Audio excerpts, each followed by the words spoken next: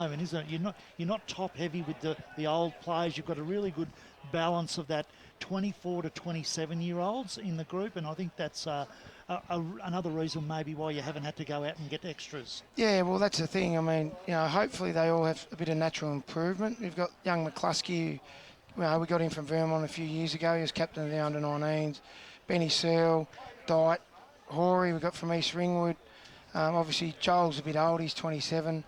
And Rui, Van Rui, I think he's about 30. But everyone else is, 25, 24, which is a really good age group to have. And Paul, you've got Hayden Schroeder down back. He's really important to you. His marking ability across the back line will be crucial today. Yeah, no, he could. He chips out. He comes across and takes some nice catches, and he's also got that lovely left foot. Uses it well. So, look, we're a little bit. I suppose we haven't got Matty Cunningham this week, but he'll be coming back next week. He had a wedding, so that'll mean structurally we'll probably have to try a couple of different things today. But we play the way we play. You can't change it up on the day, so we'll just have to do our best. What about the hangover from the win last year? I mean, obviously it was 6 months ago. You've moved on, but is there a bit of an after when you were so dominant in that final? Is there a little bit of a hangover from that? Yeah, we set up training pretty early. We got back second week in November, and the leadership group came up and said, "Look, Macca, we don't feel like we've really had a break." Because when you're playing the granny, you only get probably a month off. So we took that into consideration. We're probably a little bit lighter with our training pre-Christmas, but post-Christmas we've trained really hard. Our boys have done a lot of work, so there'll be no fitness issues out there, that's for sure. Yeah, like I said, acceleration's been amazing. They've really got our blokes up to another level. Paul, first of all, look, congratulations on getting the side into Division 1, mate. It's back where Division 1 football should be played here at Bayswater Oval. I'm a great advocate of that. But look, I was listening to Gary, your president, in there at the luncheon. He said that you had a 3-year plan but to get back into Division 1, and you've done it in 2 years. Now, do you set yourself another 3-year plan as where you want to be in 3 years' time from now? Yeah, definitely. Yeah, we've sat down and spoke about that. Like I said, we just want to make sure we get some natural improvement from our playing list. We haven't got under-19, so we've got some really good under-17 boys. So next year we'll have under-19s, which will be important, because with the 19s, obviously, that helps your reserves, and you can blood some younger guys into your senior team as well. So that'll be really important for next year. This year's about, like I said, trying to be sustainable, just trying to get in, get some confidence at the level. And, hopefully the players can play well at the level so that, next year we can build on it. And as I said before, you had a fantastic year last year, but have you sort of imposed on the boys that, you're definitely going to come across some bigger bodies and stronger bodies to play against this year? Oh, yeah, without doubt. Yeah, there's definitely, I think the boys know that too. I mean, we're not going in, we didn't go in that confident last year. We knew we'd improve. But yeah, if we get some natural improvement this year, and we've definitely worked harder on the weights over the pre-season, hopefully, we can compete with some of those bigger, stronger blokes. With regards to today, what is it that you're expecting from South Croydon? I mean, it's one of those things that you've been in Division 2 for a number of years and you get to know and understand the opposition pretty easily. Suddenly you come up into First Division and there's a bit of the unknown that's happening. What are you expecting from South Croydon and their group? Oh, well, we know their coaches, very experienced. He's been at a high level, for a long time. And he's obviously, he'll bring, a pretty, I would say, very modern game style. We saw him in a practice game out at Hillsville, and we work, they've obviously got some very good players with King, the two Kings, and obviously, Sewell and a few others. They've got some pretty big, tall, strong forwards as well. So if we can try and get the ball to ground in the back line and try and use it quickly, and then try and lock it into our forward line would be the key. It's all about minutes in your forward line. If we can do that, that'll give us an opportunity to win. Obviously, clearances and stoppages will be really important. They probably have an edge on us in the ruck today, as our main ruckman is out. But in saying that, the guys we'll put in will compete and have a good go, but we'll have to kind of, I suppose, counteract that at the stoppage. So that we've got our hands full today, there's no doubt about it. I mean, one of the good things that you have got is that your forward line is very good at keeping the ball back in their area. The McInerney's, work really hard in that area. And so that's something that you'd really like to see, because I think South Croydon will probably try and push the ball out wide a little bit and try and run a little bit out that way. So the more that you can stop the ball in that forward line, the better I think you're going to be. Yeah, I think everyone's trying to do the same thing. Everyone's trying to get out the other side and run it. And, you know, the pattern of play generally is pretty similar with most teams. But like you said, if we can slow them down out of the back half, that's going to be really important. Yeah, for sure, especially with the wind. I think there's a 3 or 4 goal wind here today by the looks of it. And as we know, it can pick up. So, yeah, I think that'll be a bit of a factor too. Yeah. Paul, have you sort of set out a group of expectations that the side can kind of measure themselves against this season in Division 1? Yeah, what we do, we've basically set up a bit of a tiering process. We've tiered all the teams, put them into categories, and we've kind of had expectations of that, you know, how we should go against each side. And I suppose what our main stat we take each week is the pressure stats, you know, like what you do when you haven't got the footy stats. Hold on. Jeff! That's my father-in-law. Had to give him a wave. Yeah, so, I mean, our pressure stats are really important. That's the basis for our game.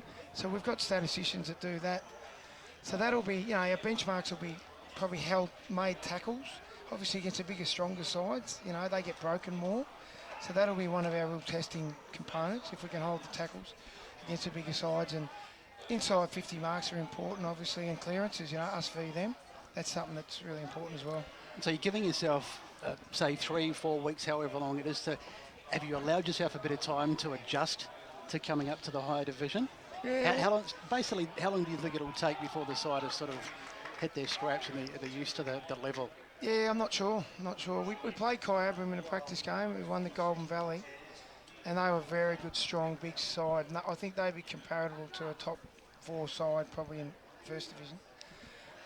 And yeah, we had a few things we learned off that, but ultimately, yeah, we'll take a bit of adjusting, but we'll see how we go. Who knows? Hopefully, we surprise ourselves. Paul, how important has it been that you've, your ones won the premiership, but having the twos as well being the top side in Division 2? Yeah, it's been good. Unfortunately, when you win the premiership in the reserves, a few of your players then... Well, they get poached. They get poached, so yeah. I mean, Ringwood have taken a few, and we've got Moorback have taken a couple, and, you know, it's fair enough. Yeah. We did the same thing. Like, we took a truckload of blokes off Furniture Gully and Upper Gully and all that years ago, so what do they say? Karma hits you hard, but, you know, that's just the nature of the comp, you know, so this year our reserves probably won't be as strong as last year, but it'll give us a chance to blood a few younger guys who we think are up to the level. Well, Paul, we know you've got a big game ahead, and we know you've got to get down into the club rooms for the, I suppose, the pre-match address. So thanks very much for joining us on EFL Game Day, and all the best this afternoon. Yeah, thanks, gentlemen. All Good the luck, best. Macca. Paul McCormack, the coach of the Bayswater Football Club. Doesn't he go about it nicely? And he's got the side playing extremely good footy, especially with the way Division 2 ended last year with a resounding 107-point win over Wanturna South. Dan, what he's been able to do, he's got the confidence of the players behind him. And as you know, Davo, being an ex-coach, you know, that's 100% you've got to have. Oh, without a doubt. And I think the other thing, and one of the things that I was talking to him pre-game, was the fact that they're a different side to a lot of sides that come up. They're actually a side that's come up with big bodies. They've got big bodies. So he talks about getting stronger, but, you know, I don't think they're going to get pushed off the football. They're probably looking at the fact of, you know, getting used to the extra speed of the game a little bit, and maybe the extra run and some of the bigger sides as far as talls go. But I think around the football, they're as good. They're going to be as good as anybody as far as their physicality. And so that's something that they won't have to get used to. But again, it's knowing the opposition, and that's it's a key thing when you're coaching, is that if you've played against teams, even if they make 6 or 7 changes, you still know the other 12, 13 or 14 players intimately. So he's coming up now, but he's been a First Division coach. So that's the other thing that he's got in his favour. He's coached East Ringwood before. He understands exactly what's necessary as a First Division coach, even though it was a few years ago. I think they're going to be a bit of a smoky, and they're going to be a bit better than what I think we give them credit. Their issue is going to be, as he said, I don't think they've got a massive amount of depth. So if they lose a couple through injury and what have you, they might get exposed then. But you know, with a reasonable side out there, I think they're going to be very, very competitive. That might change too with the news that they're getting this 19s, because it's really important to have a strong under-19 side. I mean, you're going to see that with probably a club like Noble Park this year. They won their 19s last year, and already a couple of their guys are going to be promoted to senior. So 19's really important, aren't they? Yeah, certainly are, Brett. But joining us now is an icon of the Bayswater Football Club. The Galvin name's synonymous with the club down here at Bayswater Oval. He has a couple of sons playing in the seniors, absolute guns. Very good afternoon to you, Gary Galvin, the president of the Bayswater Football Club. G'day, boys. How you going? We're very well, mate. It's 3 sons, not couple. 3. Well, Gary, you're in your first official capacity today as club president. You must be absolutely chuffed to be in the role, and I know you've put on a fantastic lunch, so thanks very much for that. You looked after the media team very well. You've ridden the highs and lows of the Bayswater Football Club over the years, and they were very close to getting back into Division 1 back in 2010. Yeah, Bernie, yep. And you obviously that's part of the lows, but the highs are just as good, and last grand final day I'd imagine was just as good as any. It was really magnificent. Look, as I was just talking to the South Croydon people there before, we put a plan in operation 2 years ago with our young group, and the ability we got in that young group is to get out of second division and get into first division. And we set a 3-year plan to play first division. We looked around for the best possible coach. I think, and as I said in that room there before, I think we've got one of the best coaches going around in Eastern District football. And I've been at Baysy for 40 years. I rate Dave Dixon as probably the best coach I've ever played under. This bloke, if he's not equal, he may be a little bit above Dave Dixon. And that's how I rate him. And I rate Dave Dixon very, very highly as a coach. We do have a little few problems. We lost a few players through the reserves that probably didn't want to make it up to first division. They think it's a little bit harder. I don't think it's a lot harder. I think it's a lot easier football to play because it's a lot more open, a bit more running. And out there today, we got 4 under-17s playing. Next year they'll become under 9s, of course. And there's a little kid out there, young Benny White with the red hair, number 1. He's won 7 league best and fairest in a row. It's quite an achievement. Oh, it's an understatement of the century. It is. Makes your record look pretty average, Gary. Well, we have a medal at the junior club called the Galvin Medal. I think it's now called the Ben White Medal. I've got the flick. But no, he's a super kid. And we had a problem a few years ago with our juniors. We didn't have a team, and his young brother left us and went to Baronia, and he won Baronia's best and fairest last year as an 18-year-old. So we'd love to get him back, but we're looking good. I'm serious with our 17s will come on down to 19s. We've got a young group. We just got to keep them together. And I spoke to Paul Minott once, and he said the hardest thing about playing first division is not fielding a senior team, is trying to keep your reserves blokes together. They tend to want to go to lower grades and play senior footy, and it's very hard. And that's where you've got to do most of your work, not just recruiting for their seniors, but recruiting for your reserves, because they do leave. It's great to see Bayswater back in the top flight, and I just want to touch on the double drop across that, I suppose, 2004-2005 period, where we dropped 2 divisions in 2 years. How tough was that for the club, and especially yourself, who, the club's a part of you? Yeah, look, I think when I look back to that era, we actually put a lot of eggs in a basket. We didn't get our flags. We had some super coaches in those with Gary Milligan, John Kanarakis. And what we did, we actually took on Dandenong Footy Club, who just folded, come across to us. And they played there 2 or 3 years, and then they decided they want to play lower division and left us, and they went to Roval, which is good at Roval. And we seemed to lose players. We lost confidence. We got relegated to second division. We got relegated to the third division. And the best thing is that we won the third division flag in 2005 with probably 6 kids, 17-year-old. I remember that day we played East Doncaster at Baronia. I think we won by a kick, or 5 points. Their 2 ruckmen were AFL draftees, Parthenides brothers. We had a young kid who, Damien Tunis, 17-year-old, who rucked against them all day and just did a magnificent job. And we went back to second division. We kept that group, and we've got better and better over the years.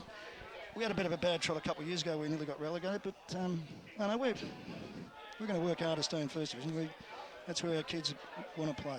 I think one of the strongest things, Gary, that I notice about the club is that you've got a number of players out there today that have been through the hard yards. I mean, your boys, Stallion, there's a few other boys that have been through that. So they know what it's like, and they can impart that amongst the others and say, we're now here, let's stay here, because, when you get here, it's such a good feeling to be out here. As you said, and we've said, First Division football on Bayswater Oval again is a fantastic thing, isn't it? Yeah. Oh, look, it's the best ground in the competition. And it's magic. And it's a shame it was a second division ground. And it's the best football. You've got to have the best teams in it.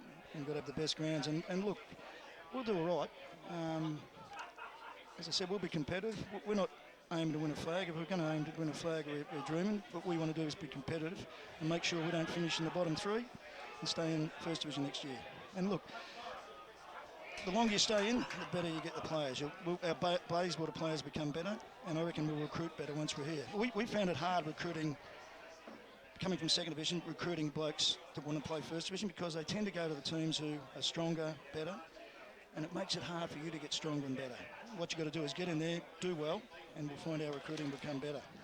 How have you found taking on the president's role? Because as I said, I think you've now ticked off nearly every box in there. And I remember a few years ago, you and I having a chat in there after a Waverley Blue. That was my 500th game, actually. Yeah, I took the footy you up took the footy up for me the next week. How have you found that transition to that role? Well, the honest thing is, I had a meeting with my family. And my boys are the most important thing to me. And if I was going to be president, I wanted to make sure they're happy, because if they're not happy, they won't play their best footy, and I don't want that. So we sat down and had a meeting. Got some rules given to me by Joel. Got some rules given to me by Tracy, and I think one of them was not yelling, not drinking, not abusing umpires. Don't get drunk and drive home with Ray Beard. So, No, Ray Beard drive you home. I didn't get drunk. No, right, you let me get drunk. But yeah, no, look, I've got to pull my head in a bit. I tend to be an ex-player and an ex-umpire, try to umpire the games, so I'm going to be quiet. So I think I get fined every time I yell at an umpire, and fined every time I get drunk, so I still might be up for a few bob. I reckon I'll still yell at a couple of umpires, and I still reckon I'll have a drink or two here and there. But no, look, I love it. I love Bayswater. It's been part of my life for like 40 years, and Eastern District's been part of my life for probably 36 or 37, because I had a couple of goes at the AFL and VFL and that. But I love Bayswater, and I love playing Eastern District. I reckon it's the best run and best competition in Australia. So. And we want to play in the best competition in First Division. That's what our aim is to do. Gary, you like to come across as being a real hard nut. I know that. But look, having your boys out there, and particularly Joel, because, he's won medals in the lower division, you must feel a real special today that, they've finally made it up to Division 1. Joel's a darn good footballer. I think he's had to carry a bit of a burden from abuse because he's Gary Galvin's son, and I think he's carried it very well and done very well himself. And I'm rapt to see him play. He's 29-year-old, so there wasn't many times left in years to play First Division. Bryce is 24. I think he's ready for First Division now. And Mitch we go back 7 or 8 years ago. Mitch struggled a little bit, but he's just got better and better. And we're going to have a look at him today. I think he'll play on the best forward, and he goes all right. He has a dead set crack. But I mean, Bayswater's not just 3 Galvins. There's 22 blokes playing footy, and we've got 19 other kids that will do real well today, so I assure you that. And I've been around Eastern District a long time. I reckon we've got one of the toughest nuts playing at Bayswater. He's about 2'2". He wears number 1. That's Van Ruin. He's a danger to opposition, and the pleasing thing for the opposition, you only see him once or twice a year. Our blokes see him at training twice a week, and he's like training. You get in his way at training, he'll kill you. Yeah. So, but he'll cause a bit of havoc today. Don't worry about that. Well, Gary, thanks heaps for joining us on EFL Game Day. We appreciate it's a busy day for you in your first official role as president, but as always, you've handled yourself beautifully, and all the very best in the role. Hey, look, I reckon this is the greatest thing that happened. It never happened when I played footy, where we got commentators and videos, and which I'm probably glad of the videos, because people will realise I never handballed in my life. But it's like Kevin Bartlett said once. A bloke said, "Why didn't you handball?" Tommy Opie said to me, "Only handball you in trouble." Never got into trouble. He said to, I noticed you never tackled very much, Kevin Bartlett. And Kevin Bartlett said, Tommy Opie said, "Only tackle when you haven't got the ball." I always had the ball. Anyway, thanks, fellas. You do a magnificent job, and you're quite welcome to come back to Baysy anytime. And Ray, hang around about 6:30 when I've had a couple. Good on you, Gaz. See you, boys. Good luck today. Gary Galvin, the president of the Bayswater Football Club. Right. About to join us is Lee Adams, the senior coach of the South Croydon Football Club. He's just had to take a call at the moment, but we'll get back to him. So, guys, hard to get a read on this game in terms of how Bayswater are going to come fired up, or whether South Croydon are going to give them a welcome to Division 1. Oh, look, I don't think you can... Look, it's the first game of the year. If you're not fired up for the first game of the year, you'll never be fired up, so that's number one. Bayswater are going to come out, and I think it comes down to the way that they're both coached. They're very professional clubs, these guys, the way they go about it. They'll come out and want to get settled early. It's a bit like a final, that first game. It's pretty hectic, that first 10 minutes, really hot. And then you start to settle into the flow of the game. So I think that's the way it'll run, and they'll both come out very, very hard at it, I would imagine. Well, one man that's about to join us is Lee Adams, the senior coach of the South Croydon Football Club. Patch, welcome to EFL Game Day, mates, and I understand you're looking forward to seeing your boys running around for the first time in 6 months. Yeah, thanks for having us on, boys. I couldn't ask for better conditions today, could you, on a ground like this. It's been 6 months in the making, and obviously we finished the season off really well last year, and wish it had gone on for another few weeks. But we've had a really solid pre-season. Brought in a few new blokes to create a bit of extra depth around the place. So obviously hasn't been too many times that the Divi 2 Premiers has lost in round one, so we know we're up for a really big fight today. Hard to get a read on this game in terms of how Bayswater are going to come out. As we mentioned, it's their first game in Division 1 in 14 years. Have you sort of spoken to your side about that during the week? They'll probably come out fired up and ready to go. Yeah, we obviously know that Bayswater's a really strong contested footy team and can move the ball really well when they get it on their terms. So we've just said to our boys that they've got to come mentally prepared, that the first probably quarter minimum is going to be finals-like pressure, and we've got to be up for it. Otherwise, if they get a few goals in front early with the unfurling of the flag and a home ground, it's going to be hard to catch them. Bit of misfortune at training this week with you guys, with Steve Donnell doing his hamstring. He's not playing today. Who comes in for him? I'm just trying to look at the emergency list. Yeah, we've got Lucas O'Neill coming in from Norwood, who, to be honest with you, we were going to have playing anyway, but we just thought with the big ground it might not suit him. He's a big inside player, but I'm really confident he'll play well today. Lee, it's your second year as coach now. You've obviously had that first year to get used to all the different things that encompass coaching. How have you changed with your coaching from last year to pre-season, what have you, this year? Yeah, we haven't changed a lot, to be honest. We had a really big defensive mindset last year of making sure that we got our defensive structures really in place and were hard to score against, which took us to probably the last 6 weeks of the year to get right and get the boys used to it, because it is a really different game plan to probably a lot of them that have played. But this year, along with making sure that our defensive structure is still really sound and working hard on that defensive stuff, we've really worked on trying to move the ball forward and give ourselves good opportunities. We think we've got a really solid forward line with both Zoma and Tucker up there that can kick winning scores, but last year we probably didn't give them enough opportunities at times. Lee, you finished ninth last year. What do you think? How many sort of steps up do you think you have to take to get into those finals, those playoffs this year? Yeah, it's a tough one. It's probably the games we lost early on in the year hurt us. These sort of games where our first 4 weeks this year we've got Bayswater, Blackburn, East Ringwood, North Ringwood sort of thing. So I think the key to pushing for finals is you've got to win those games early on in the year and bank those 4 or 5 wins by the first bye. Get a bit of confidence up when you do come up against those teams. So if you're going into games against Noble Park, Ball, and these types of teams, and you're coming off a 2-5 season, it can get a bit tense there, and the boys can lose a bit of confidence. But if you can get off to a really good start and they understand what's going well, it can really help. Good pre-season, because it's going to be a little bit warm out there today, 26, 27 degrees, which is not really sort of typical footy weather. Do you think the guys will be able to run the game out? Are you confident? Yeah, we are really confident that we're fit enough. We're really lucky that we got our first 2 practice matches we played on Hillsville's ground out at Don Road there, which is massive on a 30-degree day, and ran out the game really well. And then the week after we played down at Newtown on a 27-degree day on another big ground down there. So we're really confident that we'll run the game out. It's just, hopefully that we can take this pressure early on and then run from there. Is Matty Jones playing today? There's a word that he might be out. No, he will play. He actually got a big hit last week and then played 30 seconds of the game last week. Precautionary took him off, and he'll be ready to go this week. He's had a really good pre-season, and I think we all know how classy of a player he'll be, and hopefully he has a big game for us today.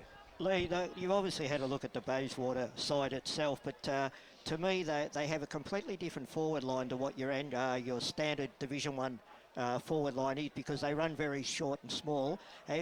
Is this something that concerns you? Because not only that, but they have midfielders that can kick goals. Yeah, it is very different. You're right there. We think we play a very different structure to a lot of teams where, you know, it's not so much your local footy of just man on man sort of, you know, you beat your opponent. So we don't expect there to be too many one-on-one contests down there today where, you know, it's their small forward versus one of our taller blokes. So we expect our structure to hold up really well against their small forward line. Well, Lee, we really appreciate you joining us here on EFL Game Day. We understand that you've got a busy day ahead and you've got to get down to the boys just before the first bounce. So thanks very much for joining us on EFL Game Day. Cheers, boys. Thanks for having me. Good luck, Lee. Lee Adams, the senior coach of the South Croydon Football Club. He's just an absolute ripper, isn't he? I used to love watching him play when he played for North Melbourne in the AFL, and who can forget the Chris Judd incident too? That was a very misfortunate incident there with Juddy, but as a Carlton supporter, I'm saying. But anyway, we'll move on to our next guest now, and it's Kathy White of the South Croydon Football Club.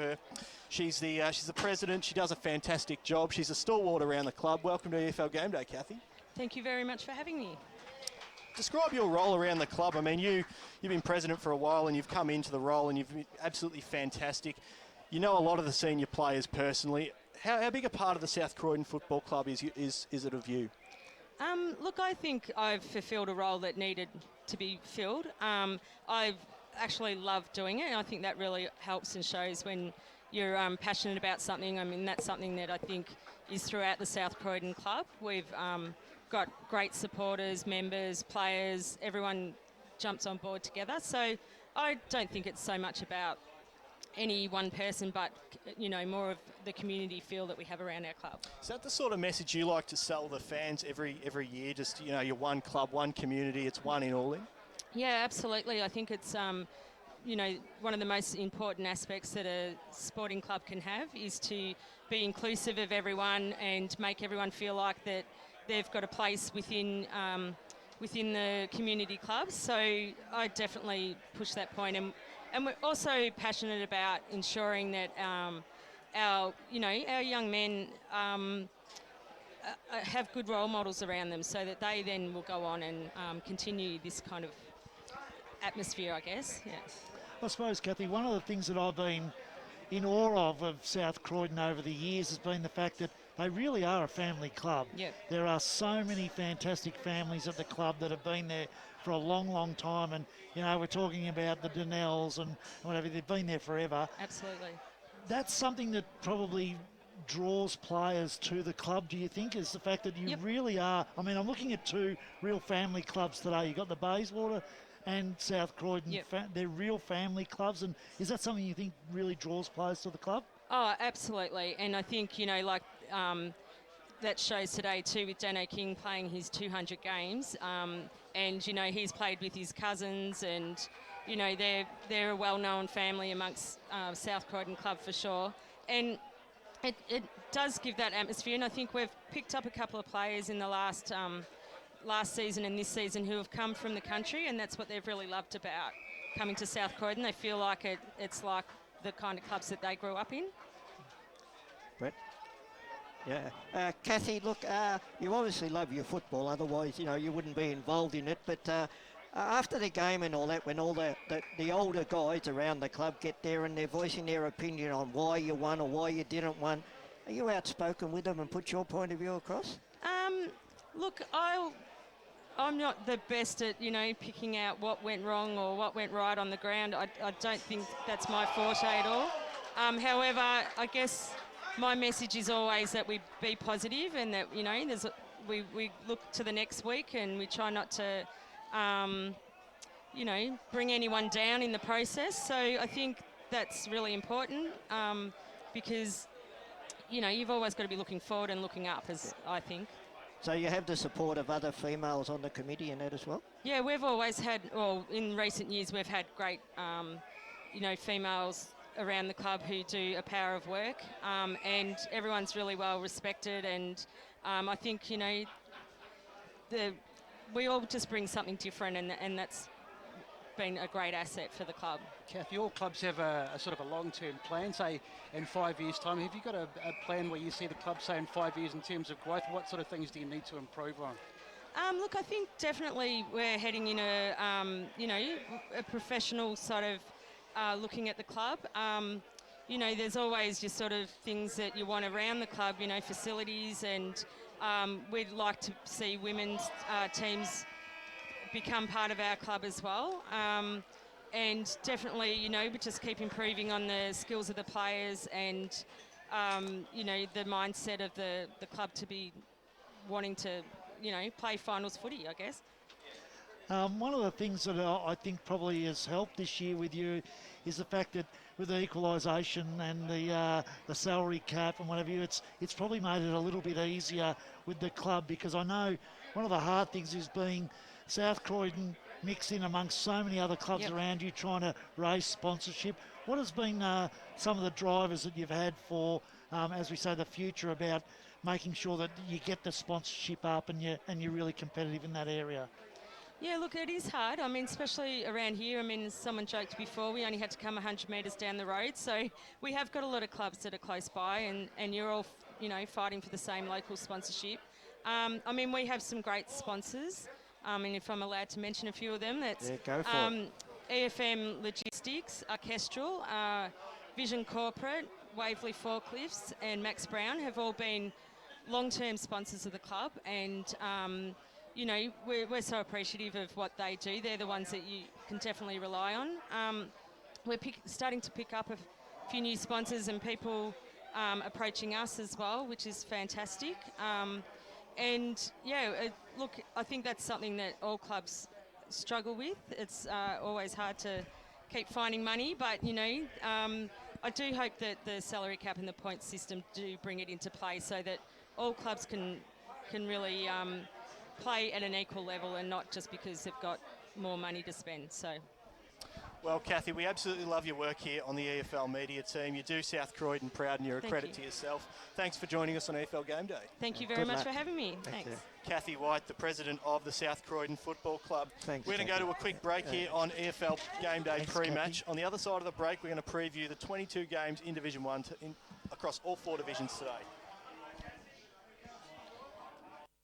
Hey, man. Yeah, man. Hope we win this weekend. Oh, I hope we win too. Because I want to kick some weekend goals at Pancake Parlour after the game. Because if your AFL team wins, you can go in and get a free sweet pancake with any savoury menu item purchase. Oh, free pancake. First your team wins and then your belly wins. It's win-win, man. Claim your free sweet pancake with any savoury item purchase just by showing your winning team's colours. Or your team membership. At any Pancake Parlour this weekend. Oh, and don't forget, check out Facebook for this week's offer. Lovely. Program sponsor. Up the Mitcham Tigers! Ah, the Burners. Let's go, Panthers. What a mark. Let's go, doggies. Tobin Brothers Funerals, serving all supporters in the Eastern Football League since 1934. Tobin Brothers Funerals, celebrating lives. Program sponsor. A new time and a new team, driving you home in 2016. Join a brand new lineup for The Huddle as the gang take a light-hearted look at the Eastern Football League every Friday night. More importantly, the team will reveal the ins and outs for this week's round of matches. The Huddle, 4:30 to 6:30 every Friday evening as you love it local. EFL.org.au is the place to be online for all the latest on the Eastern Football League. Keep up to date by checking out the latest news and feature articles. Have your say in the EFL poll. Check out all the latest EFL videos, and best of all, you can listen back to any EFL radio program at any time. Head to EFL.org.au. The Eastern Football League. Local footy at its best. Chiropedic Mattress Factory Direct. It's the Aussie family company that's been manufacturing mattresses in Melbourne since 1991. They offer a huge range, and selected mattresses come with everyday deals like free delivery, old mattress removal, 30-day comfort guarantee, and up to 20 years warranty. Buy direct from the factory and never pay retail prices again. Chiropedic Mattress Factory Direct. Locations all around Melbourne and country Victoria. Or shop online 24/7 for mattresses, bases, beds, pillows, and custom-sized mattresses at chiropedic.net.au. Program sponsor. Join the Eastern Football League media team for full coverage of the 2016 EFL season. From 1 p.m. every Saturday, the team dissect each of the 22 senior matches on the warm-up. The action kicks off from 2 p.m. with the EFL Game Day broadcast bringing fans a full play-by-play call of the game of the round. From 5 p.m. it's back to the studio for the post-match and a full wrap of the day's games. EFL Game Day, 1 to 6 every Saturday afternoon as you love it local.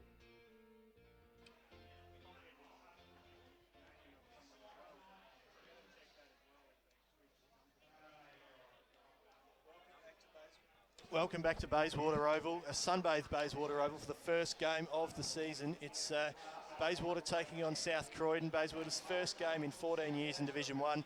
Gents, what we might do now is we'll go around the games in Division 1. Bayswater, South Croydon, a quick tip from each of you. I'm going to go South Croydon. I'm going to stick my neck on the block and say Bayswater at an upset. And I'm going for Bayswater as well. I'm going to go with South Croydon. I just think they've got a little bit too much Division 1 experience at this point in time, and they've had a couple of outs actually. Donnell's out and Frank Anderson is out, I've just heard, and Lucas O'Neill coming in and Matthew Rossi are coming in as well. But I just think they've got that little bit more experience and class to be able to get over Bayswater today. But moving on to the other games in Division 1 today, and simply doesn't get much bigger than this. Balwyn taking on Vermont in the grand final rematch. Guys, this one's huge. Yeah, massive game, of course, the replay of last year's grand final. I'm going to the Balwyn in this one. I've got a couple of big names back, Luke Barker and Blake Broadhurst to back, Farron Ray and, of course, Jonathan Simpkin, a couple of good recruits. I think Balwyn for me. Davo? Hard to go past Balwyn. I think they're going to be the standout all year, so I'm going for them. Before I make my selection, I must say I've never seen it before, Davo, when they're in a Division 1, 2 grand finalists are going into the new season, both with new coaches. So, yeah, very unusual. But I'm going for Vermont. It's a new era for both sides as well, but I'm going for Balwyn. It's very hard to go past the side that's won 3 of the past 4 Division 1 flags. Blackburn and Norwood, guys. Blackburn have recruited heavily in the off-season, of course. A few VFL Premiership players, a couple of VFL Premiership players with Box Hill Hawks and Geelong coming into that side, as well as a host of other stars as well. How do we see this one playing out? I'm going for Blackburn, home ground advantage, that's all. Yeah, I'm on the same boat. I'm going Blackburn, and particularly because of the home ground advantage. Yeah, I'll go for Blackburn too. They've got Ryan Bathy, the former Geelong VFL player, a couple of other guys as well. So, yeah, absolutely Blackburn for me. Blackburn for mine as well there. Montrose and Doncaster, this is a tough one to pick because you've got Doncaster who have come into Division 1. They've more than held their own, and they're a threat they're quite a threat, the Doncaster Footy Club side. They'll always give you a contest and they're always competitive.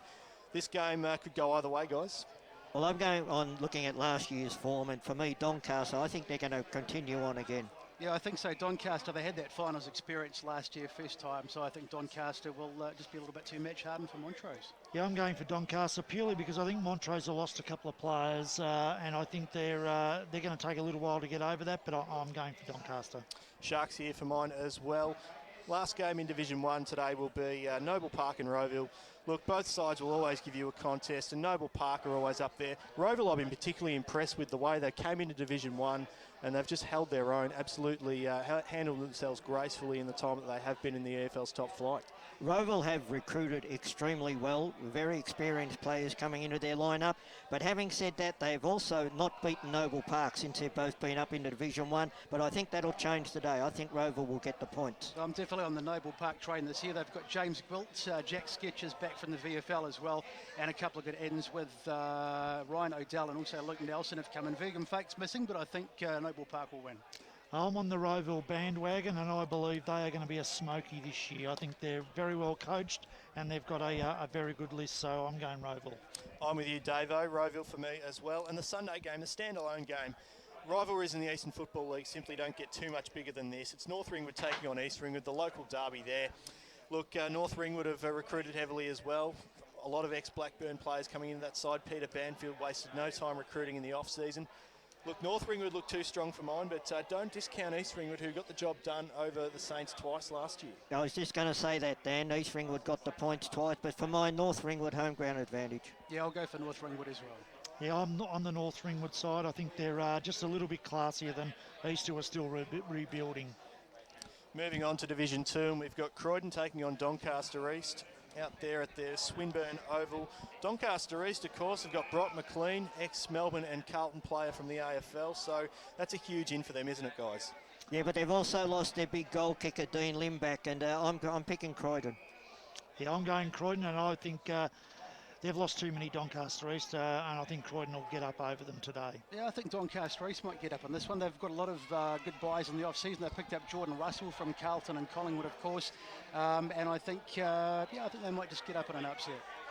I'm going to go with you there, Brett. I think Donny East are a smoky for today, and I think they'll get it done by less than a kick. But moving on to the next game, and it's Upper Ferntree Gully taking on Mitcham. Upper Ferntree Gully haven't lost a game since 2015. That's how well they travelled, particularly in Division 3 last year when they brought home the flag. But you never discount the Tigers. But look, it's going to be interesting to see how Upper Gully come into Division 2 today. Upper Gully have lost a few from last year, but they've also picked up a few, and I'm going to pick Upper Gully to win. I think Mitcham, they've got the experience, of course, Upper Gully coming up, and Mitcham welcome back some players too. They've got a guy, Lockie Ryan, who's been really impressive apparently in the off-season, and they welcome back the likes of Jake Murray and Chris Witchell as well, so I think, they'll get up. I'm picking Upper Gully. I think they're youth, they're well coached. I think they're going to be a good side this year too. It's been a big week for Upper Gully, of course. Former junior and senior 2010 Premiership player Tim Smith makes his debut for the Melbourne Demons today in the AFL against Geelong. So congratulations to them and congratulations to Tim. The next game, though, we talk about rivalries in the Eastern Football League. Baldwin, Vermont, North Ringwood, East Ringwood, Wanturna South and Knox. They renew acquaintances for the first time in a number of years. They play for the Knox Club Cup today.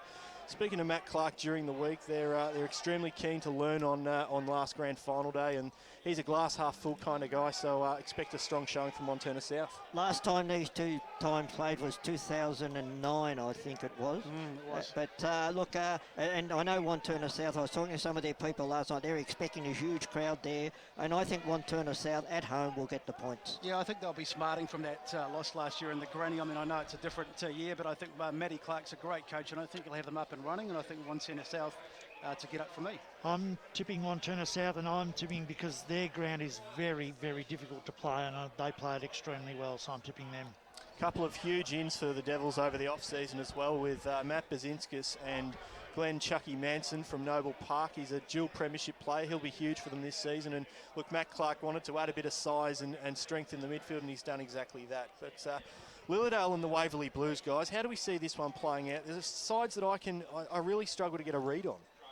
Oh, look, I don't know why I'm picking Waverley Blues, but I am. But because, you know, Lilydale at home are a much better side than when they play away. But I just like the way Waverley Blues play their football when they're up and about, and I'm hoping they're up and about today. A flip of a coin, this one. Apparently Andy Preston's being touted as a big year for Lilydale, but I think Lilydale probably at home just to get the chocolates.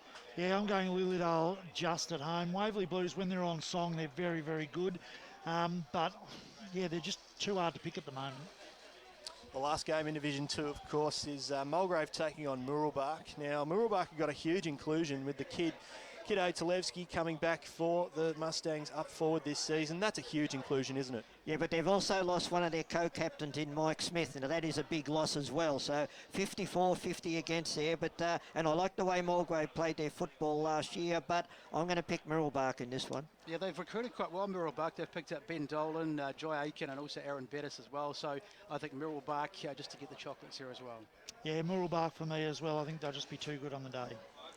I'm going to go for Muralbark too. I think the kid's in for a huge season up forward, and I'm sure they're glad to have him back. But moving on to Division 3, and we've got the Basin taking on Ringwood. Now, it's going to be a big year for the Basin, and I think later in the year they got Barry Hall coming down to park himself at full forward, but today they've got a huge task in Ringwood. Yeah, well, the Basin, a new coach as well. That's always difficult in your first round, and they come up against a side in Ringwood who are very well coached by Patrick Bowden. I'm going to pick Ringwood to win this. I think you can write off the Basins last year. They had a terrible start to the year. They lost their coach, Michael Glasper, walked out virtually right at the start of the season, and they lost some other coaches as well. Scotty Helmwood's in this year, and they've got Trevor Mills back, the skipper, and also their vice-captain, Max Kruger. So I think the Basin, they'll be in much better shape this year, and I think they'll win. Yeah, look, I'm going for Ringwood, and I think actually the Basin are going to struggle. I think the Basin have lost too many players, too many good players, and I think Ringwood are smarting after last year, and I agree, they are extremely well coached. I'm super impressed with the way Patrick Bowden coaches, so I think they'll win today. I'll be going for the Redbacks as well. But the next game is Scoresby taking on East Burwood. Interesting times for East Burwood, having done a few drops in the previous season. They're now in Division 3. They were once a strong Division 1 powerhouse. I think they'll get the job done today, but you can't discount Scoresby. They've got a young list, but they're brilliantly led there by Matt Krawczyk, who I think at the age of 35 is still taking home best and fairest and still racking up the possessions. Look, I'm absolutely amazed at what Scoresby Football Club have done since they did nearly the demise of them a couple of seasons ago. I know they've picked up 4 or 5 out of from Roval. I know they've only been fringe players, but coming back to play in Division 3, I'm picking Scoresby to win this. Yeah, Scoresby apparently are very strong. They've got some good 19s coming up, and they played, they showed some good signs last year, so I think Scoresby to get up.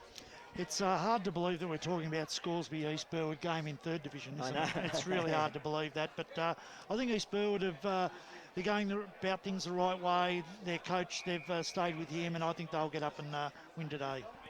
East Burwood for mine as well. Well, the next game's very special for the Ferntree Gully Football Club. Today they play their first game in Division 3 since 1995. Now, if you look back to 95, Paul Keating was the Prime Minister and Carlton won the premiership. That's how long ago that is, but... It's an interesting game, isn't it? Ferntree Gully would love to be getting up to Division 3 and sending a message to the rest of the EFL world. Yeah, but they come up against Baronia today, and I've tipped Baronia to win the flag in Division 3. I saw them in a practice game 2 weeks ago, and the way they move the ball is absolutely amazing. Baronia for mine. Yeah, there'll be a bit of emotion with Ferntree Gully, of course, coming up, and also they've got some good players, Matt Petrarca, Jai Goodman, and it's also their 125th anniversary this year, but I think Baronia with that experience will take it out. I'm going to stick with Ferntree Gully. I think they're going to ride the wave just a little bit longer, and I think they might get over the line today. Very important day for the Baronia Football Club today as well, paying tribute to 12-year-old Riley McNee, who passed away in January after a long battle with cancer, and the club have gotten right behind that cause as well. So all the very best to the McNee family in the healing process, and we wish them all our condolences and sincere messages, of course. But moving on to Chirnside Park and Warrandyte. Now, this game, I think Chirnside Park looked the goods this year. I think they'll provide a really good contest in Division 3. The man to my right's an ex-coach there at Chirnside Park, and they're just brilliantly led by Luke Caratelli, aren't they, Davo? They certainly are, and I think they're a bit of a smoky this year. And unfortunately, I think Warrandyte have lost too many players to cover, and they're going to go through probably a bit more of a rebuild year this year, Warrandyte. I think Chirnside will win this easy. Yeah, from all accounts, Chirnside Park have recruited very well, and I think they'll take the chocolate. Chirnside for me as well. Chirnside Park here all round, and Park Orchards in South Belgrave. I struggle to get a read on this one as well. It seems like to me it'd be a bit of a flip of the coin. Well, South Belgrave for me have lost too many players. Their list has been completely depleted, and I think Park Orchards will win. Yeah, I agree. I think Park Orchards, they're young, new coach. Apparently he's brought some really good structures in, so I think they're going to be good. And I agree, South Belgrave, way too many players of quality and experience have gone. Sharks here for me as well. But the last game, last but definitely not least, Heathmont taking on Templestowe. This clash is huge today. Two sides that a lot of people have earmarked for premiership favouritism this season. Templestowe look like they might bounce back this season. They've been bridesmaids too often, I think, in the Eastern Football League. I'm going for Templestowe. Got to go for Templestowe in that finals experience, but I think Heathmont will be they'll be okay this year. Yeah, I'm going to go for Heathmont. I think they're 1 year after under Joel's been a good year, and I think he's just going to get better as a coach. And I think Templestowe, I think everyone's expecting them to be in the flag, but I got a funny feeling that they did also last year, Dave. Yeah. I think they're I'm not 100% sure about Templestowe this year, but I think Heathmont will win today. I'll be going for Templestowe. On to Division 4 very quickly, guys, as we're heading towards game day. Sylvan and Donvale. Big clash here, but I think Donvale will take it out. Yeah, Donvale for me. Yeah, absolutely Donvale all the way, yep. Yeah, Donvale. Forest Hill taking on Fair Park. Forest Hill. Forest Hill. Yeah, Forest Hill. Forest Hill for mine as well. Glen Waverley Hawks and the Whitehorse Pioneers. The Hawks for mine. Yep. Hawks here as well. Surrey Park and Kilsyth. I'm going for Surrey Park. I thought the improvement made them last year, and they've also recruited well. Yeah, so too have Kilsyth, but I think maybe Surrey Park just to get up. They're the smoky this year, Surrey Park. I think they're going to be very, very good. They've trained incredibly hard over the pre-season as well, particularly under Scott Hamill, who's doing a beautiful job down there.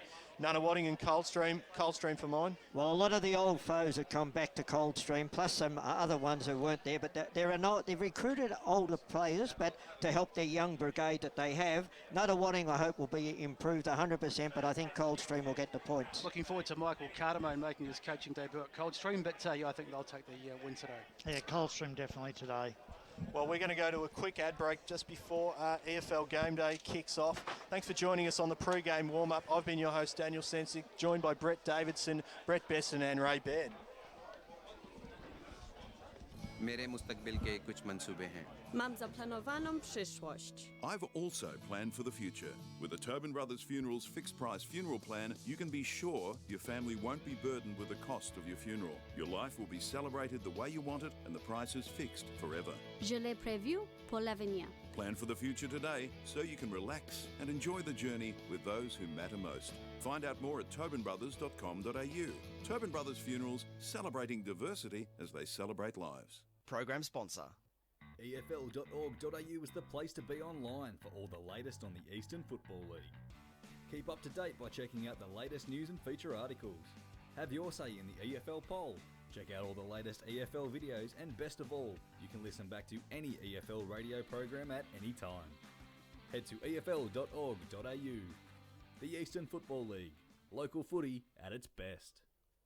Chiropedic Mattress Factory Direct for mattresses, bases, beds, electric beds, trundle beds, quality pillows, as well as custom-sized mattresses made to measure. Factory Direct locations around Melbourne and country Victoria. To keep up to date on the latest sales, fun facts and news, go to Facebook, search and like Chiropedic Mattress Factory Direct, and you'll join over 17,000 Facebook fans. Chiropedic Mattress Factory Direct. Buy direct from the factory and never pay retail prices again. Or shop online at chiropedic.net.au. Program sponsor. Never miss out on the latest information on the Eastern Football League through the league's social media channels. Live updates, information and scores through the league's Twitter account. The latest news and views on Facebook. Don't miss EFL Game Day or the Match Footage Hub on YouTube. And all those happy snaps on the league's Instagram account. Simply search Footy EFL. Up the Mitcham Tigers! Down the Burners! Let's go, Panthers! What a mark! Let's go, doggies! Tobin Brothers Funerals, serving all supporters in the Eastern Football League since 1934. Tobin Brothers Funerals, celebrating lives. Program sponsor. Hey, man. Yeah, man. I've got some weekend goals. Like what? First, wake up around lunchtime. Oh, yeah. Second, go into Pancake Parlour and get one of their traditional breakfasts because it's served till 5 p.m. every day. Oh, you gotta go to Pancake Parlour for your weekend goals. Yeah, what else? And then when I'm all full, Yeah, like in your belly. just sit on the couch and watch me team kick some winning goals. Bang! Goal! Oh, Pancake Parlour's weekend goals. Up and about and lovely. Program sponsor. Dave and his mates are flying to the Gold Coast to watch their team play the Suns. Do they B, pay too much for a taxi, C, hope for an airport rail link this century, or D, get a lift from a mate and hope for the best when they fly home? What about A for A1 Airport Parking? At A1 Airport Parking, get 2 days for $25, 3 days for $34, or get 7 days parking for just $69. And at just 5 minutes from the airport, they'll get you there in time for your flight and pick you up when you get home. Show your footy or sporting club membership anytime you park and get 10% off. A1airportparking.com.au. Program sponsor. Go live and local every Saturday for Pancake Parlour EFL Game Day. Can he bring the house down, Robbie? They go charging into Division 2. Stutter step, now sends it on its way. This one's going to go long. And straight through, Jeff. Pass. Gee, that was poetry in motion, to use the cliche. Braden Cross! Come at the moment, come at the man! EFL Game Day, 1 through to 6 Saturdays on 98.1 Radio Eastern. All thanks to the Pancake Parlour. Lovely. Welcome back to EFL Game Day here at Bayswater Oval for Division 1 football. Bayswater premiers last season in Division 2, having their first game back in the top division. They are hosting South Croydon. G'day and welcome for the first time. For myself, Gavin Casey, I'll be calling with Ben Warren-Smith, who we'll hear from in a moment. We'll go through our team and get some tips on today's game as the reserves continues to go on It's Bayswater leading the reserves, also premiers in Division 2 reserves. Bayswater 7-11-53, 14-point lead over South Croydon 6-3-39.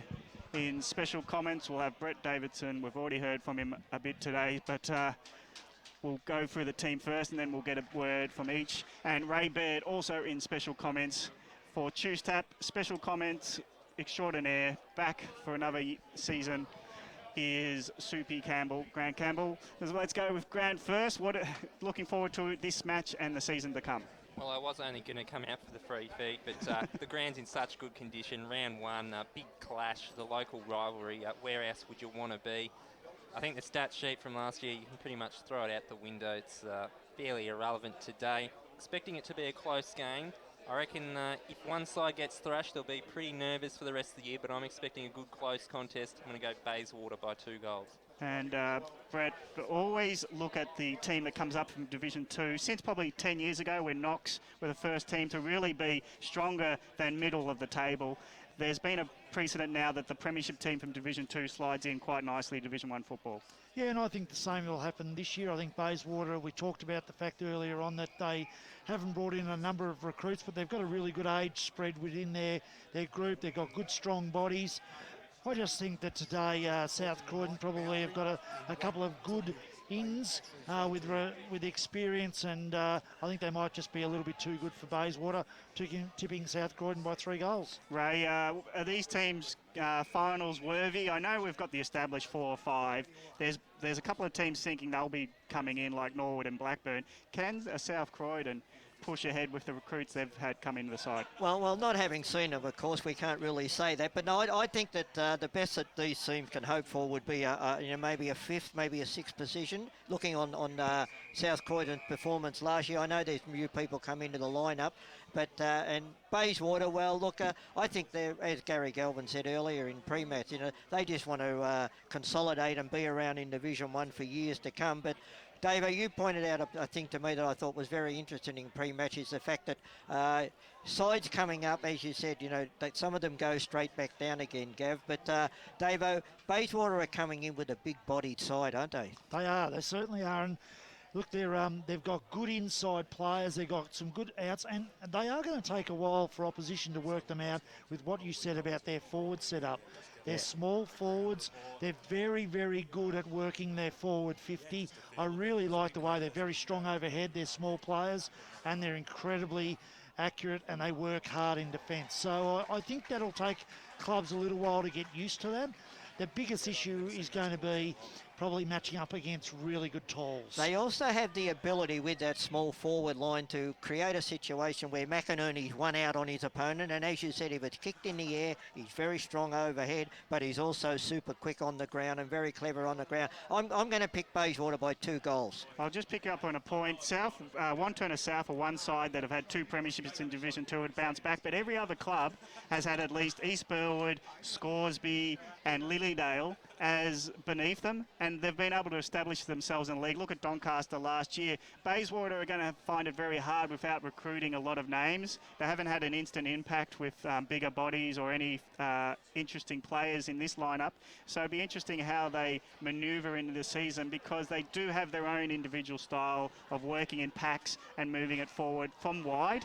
So that might be different from other opponents that they've seen previously. I think that they have a great belief in the fact that they can be competitive in Division 1, and as I said earlier, they have a great belief in their coach, Macca, and I think that's a huge bonus.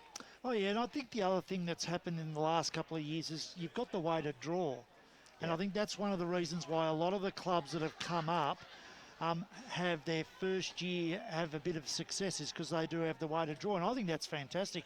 And you'll find that it's interesting, both these teams have got the way to draw this year. So, you're going to have a situation where, will they play finals? Well, I don't think either of them have got enough depth to play finals. I'm watching their reserves at the moment, and while it's not about a game of football, I haven't looked at anybody in this reserves team who you'd say, gee, you're a walk-up start if they get injuries. So I think depth is going to be an issue for both clubs, but while they can both get their best teams on the park for as long as they can, they're going to be very, very competitive. I spoke to Lee Adams just before, and he was talking about how disappointing the first 6 or 7 games was last year. With the seeded draw, yeah, it is head-to-head matchups of where you're going to finish at the end of the year. Happens early in the season for these clubs. If you don't beat the opponents early, you're going to be down in the relegation zone.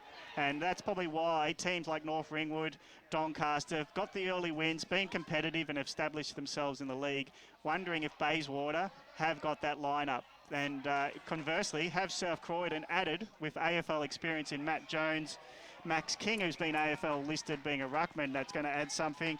I just think they are hopeful that they'll put themselves above some of these sides like Montrose, North Ringwood, East Ringwood and Bayswater and sort of push towards the 5. I just like the forward setup of Bayswater better than the forward setup of South Croydon. I just struggle to think where South Croydon's goals are going to come from. They rely heavily on Dan King and the midfielders to kick goals. I mean, if you go back a couple of seasons when Zippy King was in there, you could always put him down to 4 to 5, but he's not there anymore. And I just can't see where they're going to get enough goals today.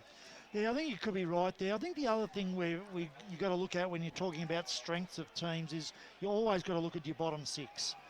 And, you know, how strong are the bottom 6 of these sides? Because when you're looking at the top group and you look at Baldwin's bottom 6 would walk into every other team's top 12 probably. Yeah.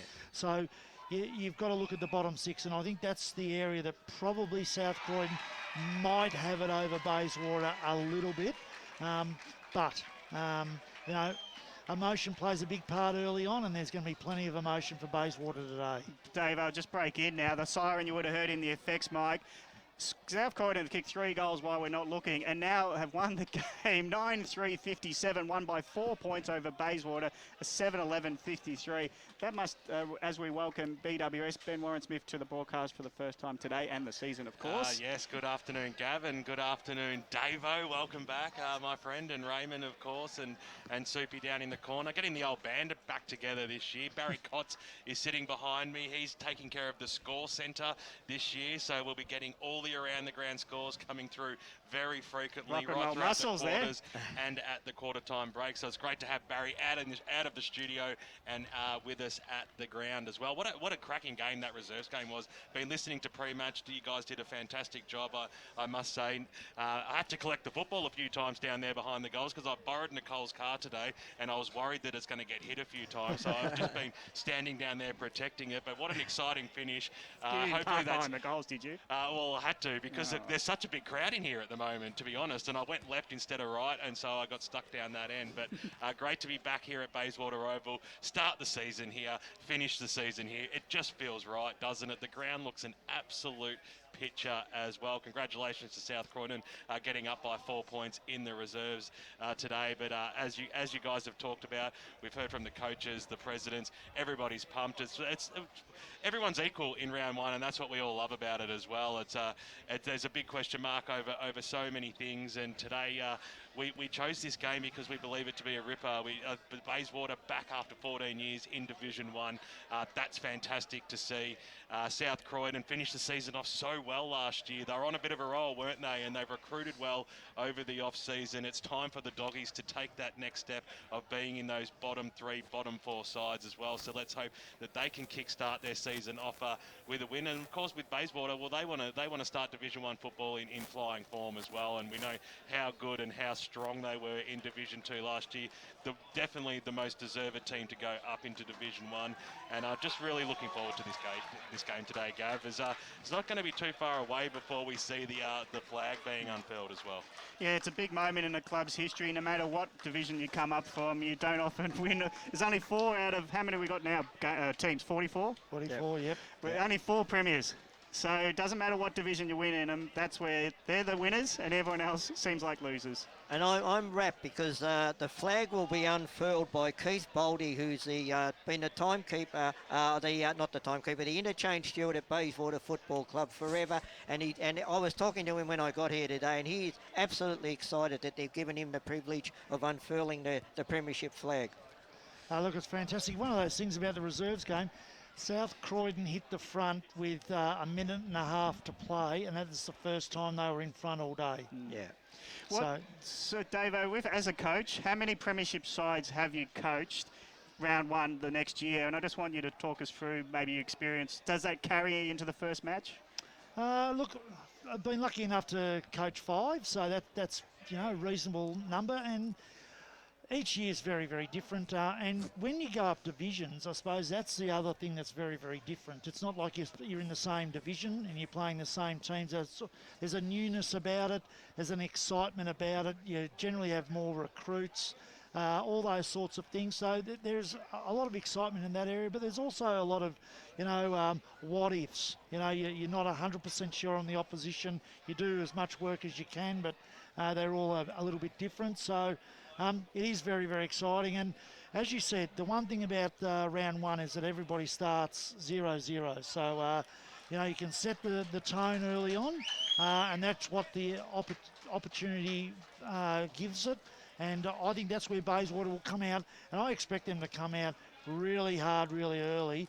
And as we watch them run out in the ground today, there is no way knowing that they're going to get pushed around. No, they're a big-bodied side, Davo, that's for sure. And I'm just absolutely rapt that Joel Galvin has finally got a chance to play in the top division. Yeah, he's looking good too. Got the zinc on the nose. He's ready to go, as are our boundary riders this afternoon. It's a perfect opportunity to cross down to them for the first time today, to Brett Beston and Tim Fitzsimmons. What's it like down there, guys? It looks an absolute picture. Boys, it's probably more akin to, I don't know, a bit of lawn bowls or cricket down here. It's beautiful conditions. It's about 26 degrees.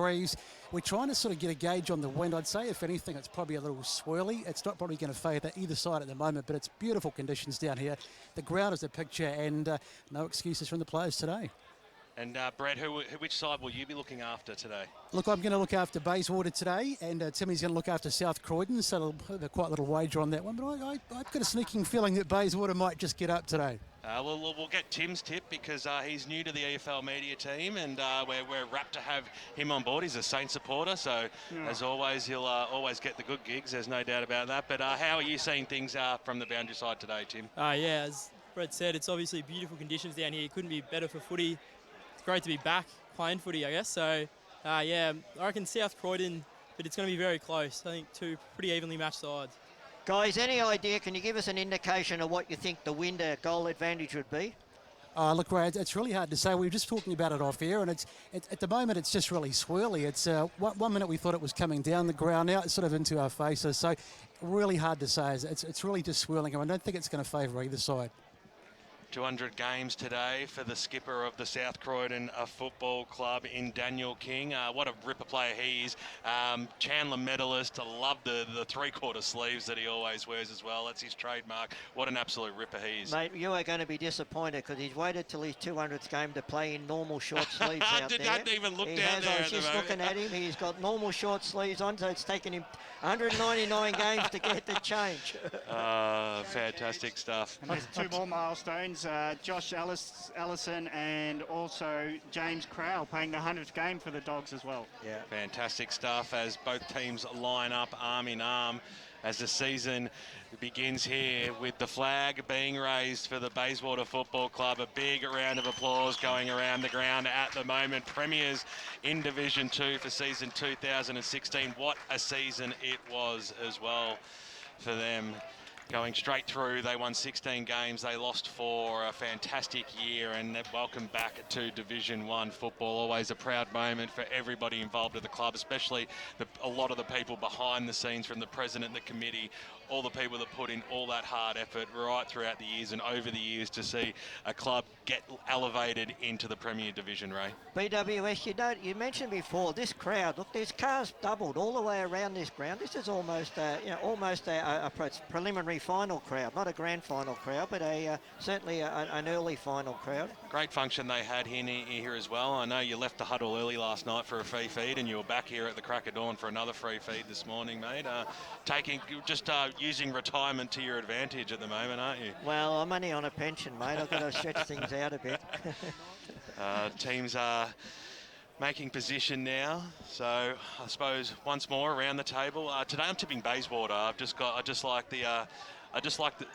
It's a really tough one, really. I'm going for the fact that they've just released the flag, unfurled it.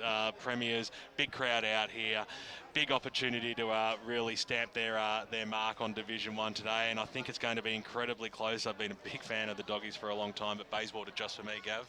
I'm going to go for the Dogs. They're established Division 1 side. Normally I would say Division 2 are ready for round 1, but I don't see they've injected any new players into the lineup, so Dogs by a close one. Bayswater by 2 goals.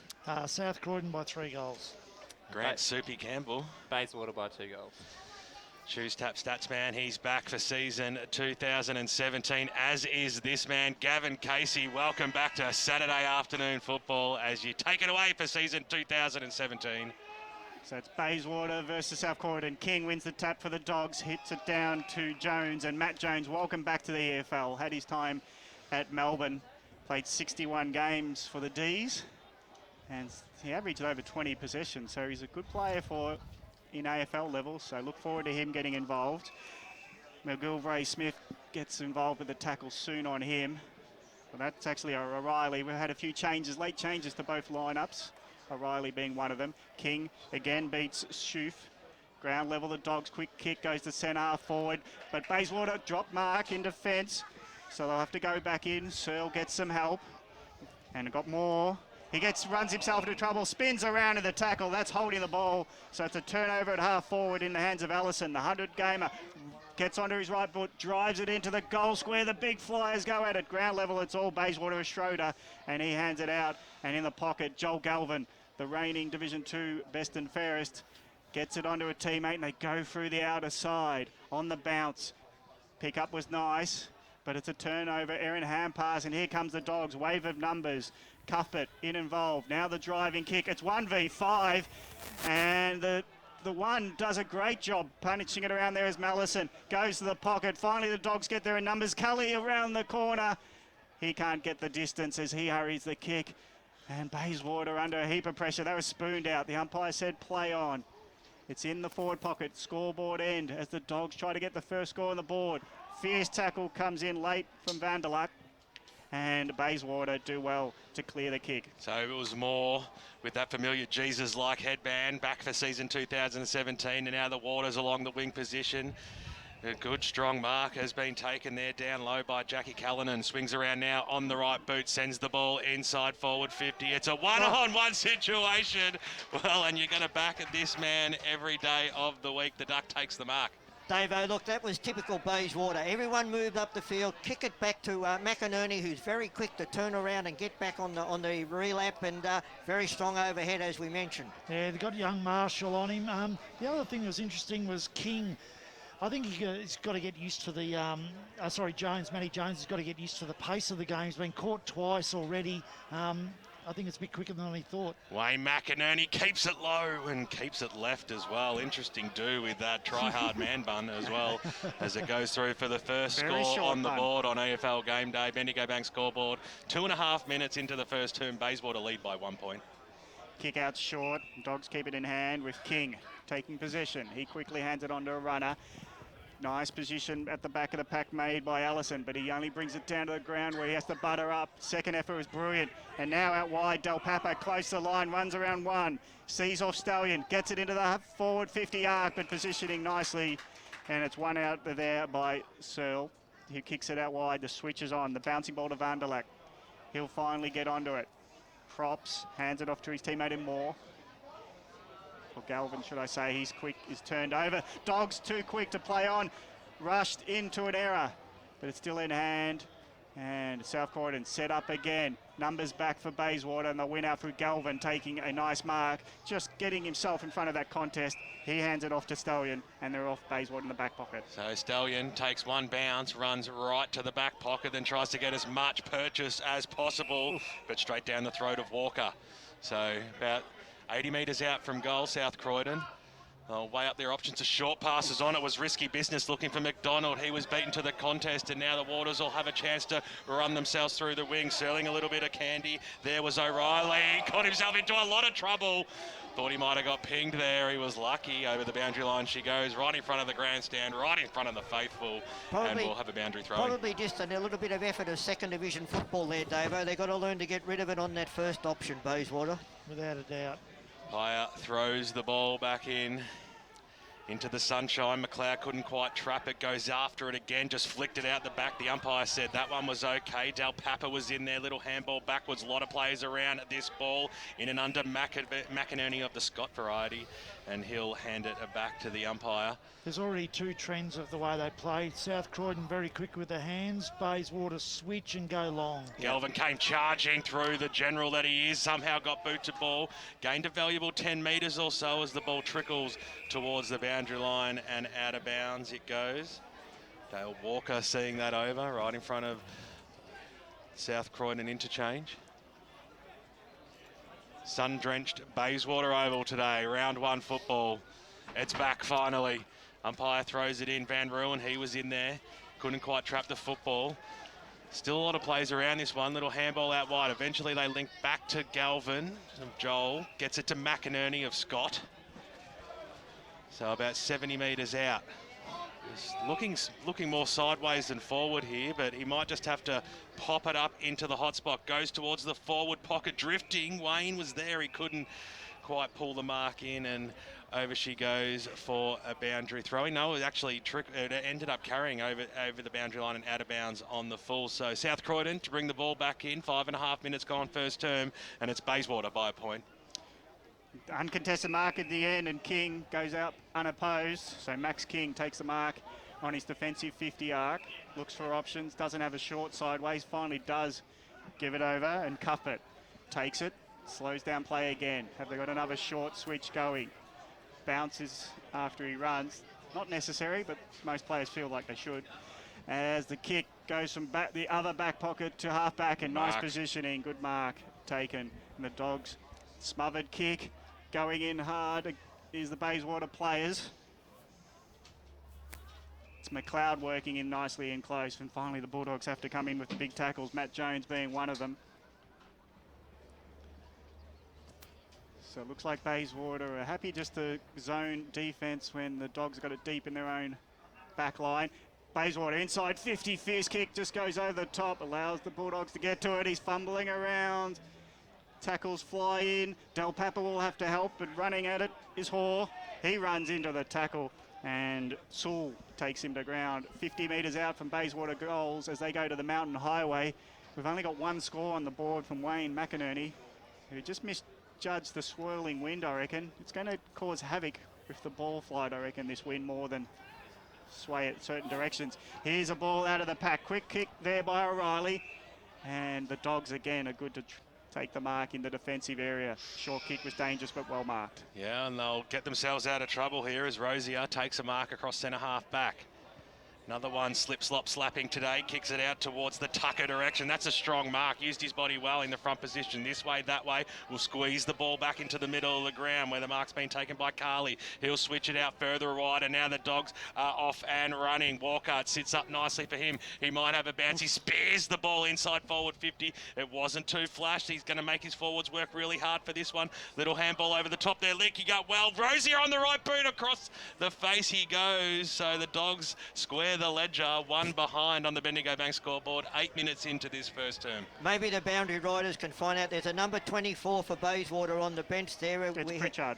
Pritchard, okay, thank you. We'll tell you the ins and outs soon, mate. Talk amongst yourselves. As the ball comes back in, Schroeder, short passes on, that's okay. McCluskey goes over the top there to McLeod. They're doing it in small bits and pieces here, risky business, but eventually linking up okay. Up towards the middle of the ground now.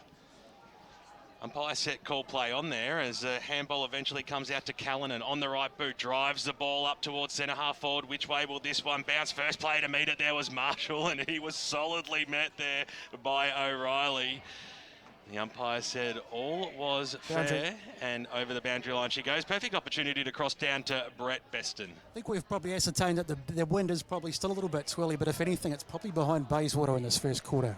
Sheath had the front spot. Dogs got the clearing kick up towards the wing position. Oh, well, a strong mark has been taken. Then a kick inside forward 50. That was just clever skills. And Zoma, he takes the mark about 50 metres out from goal. He just judged the flight of the ball nicely. Might be just beyond him here. So he goes for the target inside forward 50, and out in front was Josh Allison. Good, strong mark. Good play there by the Dogs.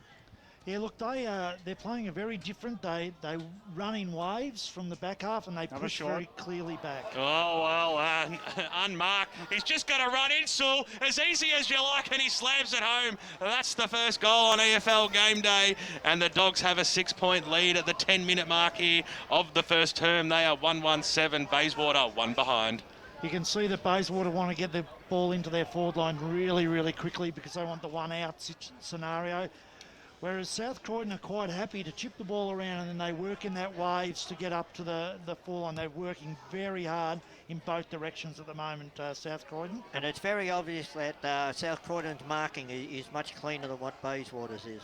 Yeah, Bayswater sponsored by Chiropedic Betting, their BWS, because they fell asleep. It's just ridiculous. No longer a sponsor this year, Chiropedic Betting. Oh, that's sad. I was looking forward to my free pillow. Back in the middle of Bayswater Oval, Rucks go at it, ground level, nicely done by Van Ruyen. Hand passes quickly to McLeod. McLeod tries to go inside 50, but again, it's marked by the Dogs in want. The former Eastern Line. Yep, he didn't want to be part of the Fair Park revolution, so he's joined South Croydon. And the outer side, Marshall working nicely with a teammate on the outer side. It's all Dogs close to the boundary line. And they'll just slow it down. Inside pass goes. Will make the Dogs work for it. It's turnover in shoes.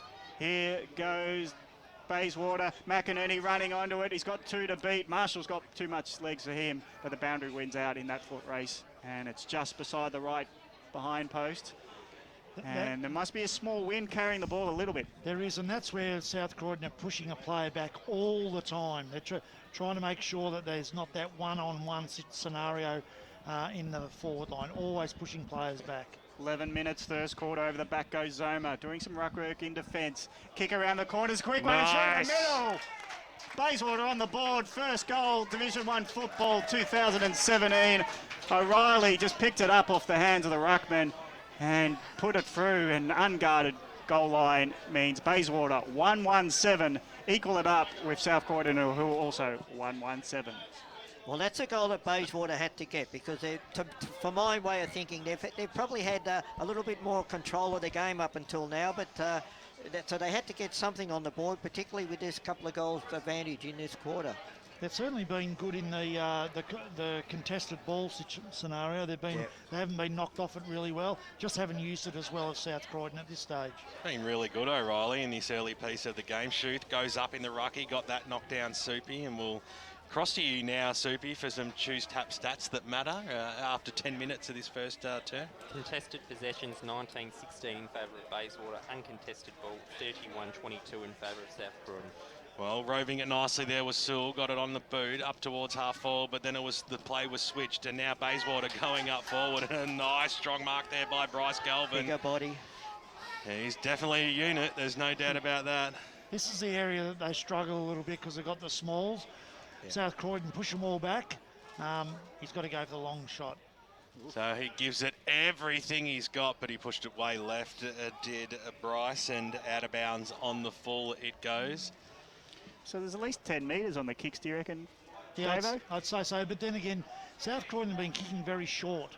Okay. They haven't been kicking long as yet, so we don't really know the strength of the kicking in. Dale Walker with the pill just coughed it up, and Anthony Van Ruyen was there to take the mark, and he's just almost been given a gimme here, about 35 metres out from goal, almost directly in front.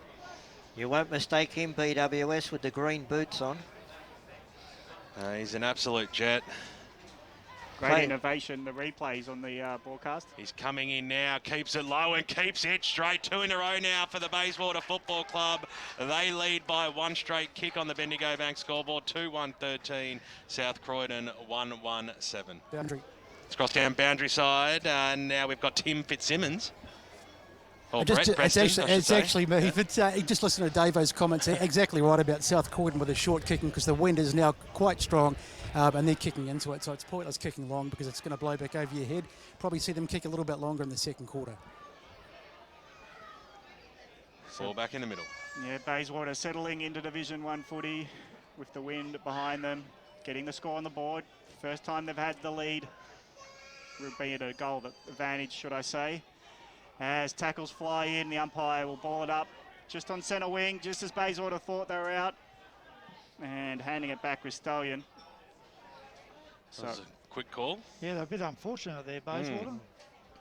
Tap one by Zoma. Ground level, just couldn't run with the passage was Jones. So the tackles fly in from Bayswater and they hold it up again, outer side. So 14.5 minutes gone. It's Bayswater 2-1-13 leading South Croydon 1-1-7 on the Bendigo Bank scoreboard. Now they're off to the races as it's Pritchard. Come into the lineup late, drives it long, nice mark too, grabs at it, Cullinan. And Cullinan Jack runs on to his right boot. Oh, here he Puts goes. it from 50, likes the length of it, but he's pulled the kick. and Definitely hit Nicole's car.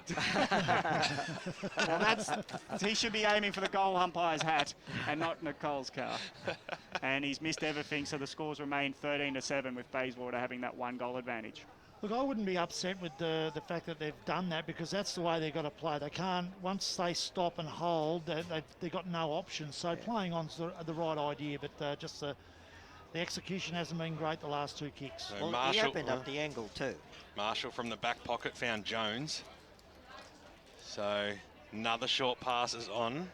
It's okay here from South Croydon using the far side in this first term. Bryce Galvin, he was there, couldn't pull the mark down, got the handball away, almost got dispossessed and threw it away.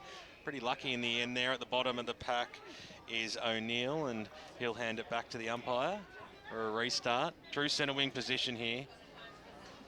Far side of Bayswater Oval. It's a 1-goal lead to the home side in Baysy as it comes out Van Ruin. Just a handball into no man's land, but he did gain about 10 metres, and linking up nicely out wide there was Reeves. Found Galvin. Handball over the top again. Callanan snaps around the body. It's right in the hot spot. McLeod was there, but standing strong in the front spot. James Crowell, hasn't he been a stalwart up back for South Croydon for a long time? Gets the kick out wide, so the Dogs will now use the grandstand side of Bayswater Oval, getting into the front spot. Beautiful mark there by Jakey Tucker. He'll swing around now on the right boot. Short passes on, that was neat. So they are hitting the targets with the short passes. Omer a long way out from goal here. He'll just pop it up towards centre half forward. It's a 2-on-2 situation here. Nicely done there by Schroeder. Little handball over the top, but stolen by Mallison. He got a trickle on it. Which way will this one bounce? That's going to go through. That is an absolute perler there by Robbie Mallison, and he puts through South Croydon's second goal. He squares the ledger once again. 17 minutes gone here in the first term out at Bayswater Oval. This is round 1 special at its best. Just talking about the way South Croydon deliver that ball into the wind. We noticed there one of the kicks right in front of us, they put a little bit higher in the air, and boy, didn't the wind pull it up, and that's why they marked it in front of the pack. I think the Moore contest is going to be a really interesting one, especially in this next quarter.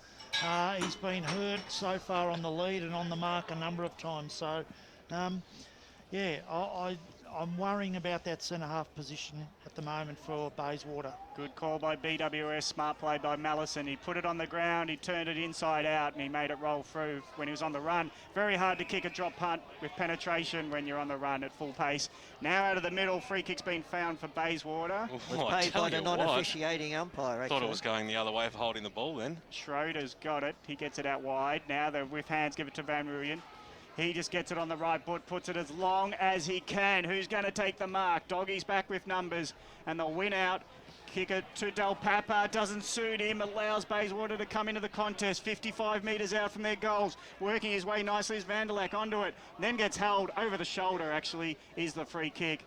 And Vanderlak was suited by the kick, but he made good of his front position and got the free kick to him.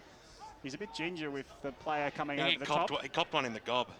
So he hands it off to his teammate, who will go through Galvin. Bryce Galvin goes long. Doesn't suit anyone in particular, and it rolls out over the pack and out of bounds. Left side of Bayswater's goals as they kick towards the Mountain Highway end. Boundary. Let's cross down boundary side. Is it Brett Preston there? Absolutely, because Vanderlak does look a little bit sick, boys, after taking that knock, but the runner came out to tend to him and he waved him away, so I think he's going to be okay. Bulldogs deep in the defence. The hand pass flies out from McDonald, and he's happy to see the boundary line save him in that occasion. I think Bayswater have got to change it up a little bit. It's become a bit too predictable bringing the ball in, and South Croydon have flooded back, and they're not getting the one-on-ones anymore. Croydon up by 7 points, 20 minutes into the first term against Doncaster East. And they've got to be careful.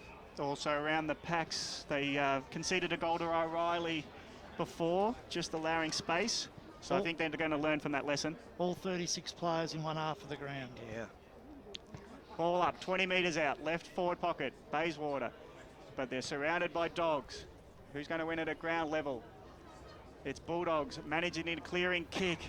2v1, man in front was taken in the back, and the Doggies at ground level work it nicely. And they've got some runners. Here's some pace, big pace, as off goes Jones. Jones from half-back gets it to half-forward. Now the numbers will open up, but the kick being pushed off the kick. Beautifully done there. And it's McCluskey who is the saving grace there. His kick's gone over the head. Oh, it's on the full. And Moore couldn't take it as the switch was on, and the wind just played tricks with it. And the Bulldogs will take the kick through Tucker. Tucker's got a short on, and he goes to Del Papa, 45 metres out, 45-degree angle. So the Doggies did nicely. Wasn't Jones, geez, he must have worked hard at Melbourne to get those extra yards of pace. I reckon this is too far for him, this kick. With into the wind, Del Papa looking for the length, puts it towards the goal line, 2 metres short. Flyers come in. Out the back of the pack, King brought it to Gowan, but it's all Bayswater on the last line. Their kick goes long with the wind. Maybe it suits McDonald, but he's got to beat a couple. Got to help in the teammate as well. And the Dogs close to the line, probably like to see it through Sewell, out of bounds, far forward, 50 metres out. I think the Bayswater coach will highlight the use of the football. I think in this quarter they've just overcooked it a number of times when they've had the opportunity, so just got to get that right. High throws it in, Schuth got the knockdown, charging through there was O'Neill. He was brought to ground by Van Ruin, and the umpire said, give it to me, boys. We'll have a bounce just outside the 50-metre arc here. 13 apiece, all a square. Let's hope it stays close for the afternoon. We've earmarked it as a cracker.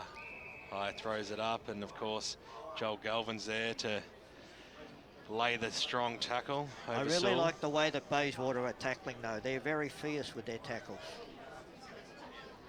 High to restart it again here. Oh, a little bit crude there, I think, by Groves. He's given away a free kick. He certainly has. So here's King. Wouldn't notice him without the sleeves. We've never seen the tops of his shoulders as he kicks the ball inside forward. 50 now, Bayswater. They had the numbers. Well done there by Hayden Schroeder. Always a player with courage. Went back into the pack and took it on his chest in the end. So he'll have the relieving kick out towards the wing position. He was trying to carry it to Callan, and in the end it just definitely fell short. So here's Del Papa, squeezed to kick inside forward 50, but nobody was home. The mark has been chopped off there by McCluskey for Bayswater. Switches it out wide, looking for Benny Searle, who's got a foot race there against Jason Want, who just wanted the boundary line. Tell you what, if we were talking AFL, that might have been called deliberate these days, but Want got what he wanted, pardon the pun, and over the boundary line it goes. Well, we're not left wanting for puns. Mine wasn't good, yours was worse, Gab. As it came, as the umpire throws it in, Gab McLeod. The Premier League of yours was punts. probably better. Yeah, Yours was probably better. well, I'll give you that one. I think I'm in the Premier League, mate. Fly throws it up now. Big Fly going after it, Sewell. He's had a good first term, really attacking the football, liking his game. Let's cross down a boundary side, and we're going to Tim Fitzsimmons this time. Yeah, you can just tell the wind's obviously playing a part in South Croydon's tactics here. They've got a couple set up behind the ball every stoppage around their half-forward line. Oh, crunching tackle there. It was a 2-on-1 situation, and holding the ball, and the free kick goes there to Schroeder. As it comes out now on the left boot, it goes up towards the wing position. Good mark out in front. Here's Callanan. Might have gone on the full, actually, yeah. Tried to disguise it as best he could, but it certainly did. Running up the fence. He had to get a pushback from the fence. Goes into the middle. King put his foot up. Which way? The umpire blew his whistle, then gave the advantage here. Allison's handball absolutely went nowhere. Picked up there by McLeod. He was dispossessed of the football. Galvin got the handball away. Bayswater might just get out of trouble yet as Reeves was brought down in a strong tackle. Finging. Umpire said holding the ball. So it's South Croydon's outside run at the moment. They're just giving a little bit of trouble to Bayswater. Bayswater being fantastic at the inside contest. As soon as the ball flicks out to the outside, South Croydon have got a little bit too much pace at the moment. Kick drops short of the intended distance, outside 50. And it's a punch out from Bayswater. I also think, David, that at Bayswater, kicking with the wind, they're going too wide too often. They need to change things up a bit. As you said before, they become predictable. But that's their pattern of play. That's what they You've want got a to change it premiership up of. sometimes. Yeah, I know they do, but it's hard to get out of your system, especially one that works. Here they go, outer wing, long driving ball. Bayswater in great possession. Mark at the back to McInerney. He's called to play on. Is he? No, he's told stop playing on because you paid the mark. I tell you what, that is incredibly stiff now. He gave the fend off and gave away a high tackle in the end, but effectively he did take the mark and the whistle didn't come quick enough, so I think he's pretty stiff there. What can the Dogs do to revive from this situation? Ball in the middle is now a hot football, picked up by Dan King, looping handball out wide. Here's Cuthbert, he'll wind up on the left boot, kick it up towards the half-forward line or thereabouts, getting down low and almost pulling it in there with Zoma. Got it back to Alpapa, little handball away to Sewell, snap around the body. That wasn't too crash shot.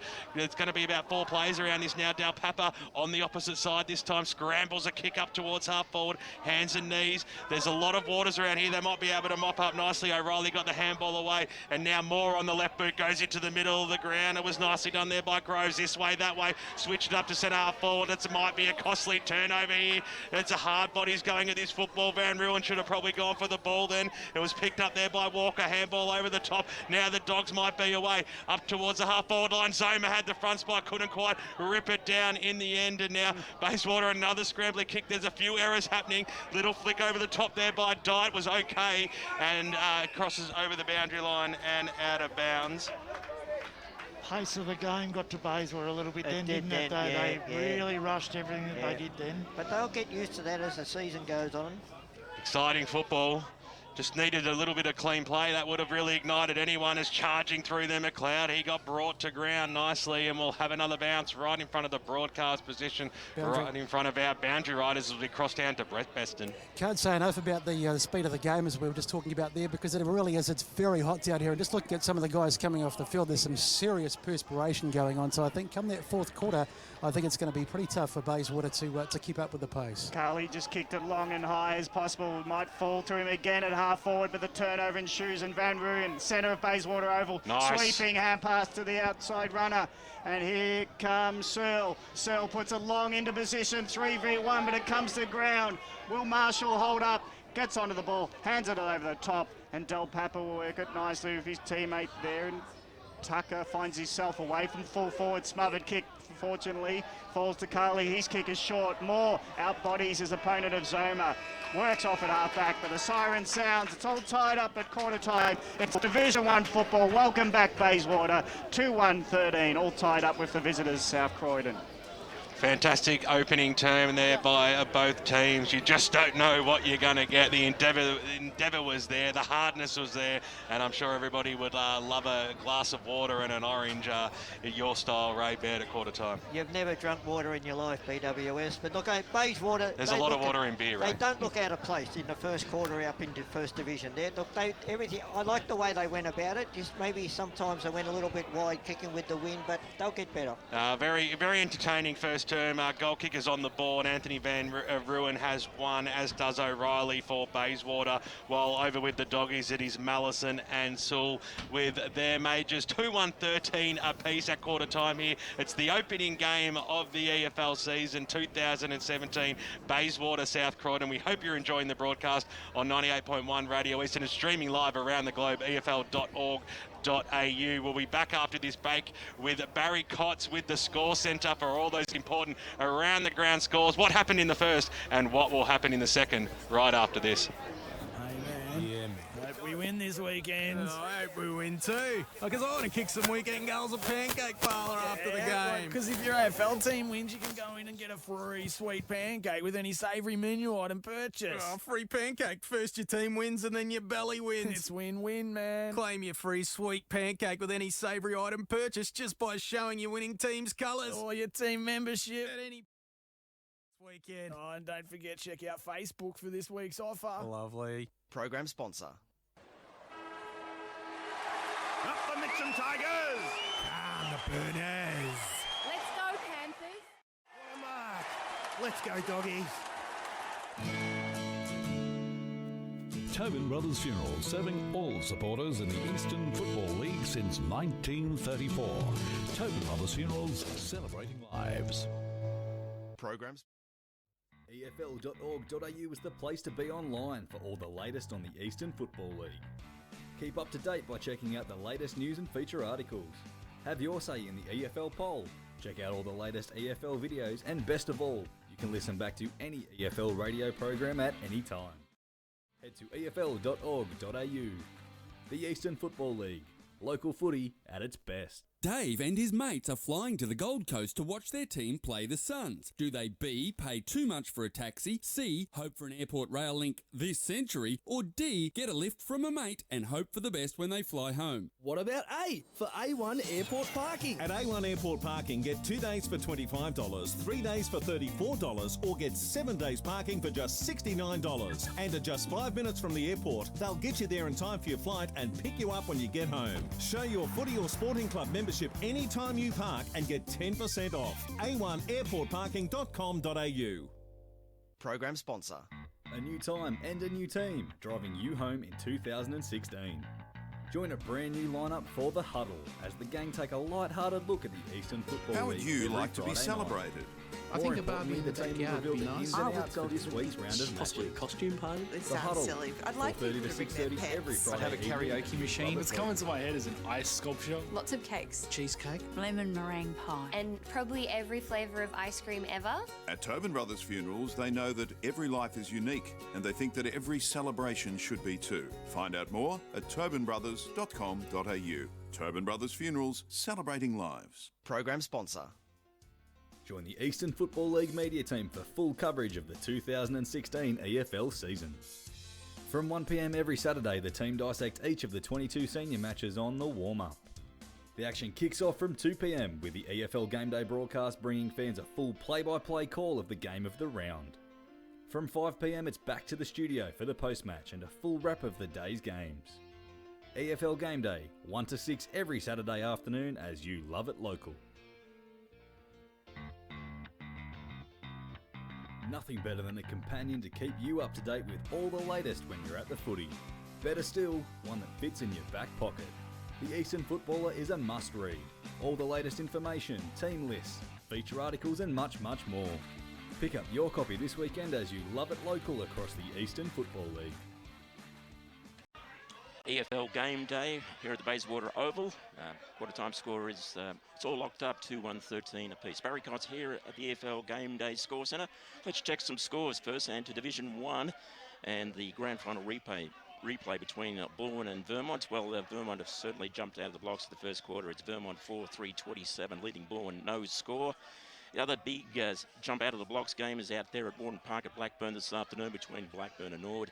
At quarter time, it's Blackburn way ahead, 8-4-52 to Nord, 1-2-8. Other games, Division 1, Montrose and Doncaster. And Montrose, Doncaster, 5-2-32 is leading Montrose, 4-3-27. Turning our attention to Division 2, and Croydon 2-5-17 is leading Doncaster East 2 goals straight, 12. Lillydale 1-4-10 is well and truly trailing Waverley Blues 5-1-31. And in Division 3, a score coming through is Heathmont 3 goals straight, 18 is leading Templestowe 2-1-13. And in Division 4, and a score, Forest Hills 4-3-27 is leading Fair Park. And if you're wondering who Fair Park is, well, they've changed the name this year. They were formerly known as the Eastern Lions. So Forest Hill 4-3-27 is leading Fair Park 1-1-7. The other games, White Horse Pioneers leading Glen Waverley Hawks. White Horse Pioneers 4-3-27 to Glen Waverley 2-1-13. And the other game with the score so far in Division 4, Surrey Park and Kilsyth. Kilsyth 5-3-33 is leading Surrey Park 4-1-25. That's the scores so far at the EFL Game Day scoreboard centre. And it's over to you, Soupy. What have we got, stats-wise? Looking at that first quarter, South Croydon had a lot more of the ball. They had 61 kicks to 43. Bayswater good in the contest. They won the clearances 11-8 and drew the contested possessions 41 apiece. But South Croydon with 20 more uncontested possessions, winning it 59-39. Inside 50s 12 apiece. But if South Croydon have around the 18 more kicks this quarter with the wind, I expect them to get to a few goal lead at half time. So I think Bayswater probably need to improve in that capacity if they're going to stay close in this quarter when they're kicking against the wind. And that wind is really gusty here, isn't it? Blowing, I think it's blowing, is it blowing northerly or southerly? It's certainly adding extra distance It is to the kick. indeed. So Some of those kicks are really 50-metre kicks, weren't they? Easily into the wind. So it'll be interesting to see how both sides play this quarter if they change their game style going in the opposite direction. Yes, and just to repeat the score, I got a score GWS and North Melbourne. It's GWS 6-11-47 leading North Melbourne 5-4-34, and we'll have some more scores. EFL Game Day Score Centre a little bit later on. Thank you, Barry Cotts. As we're back, just about to start the action, second term of this Division 1 Round 1 encounter at Bayswater Oval. It's Bayswater and South Croydon, 2-1-13 apiece. As we've made clear, it's Bayswater, when kicking to the Mountain Highway, had the advantage of a bit of a wind, but it is swirly, so it makes the judging the football around the grounds quite difficult. We'll see what South Croydon, how they set up. They seem to have a six-man forward line as the signal goes to start the ball, and King wins the tap for Bayswater, but at ground level it's McLeod working it backwards to Stallion, and Bayswater from halfback kick towards Dyte. Dyte on the bounce, gets past him, but he's got some running help, and Van Ruyen butters up from half forward, gets pushed as his kick and takes a bit off it, and South Croydon take a relieving mark, and a bit of attention on the mark means that there's a 25-metre penalty, so that's good relief for the Bulldogs as we'll go boundary side to boundary riders for the quarter time wrap. Yeah, I was just at South Croydon's huddle there, and we already saw their defensive mark inside the 50. Lee Adams is really happy with their setup behind the ball, and this quarter with the win, they're looking to really use them runners off half-back, outrun Bayswater this term. And just from the Bayswater huddle boys, Paul McCormack's pretty happy. He thinks they're winning the contested ball. He's really happy with that. But he says he wants them to do more with it, and he wants them to use the ball better rather than bombing it in long. Thanks to Brett Beston just there talking, and Tim Fitzsimmons before him, and the ball moved around the outer side again, and Bayswater have got the same colours in my head. Bayswater got it inside 50 once more. They're skirting around the boundary side again. Tackle flies in, Doggies dispossessed, but it's still with the Waters as they drive it into the forward pocket. Late fly comes in from McLeod, brings it to ground level where it's a contest for the ball. Kicks, flies out. Is it going to be Galvin? Bryce Galvin got taken out as he flew high at it. He feels aggrieved that he got taken high. The umpire said play on, so the pack of 20 did so. It's a ball up, 20 metres out. It's still with King. It taps it out of the back, but not to his advantage. His teammate McInerney works it, and the umpire flying kick there from the Bulldogs. I missed everything. I was looking away. Bulldogs had a flying shot and hit the front 2 minutes into their first term. Bring back BWS in the broadcast, and I didn't know what you're talking about then, BWS. I'm just letting you know that the Coke's on the table. Okay, and it's in a can. Yes. So the kick comes out now, goes in towards the middle of the ground. Big Maxi King couldn't quite pull the mark down, goes after it again. Little handball comes out. Bryce Galvin couldn't trap it. Now the Dogs quick kick up towards the half forward line. Charging at the football there was Tucker. King was there over the football as well. Over the top there, Schroeder. Little handball out there by McCluskey was good to the skipper in Galvin. Switches the ball out wide. This is promising. Here's Vanderlack. Couldn't quite trap the football. Another turnover happening here. Looping handball by Rosier. Goes out wide. It is picked up here by Walker. Gets a handball away, and now up towards the half forward line. Still not hitting the targets either side, and over the boundary line she goes for a boundary throw in. It just shows there, though, that if you don't hit your targets early and the handball went astray, then South Croydon can hurt you on that rebound. Yep. So Baysy just got to get that. They're getting their hands on the football well and moving it through well, but just that last kick is always hurting them. So King got the knockdown, still very close again. Galvin at the bottom of the pack. He was asking for a free, as was his opponent. They all were. But didn't want a bar of that one, so boundary throw in just inside the forward arc for South Croydon. Currently trailing by 1 point. It was well done there by King. Stole it out of the ruck. That is an absolute corker. No, he just missed it. I think he might have hit the post there. Grazed it on the way through. Well, that would have been one of the goals of the season if it had been the case. Just stole it and slammed it on the boot in the swing around from 45 out. I tell you what an effort. Got excited about that one. And all scores are level once again. Bit of a let off there for Bayswater. Short kick finds Stallion in the back pocket, so they really haven't progressed. The zone set up as the Dogs try to trap it in. King will get there first. The big man just drops it when it gets to his chest. Has to be the tackler, and that's Max King we're talking about, because Daniel King is about 3 foot shorter than him. They nearly played a 12-man zone inside the forward 50 then. That's how hard it was for Bayswater to get it out. And the Doggies go inside 50 again. Flying kick goes towards Tucker, and Tucker takes the mark on the chest. Right on the boundary line. He's looking to Looks like he wants to swing around here, yeah, Stevie Johnson-like. But he's got to get 10 metres these days. Is it 10 these days? But he's got now the umpire giving him the space to go onto his right boot. Arcs 2 metres in, he comes, puts it to the post inside, I reckon. That is a beautiful goal from the left boundary side, and Tucker gets his first for the season. He had 50 on the board last year. Now Doggies in round 1 lead by 6 points. And he's the worrying man for me. That's the Tucker Morse setup. He has been a real danger. Every time that ball's gone in the forward line or is pushed up, he's been a little bit too tall, a little bit too clean. So that's the one worry I've got in that structural lineup there for Bayswater at the moment. And you look at the two forward lines in comparison. You're looking down there now at that South Croydon. They're all talls. In the first quarter, you look down the Bayswater forward line. They're all short, and I think that if they're going to kick the ball a little bit longer than what Bayswater did, well, they're going to certainly outmark them down there in that forward 50. So the ball back in the middle here. King got the knockdown that time. Looping handball out wide. Sewell took it, got the handball away. That was good play. Walker linking up well there with Rosier. Up towards the half forward line. Swinging around on the left there is Mallison. Inside forward 50 or thereabouts. Carley takes it 55 out from goal. A sloppy looking kick right up to the top of the goal line there. But Bayswater will have the numbers. Handball over the top found Schuth. He went out wide. Here Searle got dumping kick. He's out of bounds on the full, but I think he copped one as he kicked it, so it will come back. A bit silly, really, because he was just driving it to the boundary. So downfield free kick. So Bryce Galvin.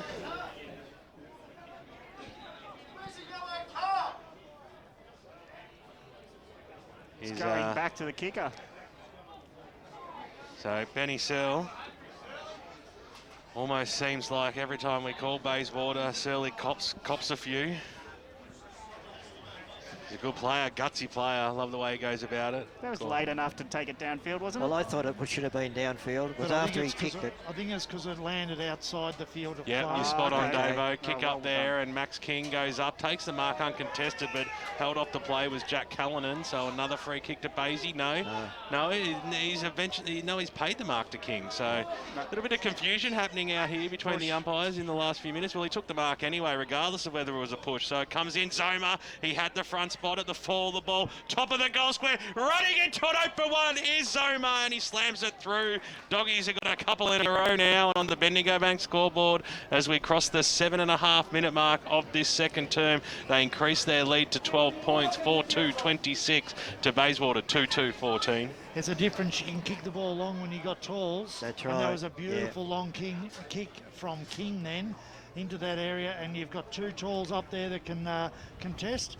Oh, it's a worry. I think it's a worry for Bayswater. I think that Bayswater, they just got to go back to short passing out of defence, keep the ball low rather than trying to get distance. Ball up, King versus Schoof. King always gets over the top of Schoof, wins the tap forward. Bayswater mids holding on Dan King off the ball there. And the advantage is paid. It goes down ground through O'Neill. O'Neill gets it out wide, but Jones couldn't keep it inside the boundary line. And it's half forward for the Bulldogs. So it's just when they're scrapping for possession, they're giving away free kicks in the stoppages, Bayswater, lately. Yeah, they need things to run for them at the moment, and everything's kind of like going against them. So they just need to steady it a little bit. Schoof tries to pull King out of the way, but King bounces to his feet first, tries to get a hand pass forward. It's now inside 50. Tackle from Coughlin. Now at ground level, it's Jones. Jones runs into an open goal. Welcome back to the kennel.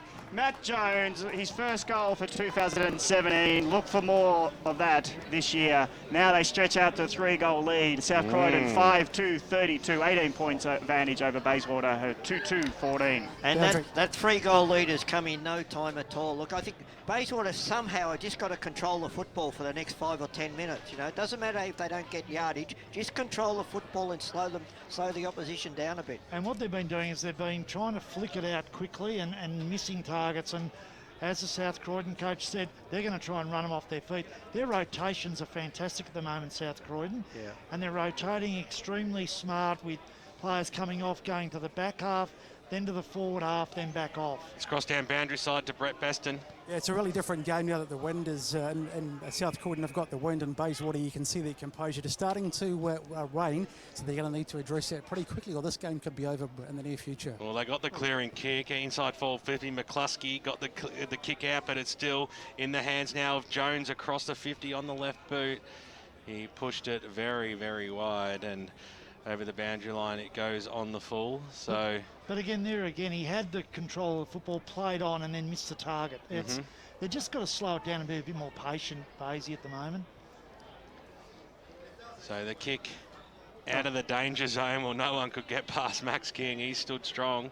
He's had a good game. He's won a lot of knockouts as well, and covering a lot of ground and covering a lot of distance. With that kick, it goes all the way. What an absolute monster that was from the big man, Maxi King.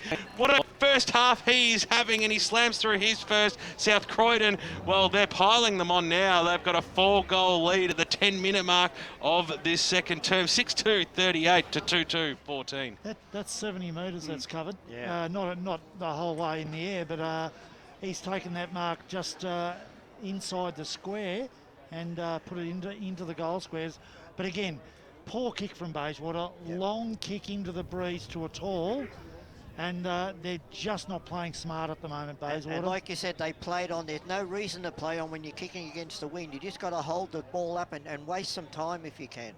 But Zoma and Max King, they know that if they keep them in front position, they're the ones who can mark the ball in the contest with the ball dropping short. Ground level Van Ruyen wins the centre clearance, drives it inside 50. It's a lot of doggies numbers around it, but it might be a 3 grabber. No paid mark to Bayswater, and it spills to ground with the umpire say, give it to me.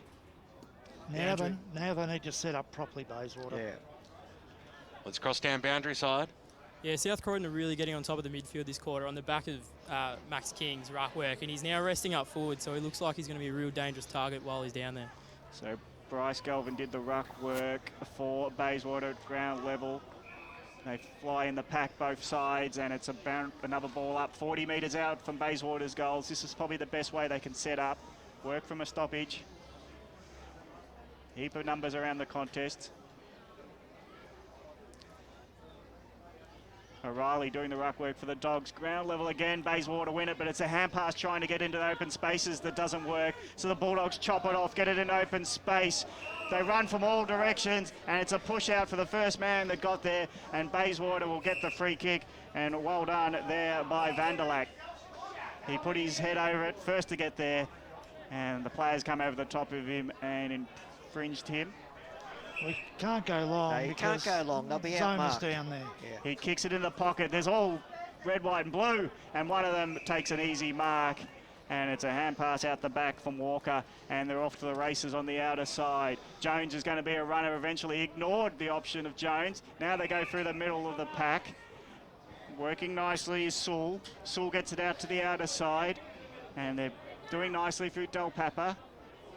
Incoming, nearly marked there by King, but it's been chopped off by his teammate, and they get it into the goal area, and Max King does everything. He rucks, he goes forward, and it was Cuthbert who delivered it, and King takes the mark on the chest with metres clear.